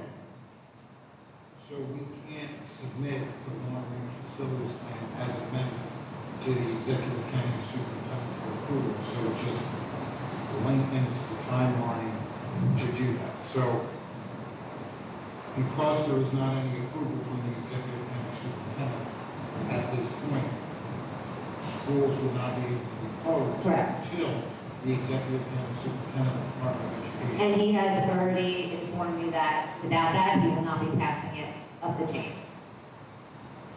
So 3 things needed to happen. We needed to have the resolution voted on, we needed to have the budget approved, and we needed to have the long-range facilities plan.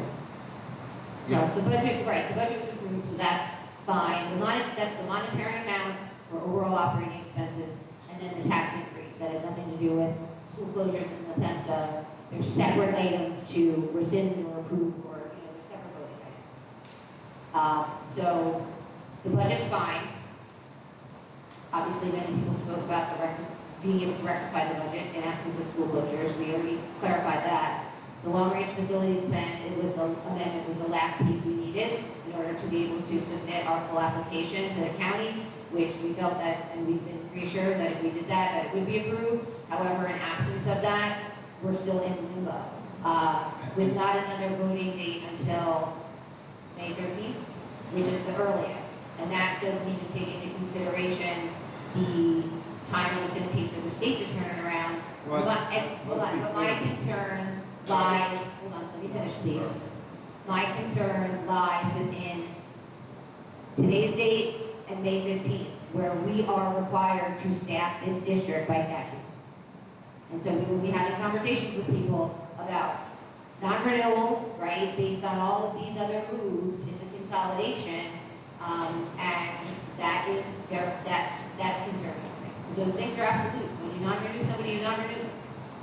I just wanted to make sure the board was aware that that is where we are right now. And I'm not real comfortable with that.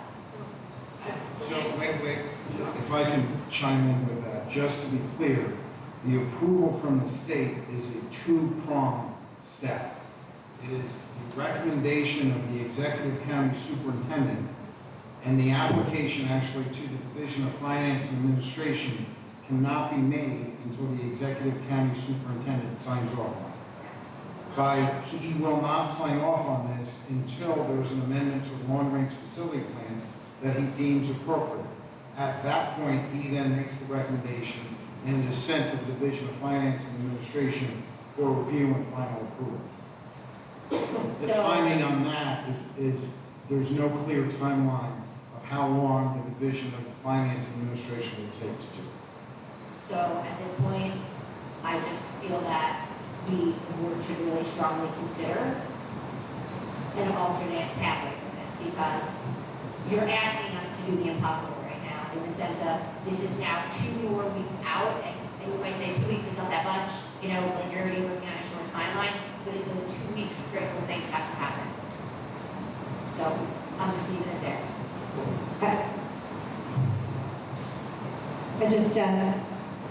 I'm sorry, just one more question. So our next vote couldn't be till May 13th. To amend the long-range facilities plan. And But then- if that amendment fails again, then we're 2 weeks out and the rehire meetings have already taken place. So we're kind of like caught between a rock and a hard place at this point, timeline-wise. I mean, that's if we're empathetic and we want to ensure that we are being fair to our staff. I think Well, it's not the that's staff, but it's the kids at this point. yeah, the kids and the staff, but the staff is the next piece. I don't know what the rudeness from the audience is. We're trying to have a discussion, and I'm a little tired of the nastiness that goes on in this room. Everyone up here is trying to do the best thing.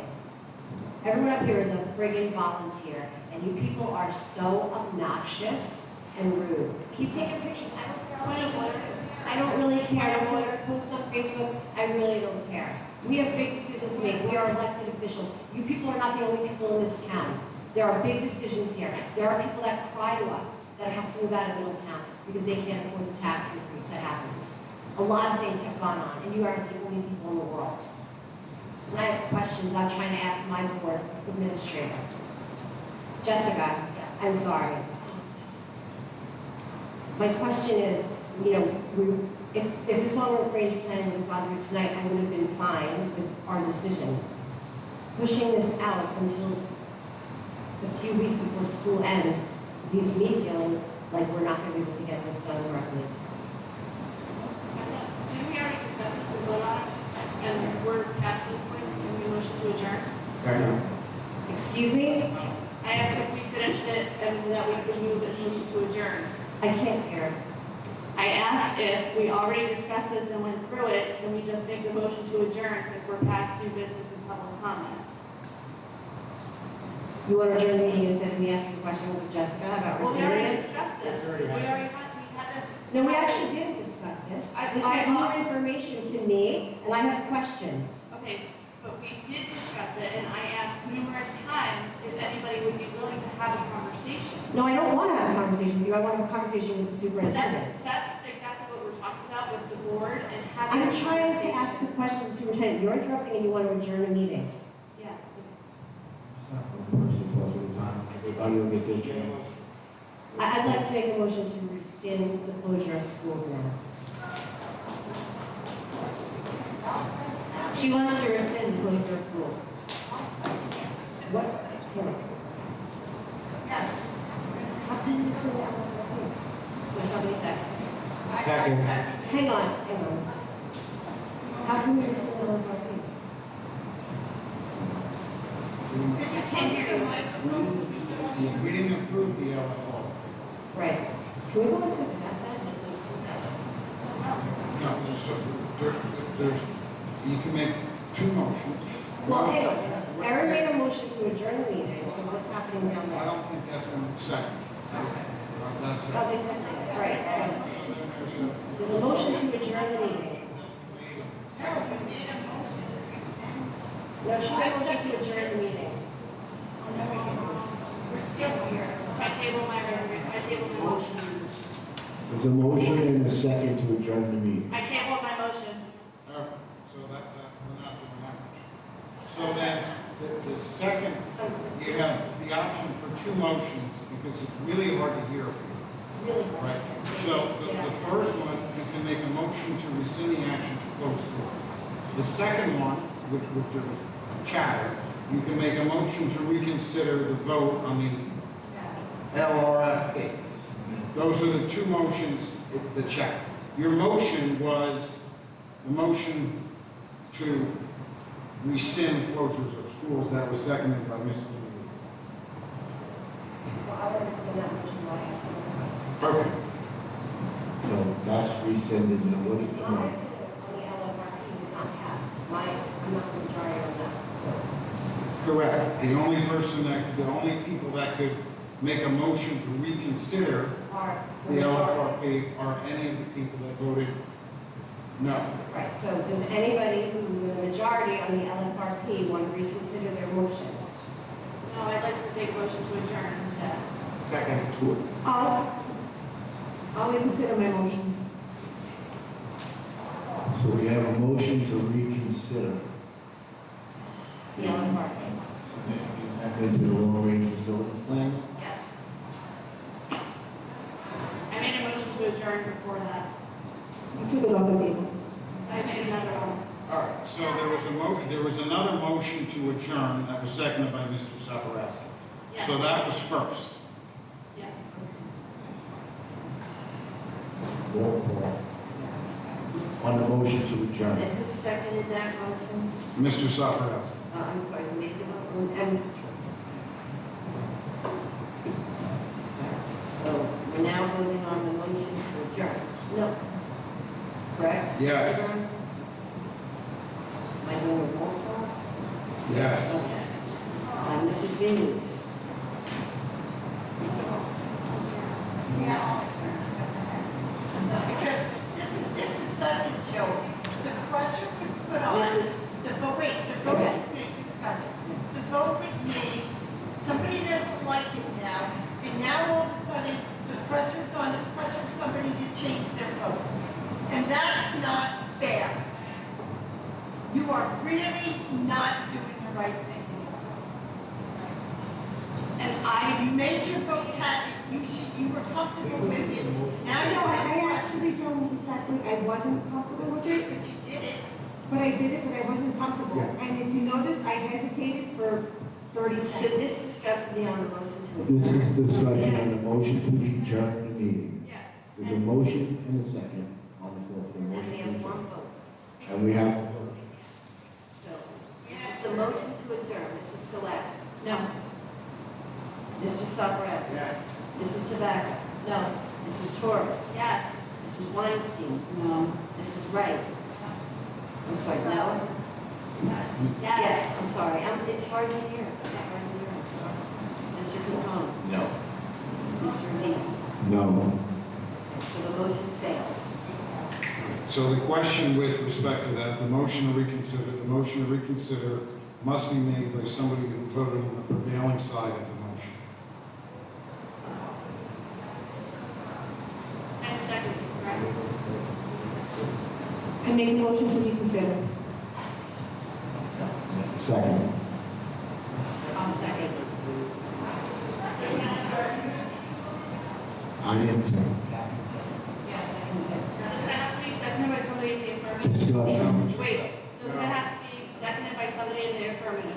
No, it has to be made by somebody in the front. Discussion. So my discussion is this. I have been begging for discussion. And if you are going to sit here and not discuss, I highly recommend that we keep this as it was.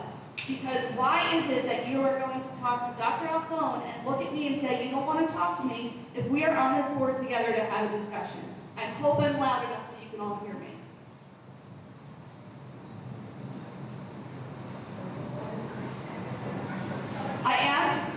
cannot, so what is the discussion? What do we need to talk about? We discussed this before. I am the only, I gave you all of those reasons. I talked about all of these different things that are going on. I talked about what is going on with the children, how we have our policies, and how they are being violated. And you don't care to even engage in a discussion. That's not the issue that I brought up. That is the issue. You're talking about the It's not. Your motions are Point not of the order, I issue. was still talking. I have Point to- of order, I was still Please, talking. one person talking. Thank you. My point is that we discussed the LRFP, we discussed all of these things, we discussed the concerns with the policy, we discussed the concerns of the information we didn't have. We asked that the architect is going to supply us with that information so that we have it tomorrow, so that we can actually have an amended LRFP to go forward with. And now because you get this information after the fact, when we don't have the discussion, you turn around and do this, and you do not have anything to say about the issues that were raised that made it go as the vote went in the first place. So if you're going to make us sit here for this long, let's talk about it. This is what the public is saying. I can't hear you when you're talking while I am. So if you have something to say, please wait for me to stop, and then you are welcome so that I can have this Would love for discussion. you to stop so I can talk. Excuse me? Would love it. Okay, Mr. Revita, I asked you the last time if you would ensure that the decorum was followed. And I told you, I can't be a police officer. I asked everybody to please to behave civilly. It's being a leader, and I'm asking you to ask Ms. Would you Tobacco like to stop talking while I am. Can you ask her to Finish stop talking? But then we need to take a roll call on the motion. No, we need to have a discussion, because that's why we opened this up again. Once we have a discussion, we need to open it up to the public before a vote, because we already closed that part of the meeting. So, No, that's not true. You're just saying it's not true. discussion. It's not. We closed our discussion. We're having a new discussion, taking a new vote. The public has a right to speak. We are roll call, please. Where's the discussion? Am I allowed to speak now? Yes. I would think this is unproductive at this point. My support is for adjourning the meeting because I just feel like no one's in the right frame of mind to make any kind of decision right now. I really don't believe, like, this is outlandish to me. I'd like to That we're just make a sitting here comment. fighting with each other at the table at 1 o'clock in the morning. I'd like to just make my comment. I have no problem with the LRFP. I was able to read all of the pages that were sent today. I have no problem. I have no emotional issues over the LRFP. I'm Point of happy order. to continue to take Jessica's recommendation and support it like I was last year. Happy to. However, when the vote came through for the LRFP and we did not get that vote pushed through, I did not necessarily at the time understand that that would, with the timeline, that would really put us in a very bad position, which is why I asked Jessica the question and asked for clarification on process. At this point, all I'm asking for is either we have to make a decision one way or another because there are too many people who are in limbo and it is not fair to anybody. And if Katerina was reconsidering her vote, that changes things. And the vote is on the table. So that's my statement. That's why I asked the question. Because I did not understand that this was, we can approve a budget, the budget's not going to get approved without this LRFP. So I don't, budget was already approved. It's the approval of the school closure. Closure is correct. So even though we have that resolution voted on, it's not going to go through without the LRFP. Right, the board approved it, but the county and the state have not approved it yet. So what's the vote now? Do roll call on the motion. Point of order, to consider. Mr. Rita. In this thing that you gave us last week, it said that board members must avoid conduct in violation of their public trust and attacking other board members. And once again, I was spoken to in that way by Ms. Tobacco, like I was in the last meeting, and it was not addressed. So I'm asking you to address it again. Calling me emotional.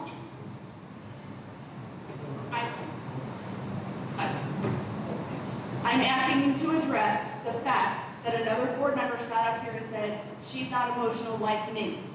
It's not even what I said, it's on recording, so. It is on recording. Yeah, so at least be accurate with So what I is the said, it's last not what I said.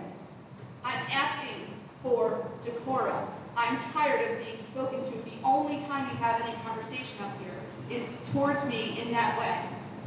I've asked for decorum up here all night. I don't, it is not acceptable, it is not right. Can we have a roll call, please, on the motion to reconsider? What are we voting on? Motion to reconsider the submission of the amendment of the long-range facilities plan. Mrs. Means, Absolutely not. Mrs. Gillespie. Yes. Mr. Sokorowski. No. Mrs. Tobacco. Yes. Mrs. Torres. No. Mrs. Weinstein. Yes. Mrs. Wright. Mrs. Wright. No. Okay. Mr. Capone. Mr. Avita. Yes. All right, so now the motion with respect to the LFRP, which, hang on. What number is it?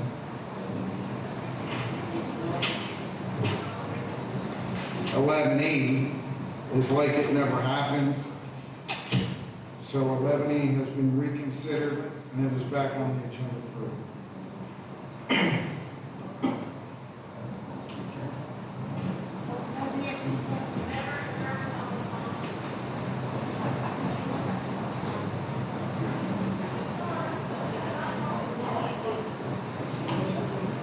Motion to approve 11E.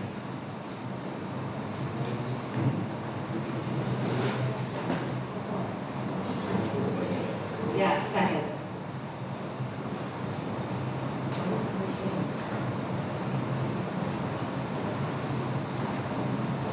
All right, so now there's been a motion and a second to approve the long-range facility plan amendment in the resolution, in the agenda marked 11E. Roll call. Mrs. Means, no. Mrs. Gillespie. Yes. Mr. Sokorowski. Mrs. Tobacco. Yes. Mrs. Torres. No. Mrs. Weinstein. Yes. Mrs. Wright. No. Mr. Capone. Yes. Mr. Avita. Yes. Motion carries. Motion to adjourn? Motion to adjourn. So moved.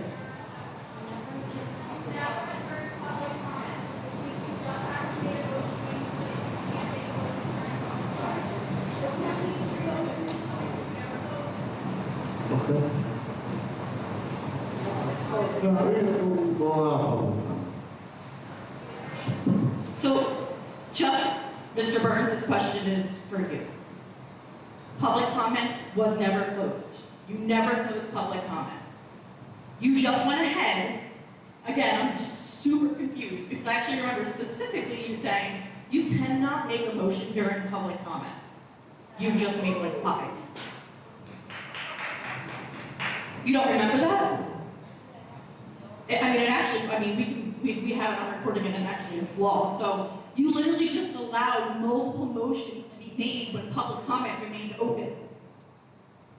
It was my understanding that there was no more public comment. I was sitting right there. I mean, Dr. Alphone made a speech. No, there wasn't. Yes, during public comment. During public comment. I was sitting right there, Jackie. That's okay. You don't know. Mr. Avita, okay, listen, this is my time. I'm going to take back my time, Jackie, because I don't know what you did for 30 minutes, but you probably went and called, I don't know, Bruce. But, and again, I'll be putting that Oprah in to see what Jackie was doing for 30 minutes during, the public meeting, because she somehow came back and had more knowledge and then bullied Katarina into changing her vote. I'm sorry, I know you don't like when people do this, but it's true. You just bullied her to change her vote. And you guys should throw policy I actually again. didn't bully anybody. You did. No, I was actually making a motion to rescind the school closures. And then you But changed too your bad you're also rude and obnoxious. Jackie, I'm not rude. I had nothing but respect for you until you showed the public who you are. I've actually never said anything negative about you here. Okay, that's fine. You can talk to Jackie too about being out of order. This is still public comment. All I have to say is you guys did it again. You can't get out of your own way. Kat, you went 1 step forward, 17 steps backwards. You think this stands now? You just voted during public comment. You make motions when you can. You guys like to believe that you can do what you want, but you don't know what you're doing because you have a hidden reason why this is so important. Roll your eyes, Jackie. That's fine. You can post it on Facebook. There's no Can you just That's- please leave it to public comment? This is public comment. I'm making comment. She's actually answered back, which it's not abusive. Yeah, you know what's abusive, Jackie? Making points when votes when you don't have all the information. That's abusive. You're correct. You are abusing the public. You are abusing the public. I remain with what I said tonight. You guys have done it again. You have made motions during public comment when you're not allowed to. So good luck upholding that long-range facility plan. Good luck thinking, in fact, that you did something good tonight. And I really would like to know what you did for 30 minutes and came back and holy cat.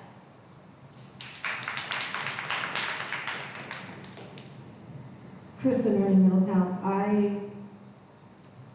Dr. Alphone, I really am sorry for, honestly, I can see what you have been put through because you said repeatedly that this wasn't your idea and you just sat there and told this whole board, you just said why you're so concerned about this and that literally 2 weeks is going to blow this up. And you all went back and re-voted on something that you said no to because you knew you didn't have enough information. After the superintendent, it's her job to advise you on what to do, and it's your job to vote. What you guys are repeatedly doing as a board is administering the schools, and that's against your ethics, your code of ethics. You're not allowed to administer the schools. Dr. Alphone makes the recommendation.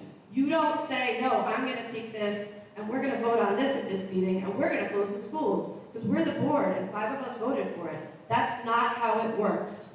Dr. Alphone, you put her in her job because she is educated in this area. She knows about all of these topics and you all don't. I don't either.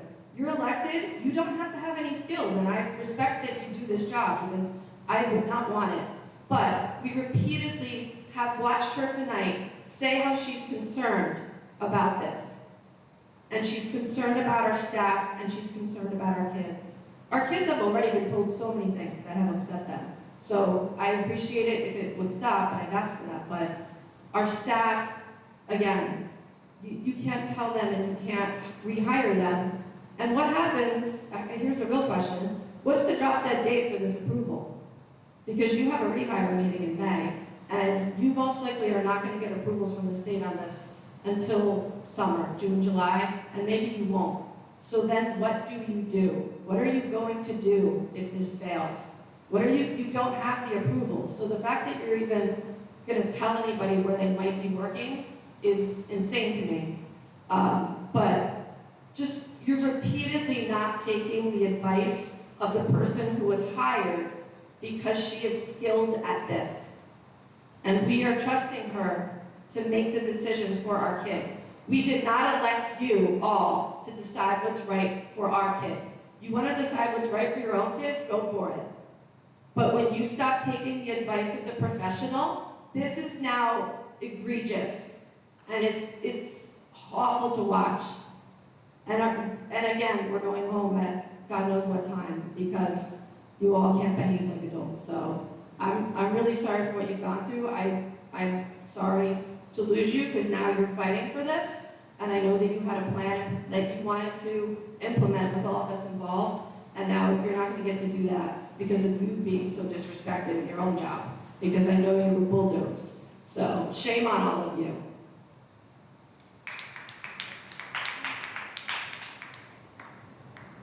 Little page Middletown. I wasn't going to speak tonight. Everyone did an incredible job speaking. My thoughts are pretty scattered because it's probably close to 1 a.m.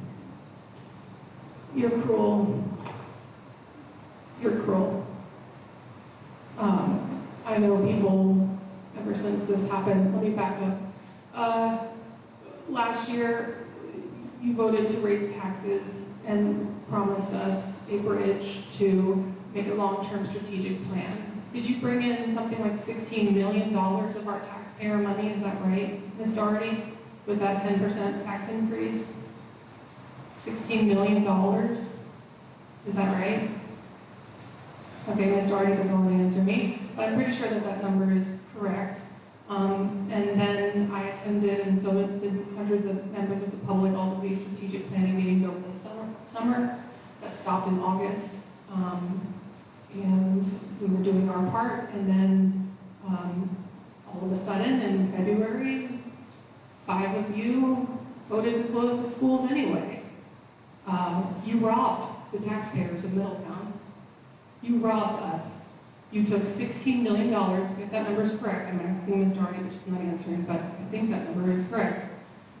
$16 million of taxpayer money and didn't give us what we paid for. We paid for a long-term strategic plan that was responsible to the children in this district and to the taxpayers who gave you their money.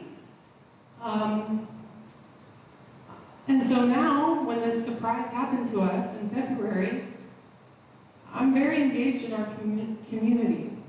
Middletown is such a beautiful place if you don't destroy it with this plan. When I talk to members of the community, obviously I'm not going to say names, this is so personal, but I've heard people tell me they're back on their psychiatric meds, their anxiety is so high. People who have been off of them for years. They're telling me their children are having outbursts, acting erratically, and you did this. The 5 of you did this. And 2 of you tonight had brief moments of clarity, moral clarity, Ms. Skolasky, Ms. Tobacco. You were just advocating for children a second ago, and I just grabbed my chest. I was like, oh my God, you know? And then, that's it. Turned right back to the cruelty. This is cruel, and this is your choice. And it's not too late. It is late, but it's not too late. You can still do the right thing as a mother. Do the right thing to the taxpayers who paid you that 10% increase for a plan. Please deliver the plan to us, a long-term plan, so that we are not surprised, we are not anxious, we can go back to getting full nights of sleep. Thank you.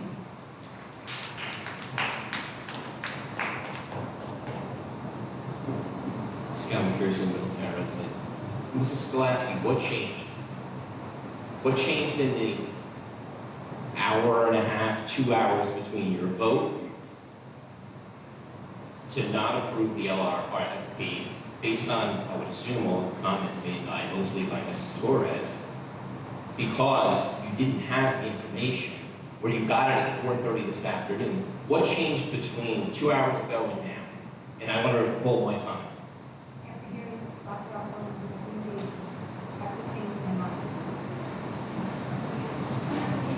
Dr. Alphone didn't make a recommendation. Dr. Alphone said that, hey, by not approving the LRFP, this really kind of hurts the timeline because we were going to tell these teachers what they were going to do on Thursday.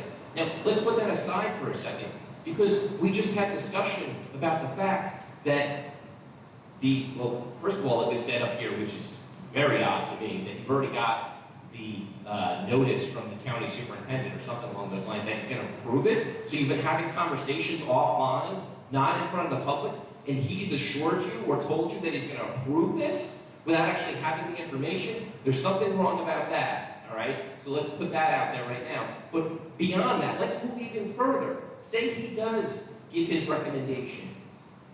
What if the state doesn't make their decision till August, till September? That's where the real problem is here. So either way, Mrs. Skolasky, under either scenario, you're hurting the students, and you've told me you're going to do what's in the best interest of the children.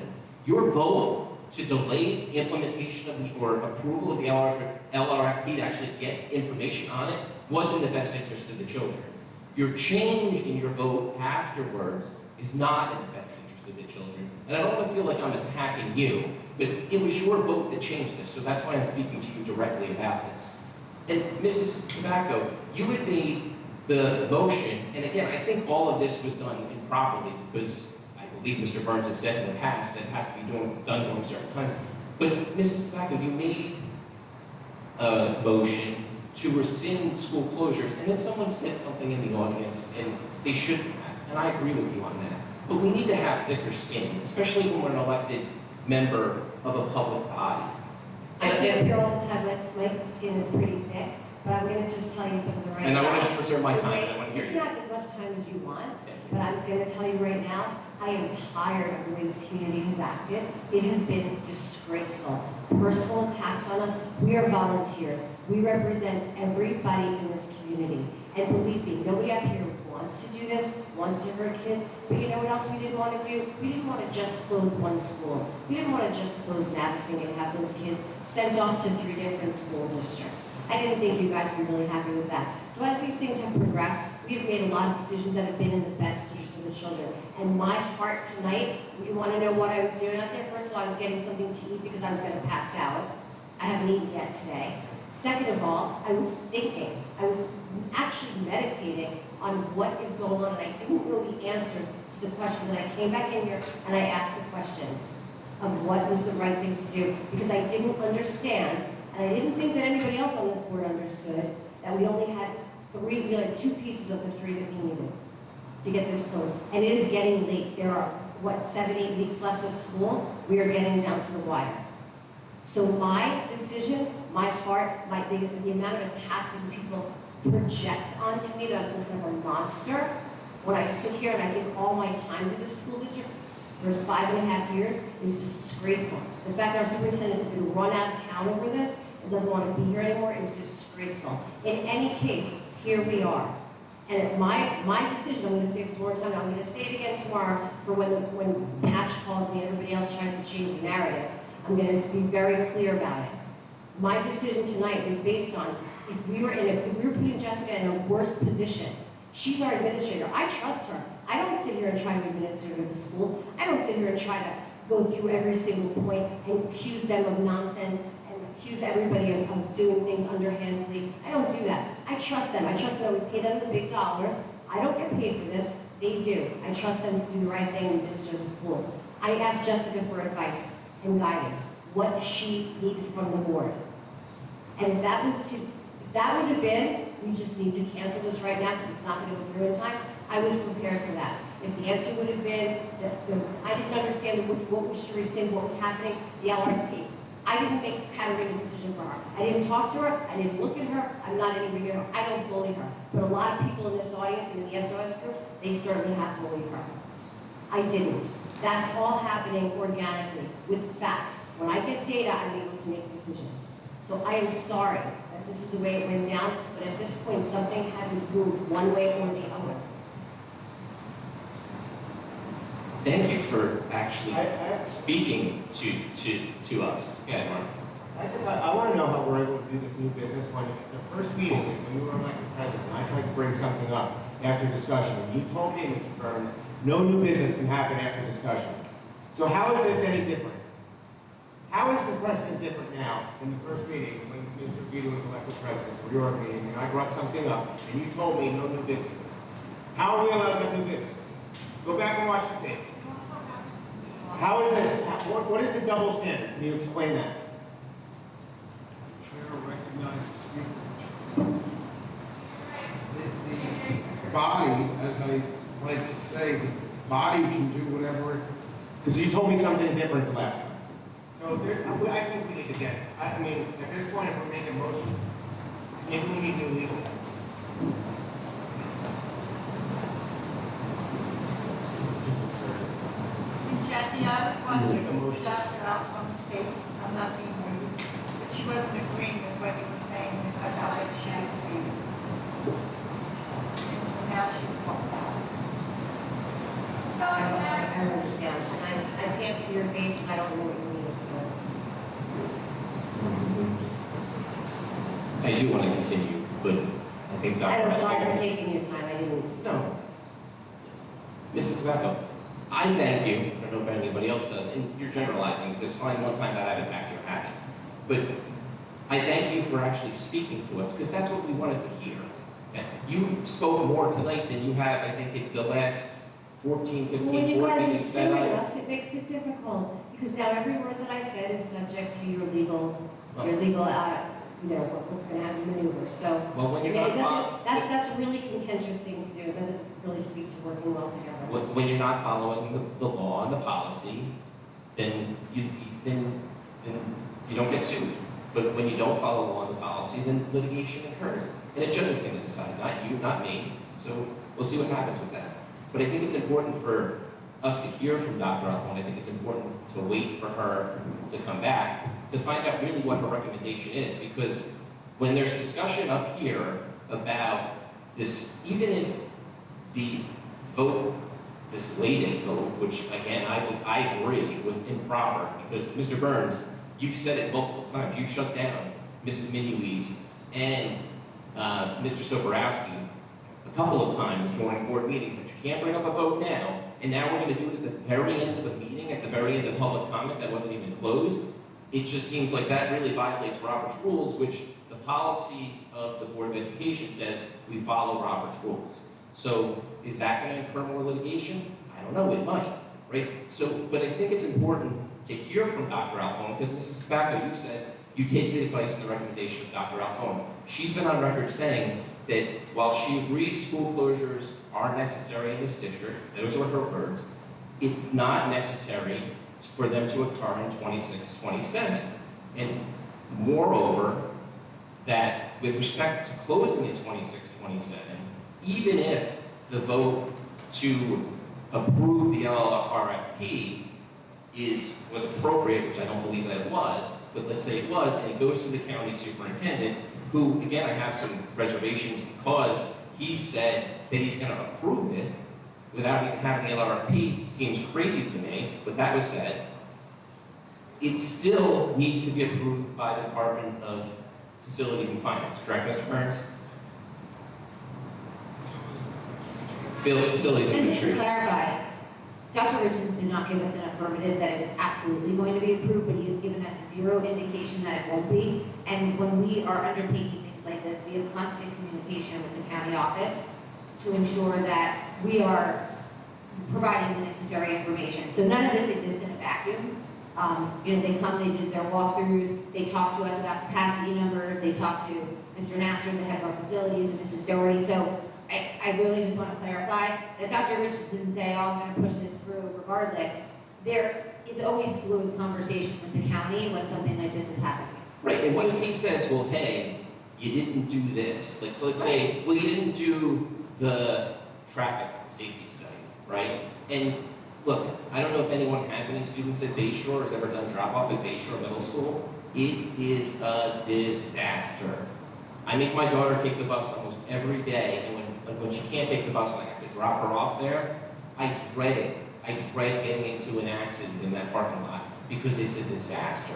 So not having looked at that before approving school closures and not following school policy is a problem. But let's move away from that for a second. So Dr. Alfone, so what if Dr. Richens says, hey, I need more information, and that delays it more?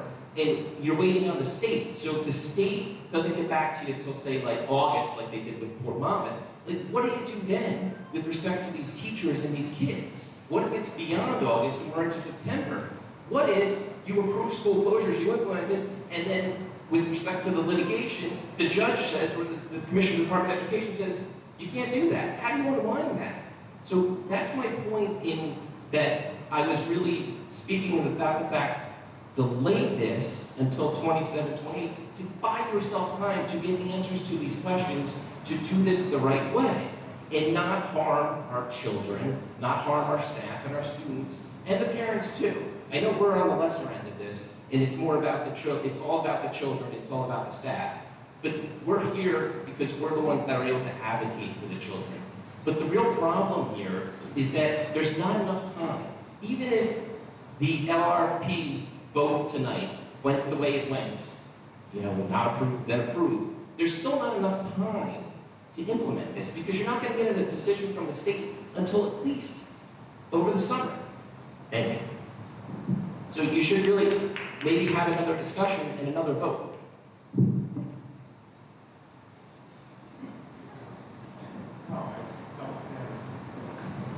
Kristen Wilson, Middletown. Jackie, was that a joke to make that rescinded? A closure of the school? Was that a joke that you made to rescind the closure of the school? Talking morning lady, I don't make jokes. Okay, so why I don't would know you what pull you're it? talking about. Why would you pull it then? I don't know what you're talking about. I didn't pull anything. You made a motion. I'm tired of being accused of bullshit by people who don't know what they're talking about. Decorum, can you have some decorum, please? I have never disrespected anybody here. It was a question. Yeah, act like a leader, would you? It's a question. It was I always, as somebody else said, overjoyed. I'm like, Jackie is going to save this? It was a legitimate question. Was it a joke or not? No, I don't joke around. So then, why did you pull it? You're gonna continue this line of questioning? I'm not also on trial, and I didn't pull anything. I was honest, and I was transparent. And I'm tired. It is 1 o'clock in the morning. Okay, so then you said you trusted Dr. Larfone in what she makes recommendation for. Her recommendation was not to close schools. Correct. So why are we not supporting her on that decision? It's just certain decisions? I'm sorry. Ms. Hall, we're at public comment, it's 1 o'clock in the morning. I agree, and a lot of our lives are affected by these meetings. That's why we're here. So when someone is dismissive to make that comment, and then say, I support whatever and trust whatever Dr. Alfone says, and she says she does not support the closure of schools this year, I don't understand the disconnect. That's my point, because she stated it several times.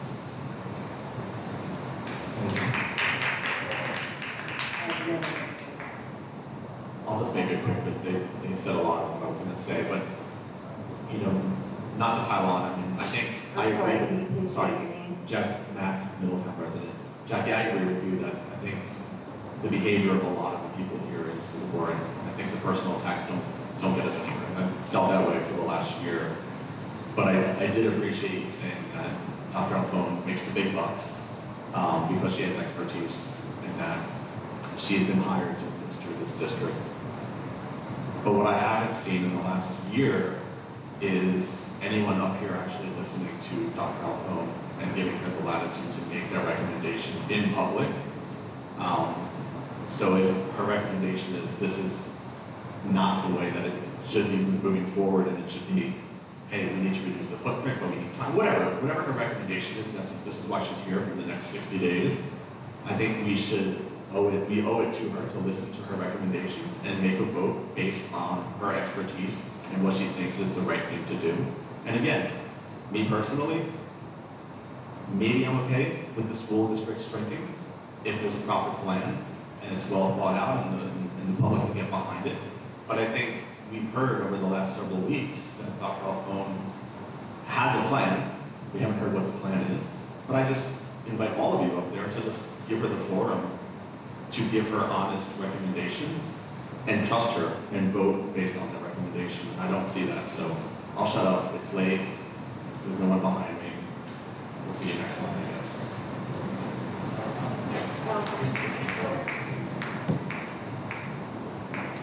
Katie Little, Page Middletown. This is just a genuine question, this tobacco.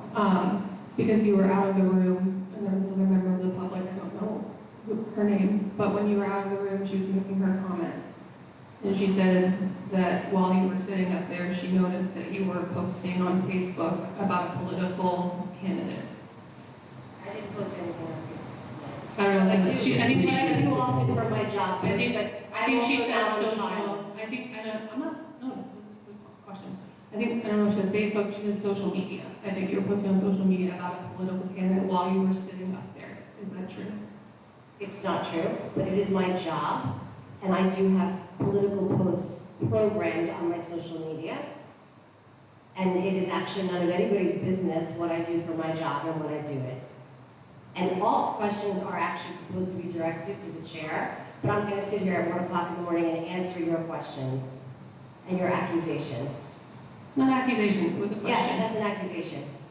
No, it was You made an accusation of what I was doing when I was out of the room. An example of an accusation would be like, you What's have the point? blonde What is hair, the point? you don't. What is the I'm point? not- The point is. What is the point? The point is that I was asking you a question because about 5 minutes ago, you were saying how you were doing, you're out there meditating and doing everything, like making the best interest for the children. And if it was true that while you were sitting up here as a Board of Ed member on social media, then I don't think that statement is true. I don't know what you want. I don't think that your statement of doing what's I don't know what in you the want children's from me. best interest. Okay, right. I just wanted to clarify, because you weren't sitting here, so you couldn't say one way or the other, so I just wanted to know what the truth was, if you were, that was my question. Great. You got your answer? Yeah. Are you satisfied now? I just wanted to ask the question. Great. That's all. Good job. Thank you. Very emotional. Point of order. I believe that the chair is protecting a proper motion by allowing that to have been reconsidered, considering that the other two members of the board were not allowed to make motions as per council at earlier meetings. So I am asking that we, the decision be rescinded, that all of the things that happened post-public comment do not count for this meeting.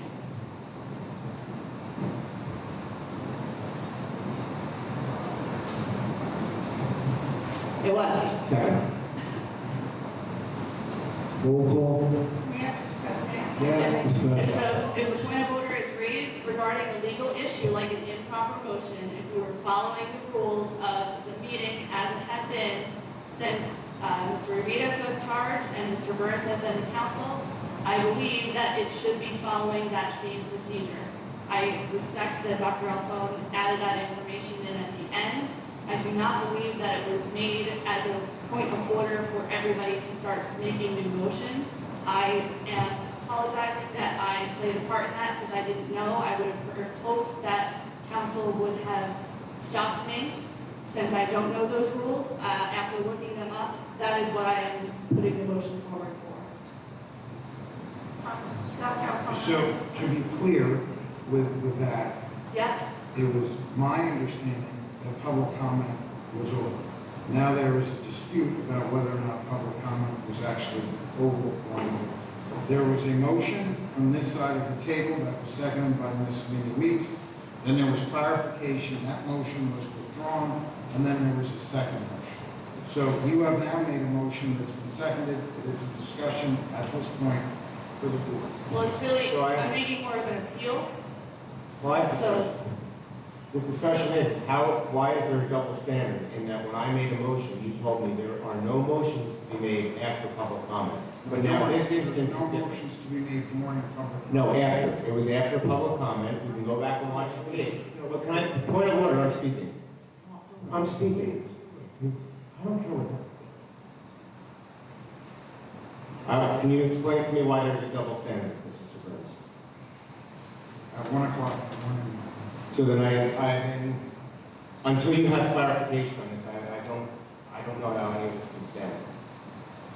Because you made one statement to Ms. Minuis and I separately at different meetings that we could not introduce new business after public comment. However, tonight you made an exception for that, so can you please explain that? Is it a selective? Is it based on a person? Is it? Ms. Minuis seconded the motion. It is not selective. There was a motion. We've done this before, and you told us that it was invalid. So can you explain what the That was difference when a was? motion was made during public. It was not during public And it comment. wasn't recognized by the. It was not made during public comment. Okay, it was made after the first meeting. I made a motion to change the meeting dates. And you told me no new motions can be made after public comment. So what has changed between then and now? Can you please I do explain? not recall that, but I believe the motion was during public comment, and motions are made all the time after public comment, specifically the motion to No, it adjourn. wasn't. So it's a double standard. Dr. Alphone, you and I had many conversations about recommendations. We're sitting up here hearing that it was never, your recommendation that you wouldn't do this year, you didn't want to do this year, was never heard. Could you repeat it so the entire board could hear it? As I said in a public forum before, my concern was in a short timeline and the fact that we had promised the community a robust strategic planning process. That is why I did not feel comfortable putting it on an agenda as the superintendent. So, do I believe that our footprint needs to shrink? And this is where some of you may disagree with me, and we can agree to disagree, but that's okay, right? Like, it is, I believe that we need to shrink our footprint. I believe we need to redistrict. I believe that we got to a place, and listen, last year was not ideal, but I think it woke up the community as a whole, and that is the one thing that I do not regret about doing it. It got people engaged where we have quite frankly, most districts, limited engagement by people directly affected, but not by the masses. And I felt that we had something different because something big had to happen in Middletown to disrupt the cycle of like this conversation happening over and over and over again with no result. So while you may have all been quite pissed off at me and thought I was the worst superintendent in America, I'll eat that and take that and know that at least I disrupted this place enough for people to come to the table and talk about it. Because it had to happen. But, with that being said, doing this without public input and on a short timeline, and last year was more of a crisis plan. And I meant what I said, and you know, the press is wonderful because they take snippets and they misconstrue what you say. We are in a better financial position. 100%, like there's no doubt about that. But that doesn't mean that we still should not plan forward and plan for the future of this district, which in my heart of hearts I believe will include consolidation and redistricting. So, but in order to do that appropriately, you need more than, you know, a wish and a prayer in 6 months' time. I mean, and I said this last meeting, myself and the administrative team, well, listen, we're gonna work like dogs to pull it off, and I'm gonna warmly hand this over to Kevin, you know, July 1st to, you know, kind of pass the baton, and they'll get it done. Would we get it done in a way that we would have gotten it done in a year's time? No, I'm not gonna stand up here and tell you otherwise. You know, would our wish be to have a whole year to do this and to get this right? Of course, who wouldn't want that? But, you know, that was on the will of the board at the time. I do appreciate the fact that the people that voted for this plan see the financial picture and want cost savings. That's reoccurring because that is part of the intent of that plan. Obviously, the budget landscape has changed a little bit in regards to the additional healthcare adjustment. So that changed the dynamic a little bit, giving us a little more funds in order to be able to, you know, look at things a little bit differently. However, you know, my discomfort was really in the timeline and the fact that, you know, I sat up here, and one thing I have to say is I tend to think I'm a person with integrity and loyalty to a certain extent, almost to a fault at times, and I want to do the right thing, and I just felt like, you know, I just stood up here for 6 months' time and promised people at superintendent councils and in front-end strategic planning, and I would have gone to the lengths of creating committees and adopting heads of committees for strategic planning and engaging the community if I didn't think that was the right path forward. It would have to be the biggest farce going.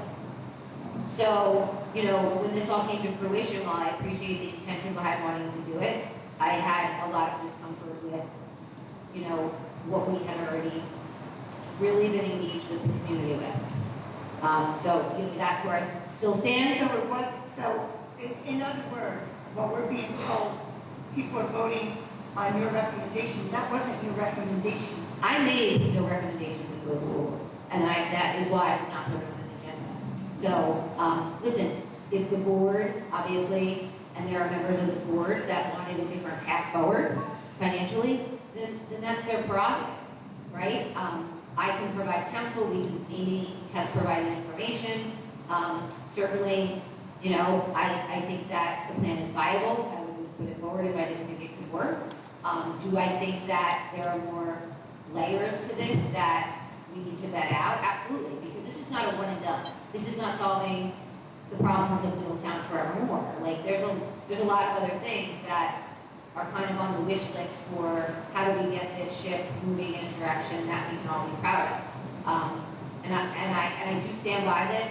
Every plan, decision, discussion, I really do believe myself and the administrative team really try to have the best interest of the kids at heart all the time.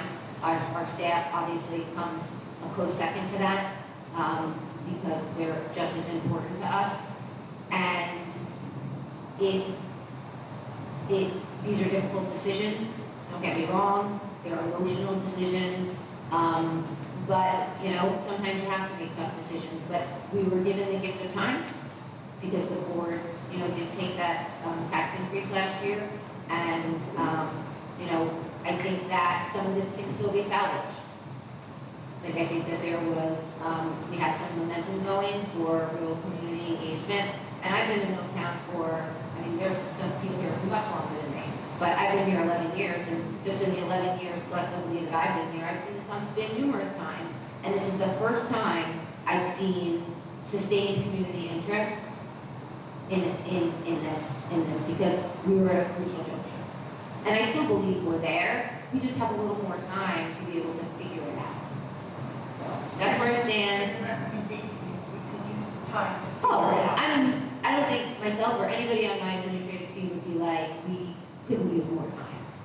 Because even like just making decisions about staffing, like that is happening now, right? Well, and then the IEP needs, and I'm not dismissing what you're saying, they're super important, but regardless of the configuration of the buildings, we're gonna meet those needs because we staff to need. Yeah, but Maybe we need in 2 years, you're gonna find out case factors. Yeah, but that's not a, right, but that's a separate issue that doesn't necessarily fall under this consolidation umbrella, even though it is something that we need to. But it's not fixed, like, that's a problem. No, that we I have. mean, there's a lot, right, there's, Like, that should be fixed before we jump into closing buildings. well, That's rough and other thing. I mean, it's just- And when we talk about the staff being prepared, there is this miraculous number of the 3 PD days at the beginning of the school year next year, where all of the IEP information is going to be given, all of the classrooms are going to be set up, all of the buildings are going to become this united building and have all their team building and do all of these things that they have to do to prepare it open. And I've been asking about the information with how staff is going to have time to set up their classrooms, how they're going to be able to get into buildings, how much money it's going to cost, what are we going to give them?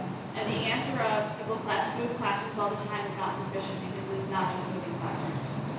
And I'm going to stop now because I know that there's half of the people that isn't listening to me at all because they have their heads down. So I appreciate your conversation because that's the most we've gotten. But to me, it just proves the point that we're saying that votes were made on the recommendation of the superintendent, and that's not true.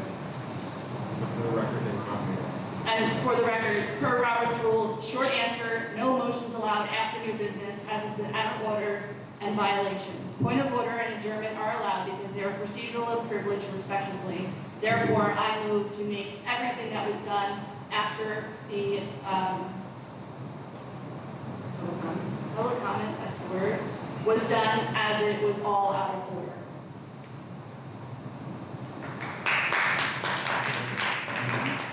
It's not a motion, it's a point of order, so it has to be ruled on. Those are the Robert's rules. All of that should be negated.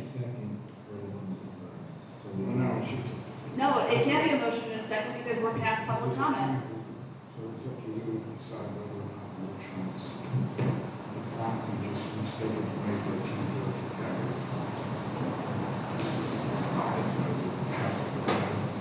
I really thought when Mr. Spratt said yeah, it was during public comment. It was after public comment. If a member attempts to make a main motion after new business is finished, the chair should typically rule out of order because it violates the established order of business. Never close public comment. It doesn't matter, it was after public comment.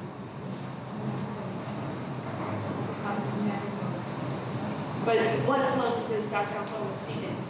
And we had moved on. Because they came up after we made the motions, and when you make a motion and vote on it, then they get public comment.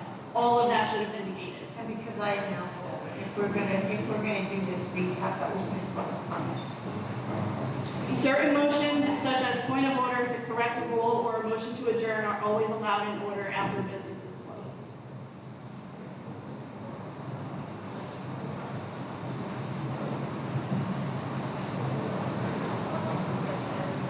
I would really highly recommend, considering we got all of the information last week at our meeting, that we follow Robert's rules, that we continue to follow it and are not maintaining out of order.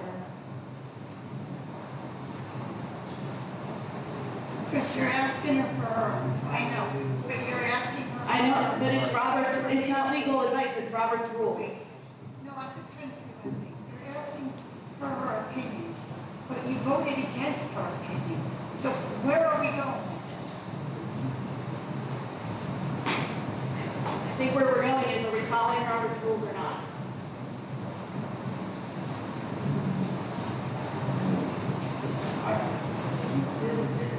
No, we can't have another meeting.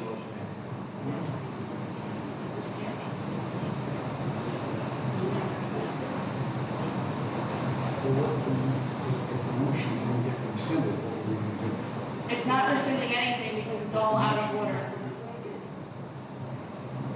That's why I'm concerned about the statement, because without there's a high likelihood that the artist in the The right thing to do is staffing, if they're having a job or not, or they're going on Thursday, is that fair in absence of protecting folks right now?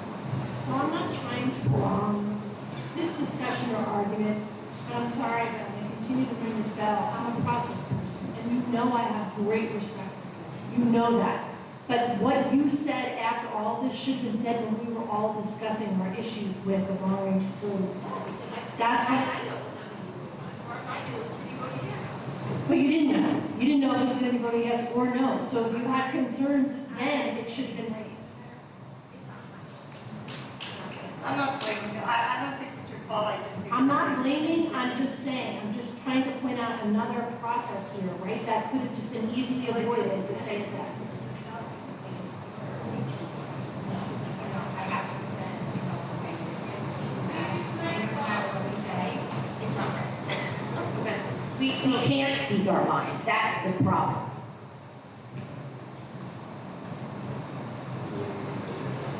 And every single person at this table is responsible. Public comment was over. Public comment was over, which is why Dr. Alpha was speaking. Per Robert's rules, no motions allowed after new business that's out of order and a violation. Point of order and adjournment are allowed because they are procedural and privileged respectively. Therefore, anything that happened after public comment should be void except for adjournment. That's Robert's rule. That's Robert's rules. Mr. Burns.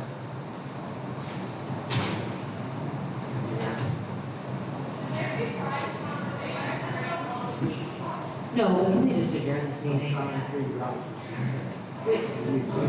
No, the procedure, she just read the procedure from Robert's rules. Read it again. You didn't know you didn't hear it. Short answer is no motions allowed after new business as Can we call for a special voting meeting on Friday? Absolutely not. No. no. I'm not going through this again. You know what, Chris? We have so many things going on. I've made my work schedule change for meetings that I attend that a lot of other people don't. May 13th is the next meeting.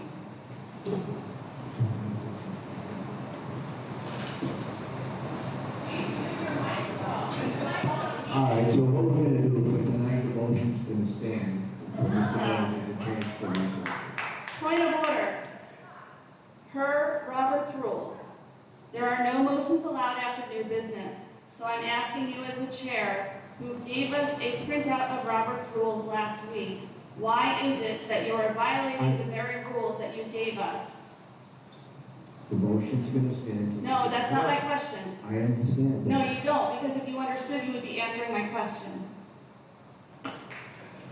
So I'm going to defer and ask legal counsel. Mr. Burns, As I just said to the. I can't hear you. As I just said to the chair, I would like some additional time to research this. But can I give you the website where Robert's rules are so that you can see it yourself? So that we can all get out of here and not have something else that is procedurally wrong go through with this as we are up against these deadlines. Because if you do it this way, what's going to happen is tomorrow they're going to send out that LRFP as is because you are saying that the motion stands. This is not a difficult question. This is Robert's rules, which are very straightforward. So I'm asking you to do that, and then we can continue on with this conversation as amended and as whatever we have to do at the meeting on May 13th, or May 12th. If you would like to call for a meeting next week, that's fine, but we would be violating the sunshine notice as we are within 2 days, as it is April 29th, to have a meeting on Friday. And not only that, Mr. Burns is the one who sent us the copy of Robert's rules. Yep. And told us to follow them. Suspension of a rule requires a 2/3 vote, so if you'd like to make that rule and we can vote on it, we get 2/3 of the vote and we can suspend it and keep those motions going. Do you want to get 2/3 of the vote? If you wanted to suspend the rules, we can get a 2/3 vote of the board, and then we can go back and those motions will count as you amended them. Well, we can put a vote forward. I'm asking questions, it's a point of order. Sure. I was answering Ms. Tobacco. I was answering Mrs. Tobacco, she asked why I was controlling the meeting. I said I had a point of order.